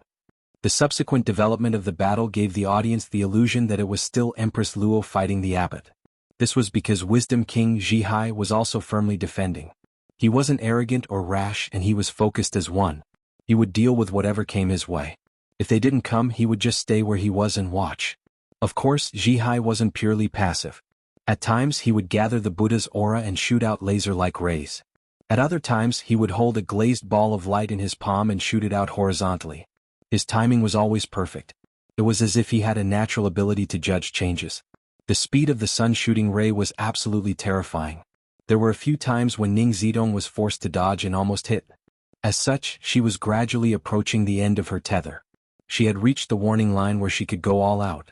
Between failing miserably or giving it a try, Ghost King Ning Zitong chose the latter. Without making a sound, she made a high-speed turn and closed in on her opponent from an unbelievable angle. The surrounding sky quickly darkened, as if a cluster of black curtains had descended, creating a scene where there was no starlight, no moon, and a violent wind. It was a terrifying scene. In such an environment, Ning Zitong's speed increased again. Her force was also stimulated. Dark Sect 7 style, Dark Moon High Wind. Dark Moon High Wind Night, the time for murder and arson. This was a unique skill that increased one's strength and weakened one's enemy. In gaming terms, it was a buff to oneself and a debuff to the enemy. Bam bam bam. Wisdom King Zhihai welcomed a direct confrontation. His body glowed with a pure gold color as he resisted the corrosion of the environment. Using his Vajra fist, he continuously knocked back his opponent. He was as steady as a mountain and as steady as the ground. After an intense battle, Ning Zitong was completely drained. She was sent flying by the Vajra seal that could split mountains and break rivers. She fell back and almost lost her balance. Zhihai didn't chase after her. Instead, he retracted his fist and looked over calmly. Ning Zitong swung her arm and shook her head at the referee. Round 2, Zhihai of Supreme Class wins. The referee announced the result and shouted out Zhihai's current title. A super class, expert above the first class. Even though Empress Luo had already fought a fierce battle, Zhihai was able to defeat her so easily. This was enough to show Zhihai's strength. He truly stood in the ranks of title contenders like Dong Baxian and Lu Yongyuan, and he wasn't even 28 years old yet. After saluting, Ning Zitong turned and left. The tatters on her martial arts suit and the blood-stained wounds didn't diminish her elegance.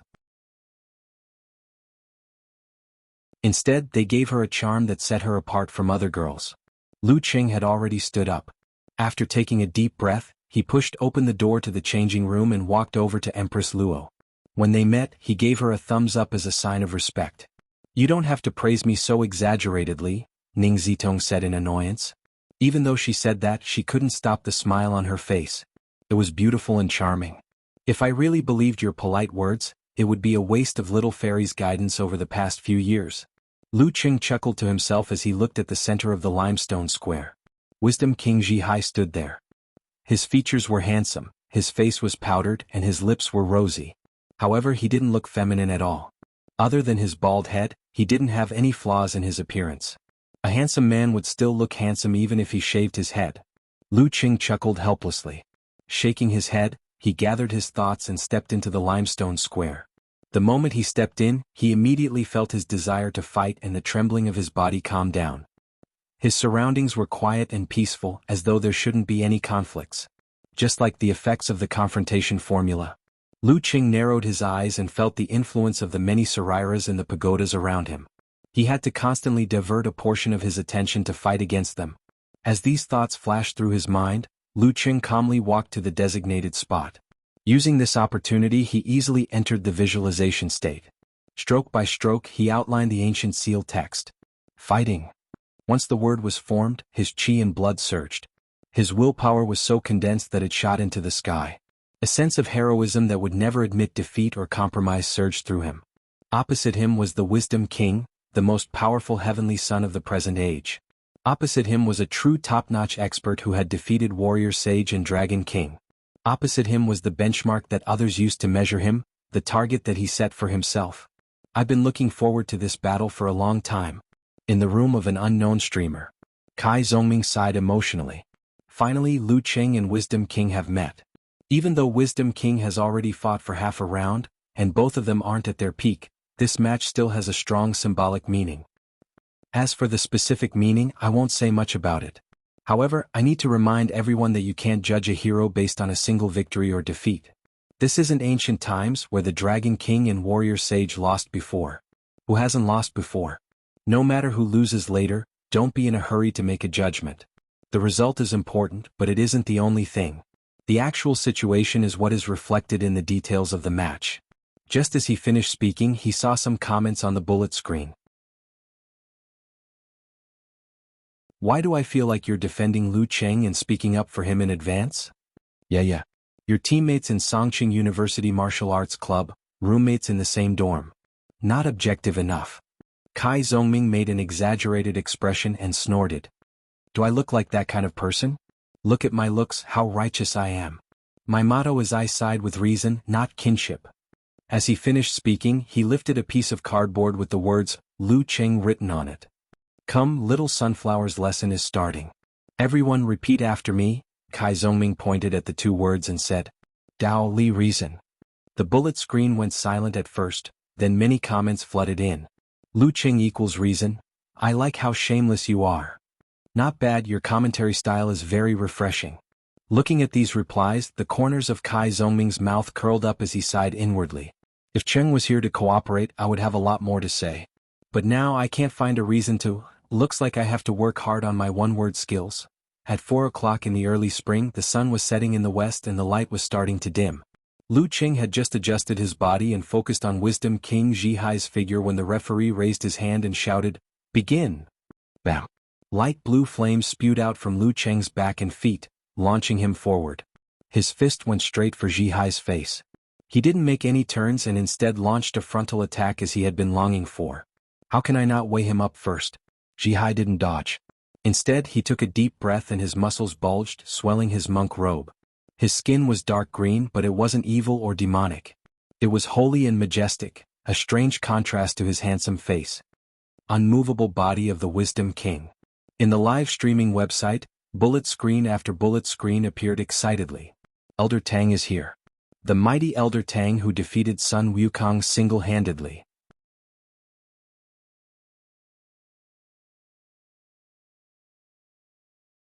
Chapter 705. Seeing Zhihai standing there without dodging and merely revealing his unshaken body of the Wisdom King, as though waiting to clash with him, Lu Cheng felt his blood boiling. He no longer considered any changes and displayed the fighting character he had drawn earlier. He didn't limit himself to the influence of his mind and willpower. If you want to fight, then let's fight. Bam! Lu Cheng was like a rocket, propelled by flames behind him. In an instant he cleared the space between them and threw a punch.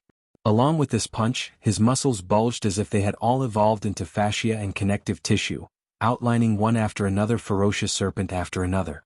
His skin was all greenish-black in contrast, and he was more than a few times taller and thicker. Zhihai's eyes were calm. He raised his right arm, which was about to tear his monk robes apart, and threw a punch forward. Clang! A crisp sound rang through the clouds, and an invisible shockwave spread in all directions.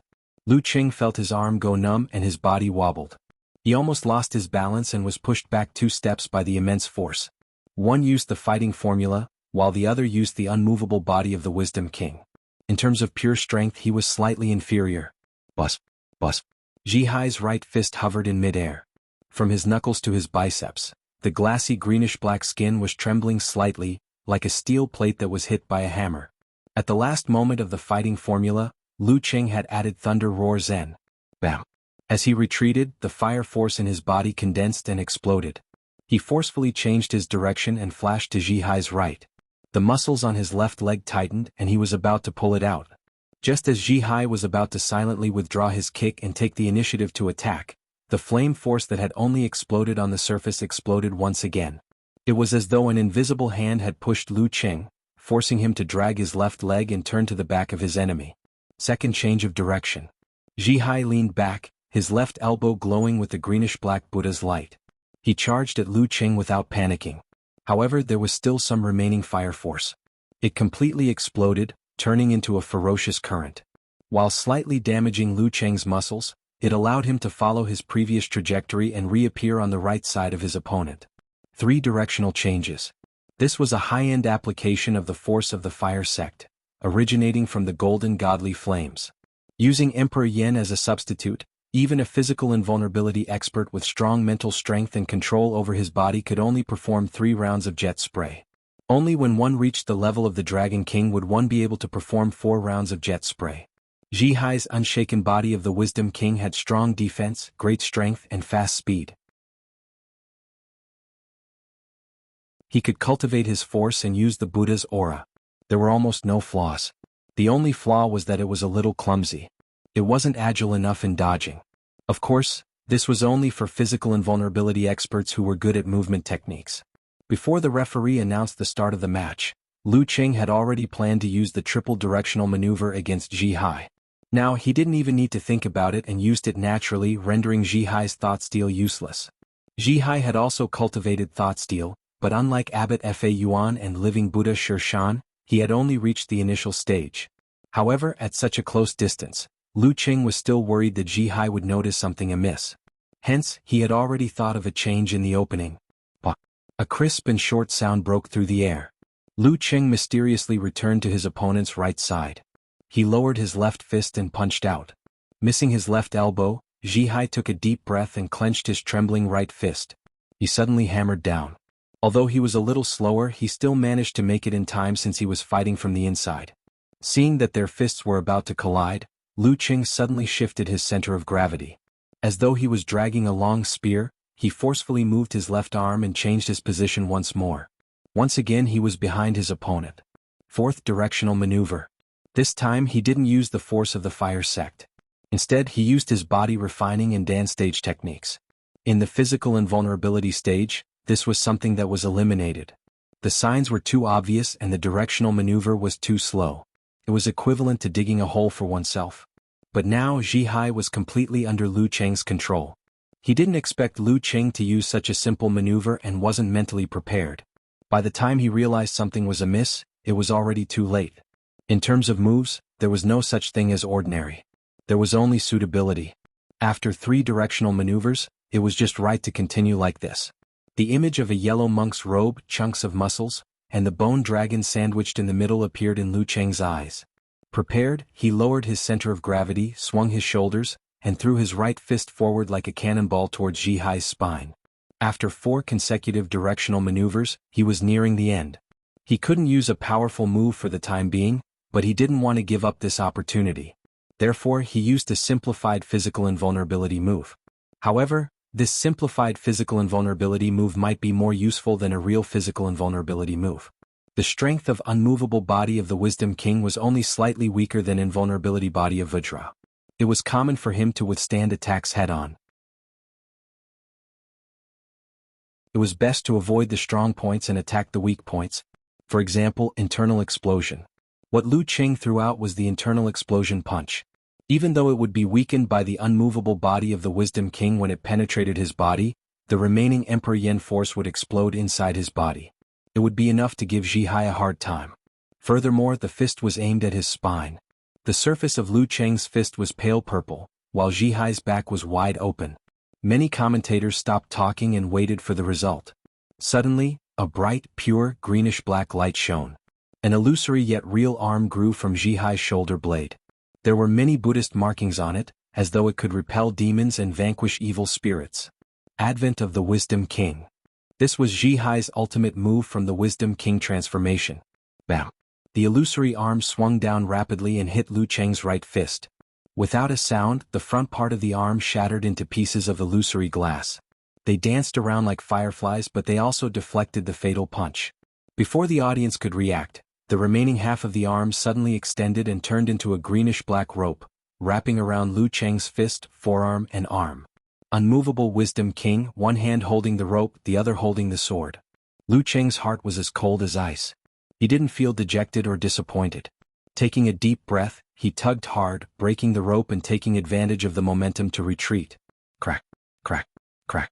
The moment the rope broke, it split open and burst into flames. The flames were greenish-black in color and seemed illusory. They didn't seem to have any temperature. Even with Lu Qing's ability to control fire, he couldn't stop them from spreading. However, they didn't ignite his clothes or burn his skin. Instead, they seeped into his body. The devil subduing precious fire that came with the unmovable Wisdom King. Once they burned their internal organs, the result was obvious. Seeing this, Lu Qing's pupils shrank. He didn't dare delay. His right arm was instantly covered in a crystalline ice wall, freezing the devil subduing fire within. With this delay, Ji Hai had recovered. He turned sideways and swung his right fist, whipping it towards Lu Qing with greenish-black flames. At the same time, Two illusory arms formed from the greenish-black light grew from his shoulders. One was holding a sword, the other was holding a rope.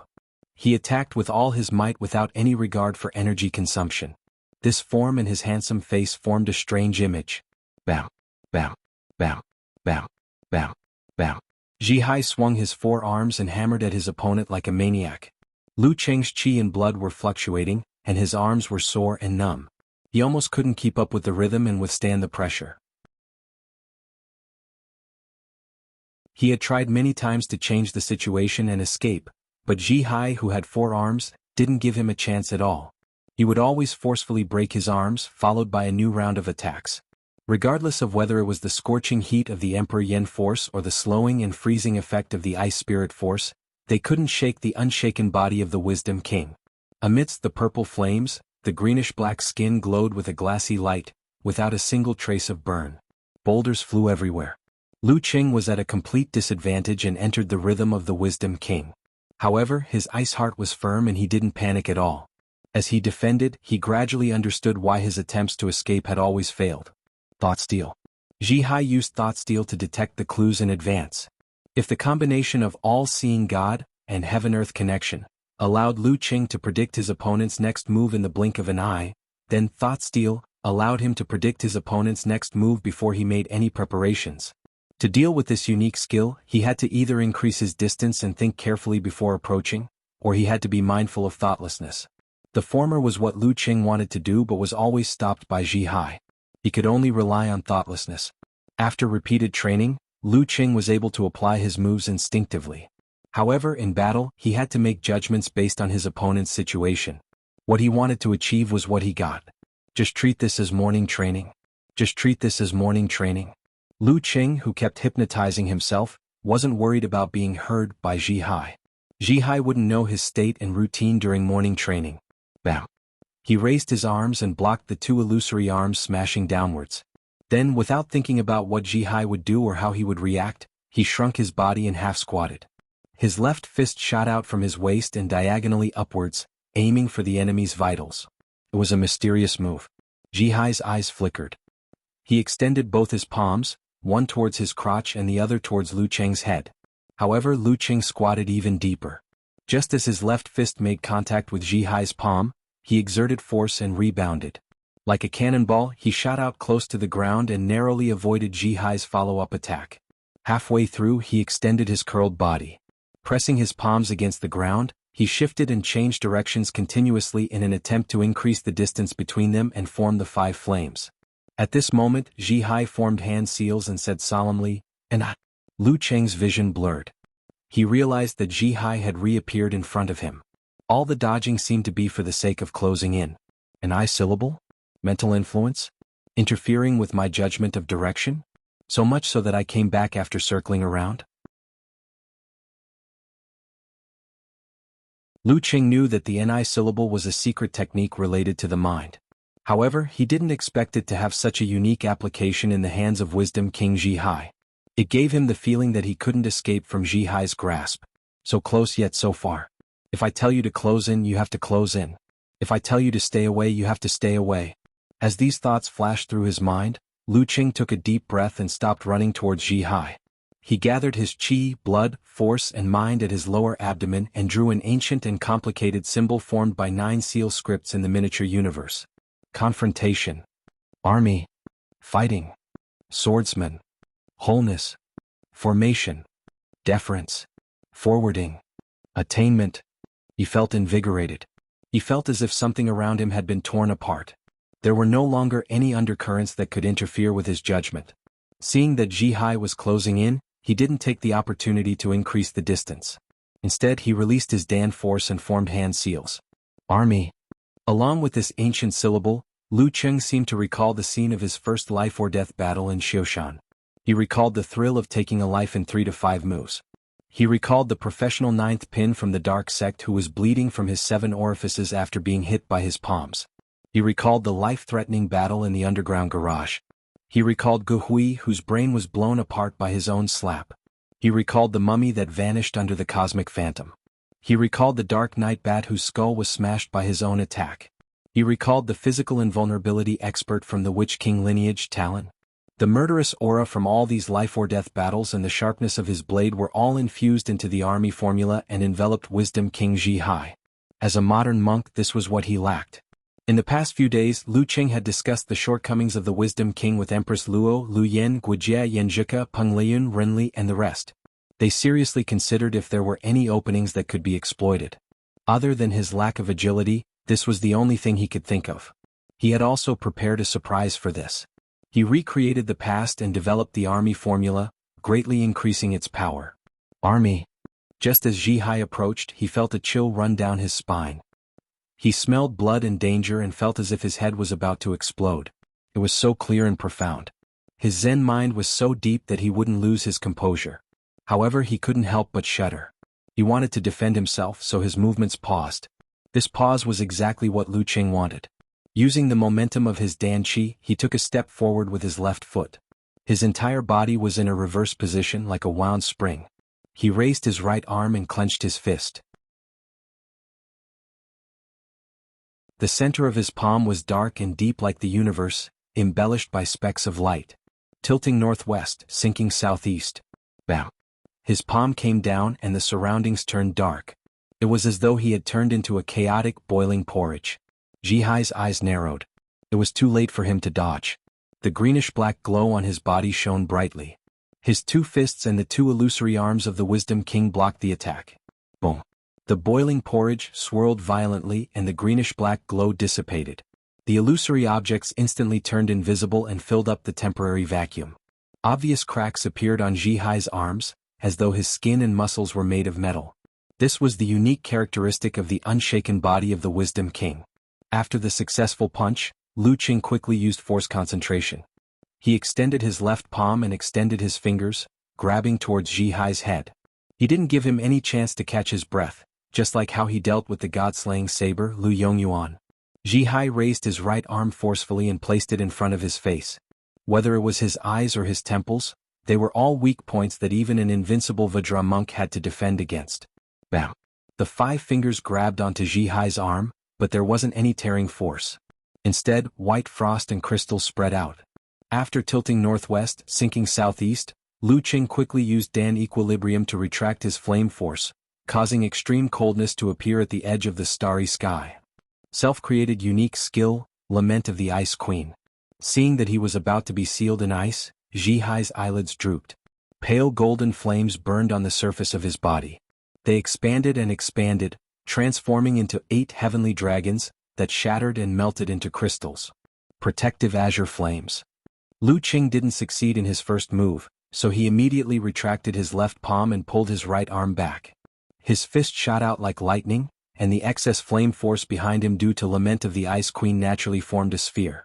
It was red with faint purple hidden within. He couldn't care less about his appearance.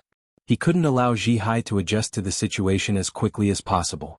Zhihai lowered his waist slightly and met the attack with his left fist. The Buddha light was much dimmer than before. Boom. The fist collided with the fireball and the flames surged. The crack on Zhihai's left arm deepened, but there wasn't any blood. He took 3 steps back. Activating the attainment formula, Lu Qing rushed forward and stomped his left foot on the ground. Hundreds of broken stones flew up and shot towards his opponent's lower body like a crossbow, forcing him to dodge or defend in a panic. Unexpectedly, Zhihai didn't do anything else. He merely turned his thigh inward. Bam, bam, bam. The rocks hit Zhihai's calves and thighs, but they only tore his pants. They didn't break through the bruises. Bam, bam. 2 of the lucky ones made it through and landed on Zhihai's crotch. However, he didn't groan in pain even though they were crushed. Is this the effect of the iron crotch technique? Lu Qing was surprised. However, his movements didn't slow down. Using the force of the stomp, he straightened his back and punched at the temples of his opponent. Covered in faint purple, his fists were like venomous dragons emerging from the sea.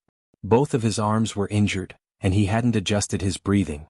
Zhihai could only half squat, shrink his head and dodge the attack. Bam. After destroying the airflow with 1 punch, Lu Qing's legs flew up and launched a series of kicks. Amidst the crisp sounds, the afterimages of his legs burned with purple flames appeared. Zhihai blocked a few of them then flipped backwards. Using his legs as razors, he forcefully whipped upwards. Bam. After their legs collided, Lu Qing took advantage of the momentum to leap higher. He shrunk his body into a ball, then extended his right hand and pressed down. Heaven and earth turned pitch black with countless lights embellishing it. It was as though the starry sky was reflected here. Fundamental unique skill, cosmic phantom. Just as Zhihai's feet touched the ground, his surroundings were sealed in ice. With a thought, he preemptively made a hand seal. Silently, he became an insect trapped in amber, unable to move. He could only watch as the stars came crashing down on him one after another. Ba. A solemn Buddhist voice came from the ice, and Zhihai's aura surged. The Ba syllable could temporarily increase one's strength, but it couldn't bring about a huge leap in strength. If the Wisdom King, who was already at the peak of physical invulnerability, used it, wouldn't he be close to the Forbidden Zone like the Dragon King and Warrior Sage?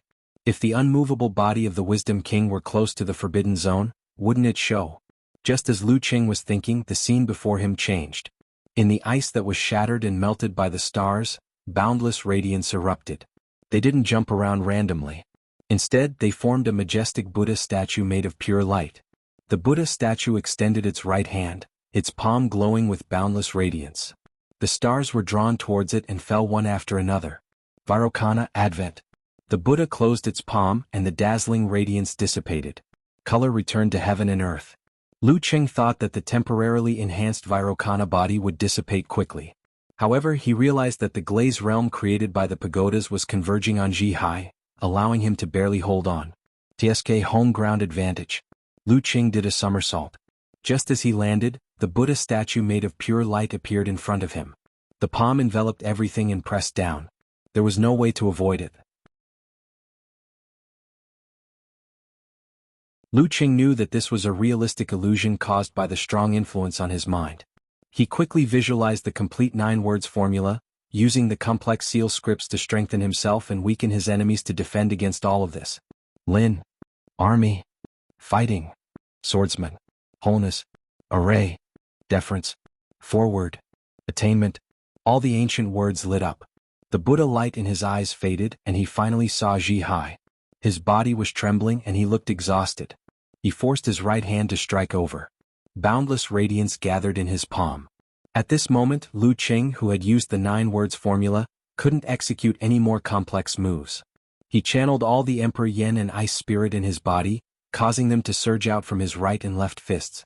Bam! Bam! He extended his fists. One was covered in terrifying purple flames, while the other was surrounded by frost. Just as they were about to block the Vairocana body's palm, they suddenly drew close to each other and stuck close. The ice and fire balanced, forming a whirlpool. A ball of darkness appeared. Poof! When the Buddha's palm hit, the light and darkness disappeared together. With the building as the center, the ground within a radius of more than 10 meters suddenly collapsed, forming a pit. The location where the fist and palm collided was 2 meters deep. Lu Qing's legs were trembling, just like when he was young and tried to be a hero in the dead of winter. Blood seeped out from the corner of his mouth. His breath was at its lowest point, and only a little force remained in his body. He didn't think about anything. He formed a hand seal naturally, evoking the mysterious words. He said solemnly, "Wholeness." The moment he said wholeness, Lu Qing's mental and physical strength returned to normal. He was a good man again. The Wisdom King Zhihai also shouted solemnly, "Let's go." Bang! Mystery descended. His fatigue disappeared and his condition was refreshed. These two are truly evenly matched, meeting each other in a game of chess. Poison Milk Hierarch He Xiaowei commented, one fought half a round while the other was affected by the home field advantage. They're on par with each other. There's going to be a fierce battle coming up. P.S. I'm just a little short of 6,000 words, so I won't fill it up. The extra words are for everyone.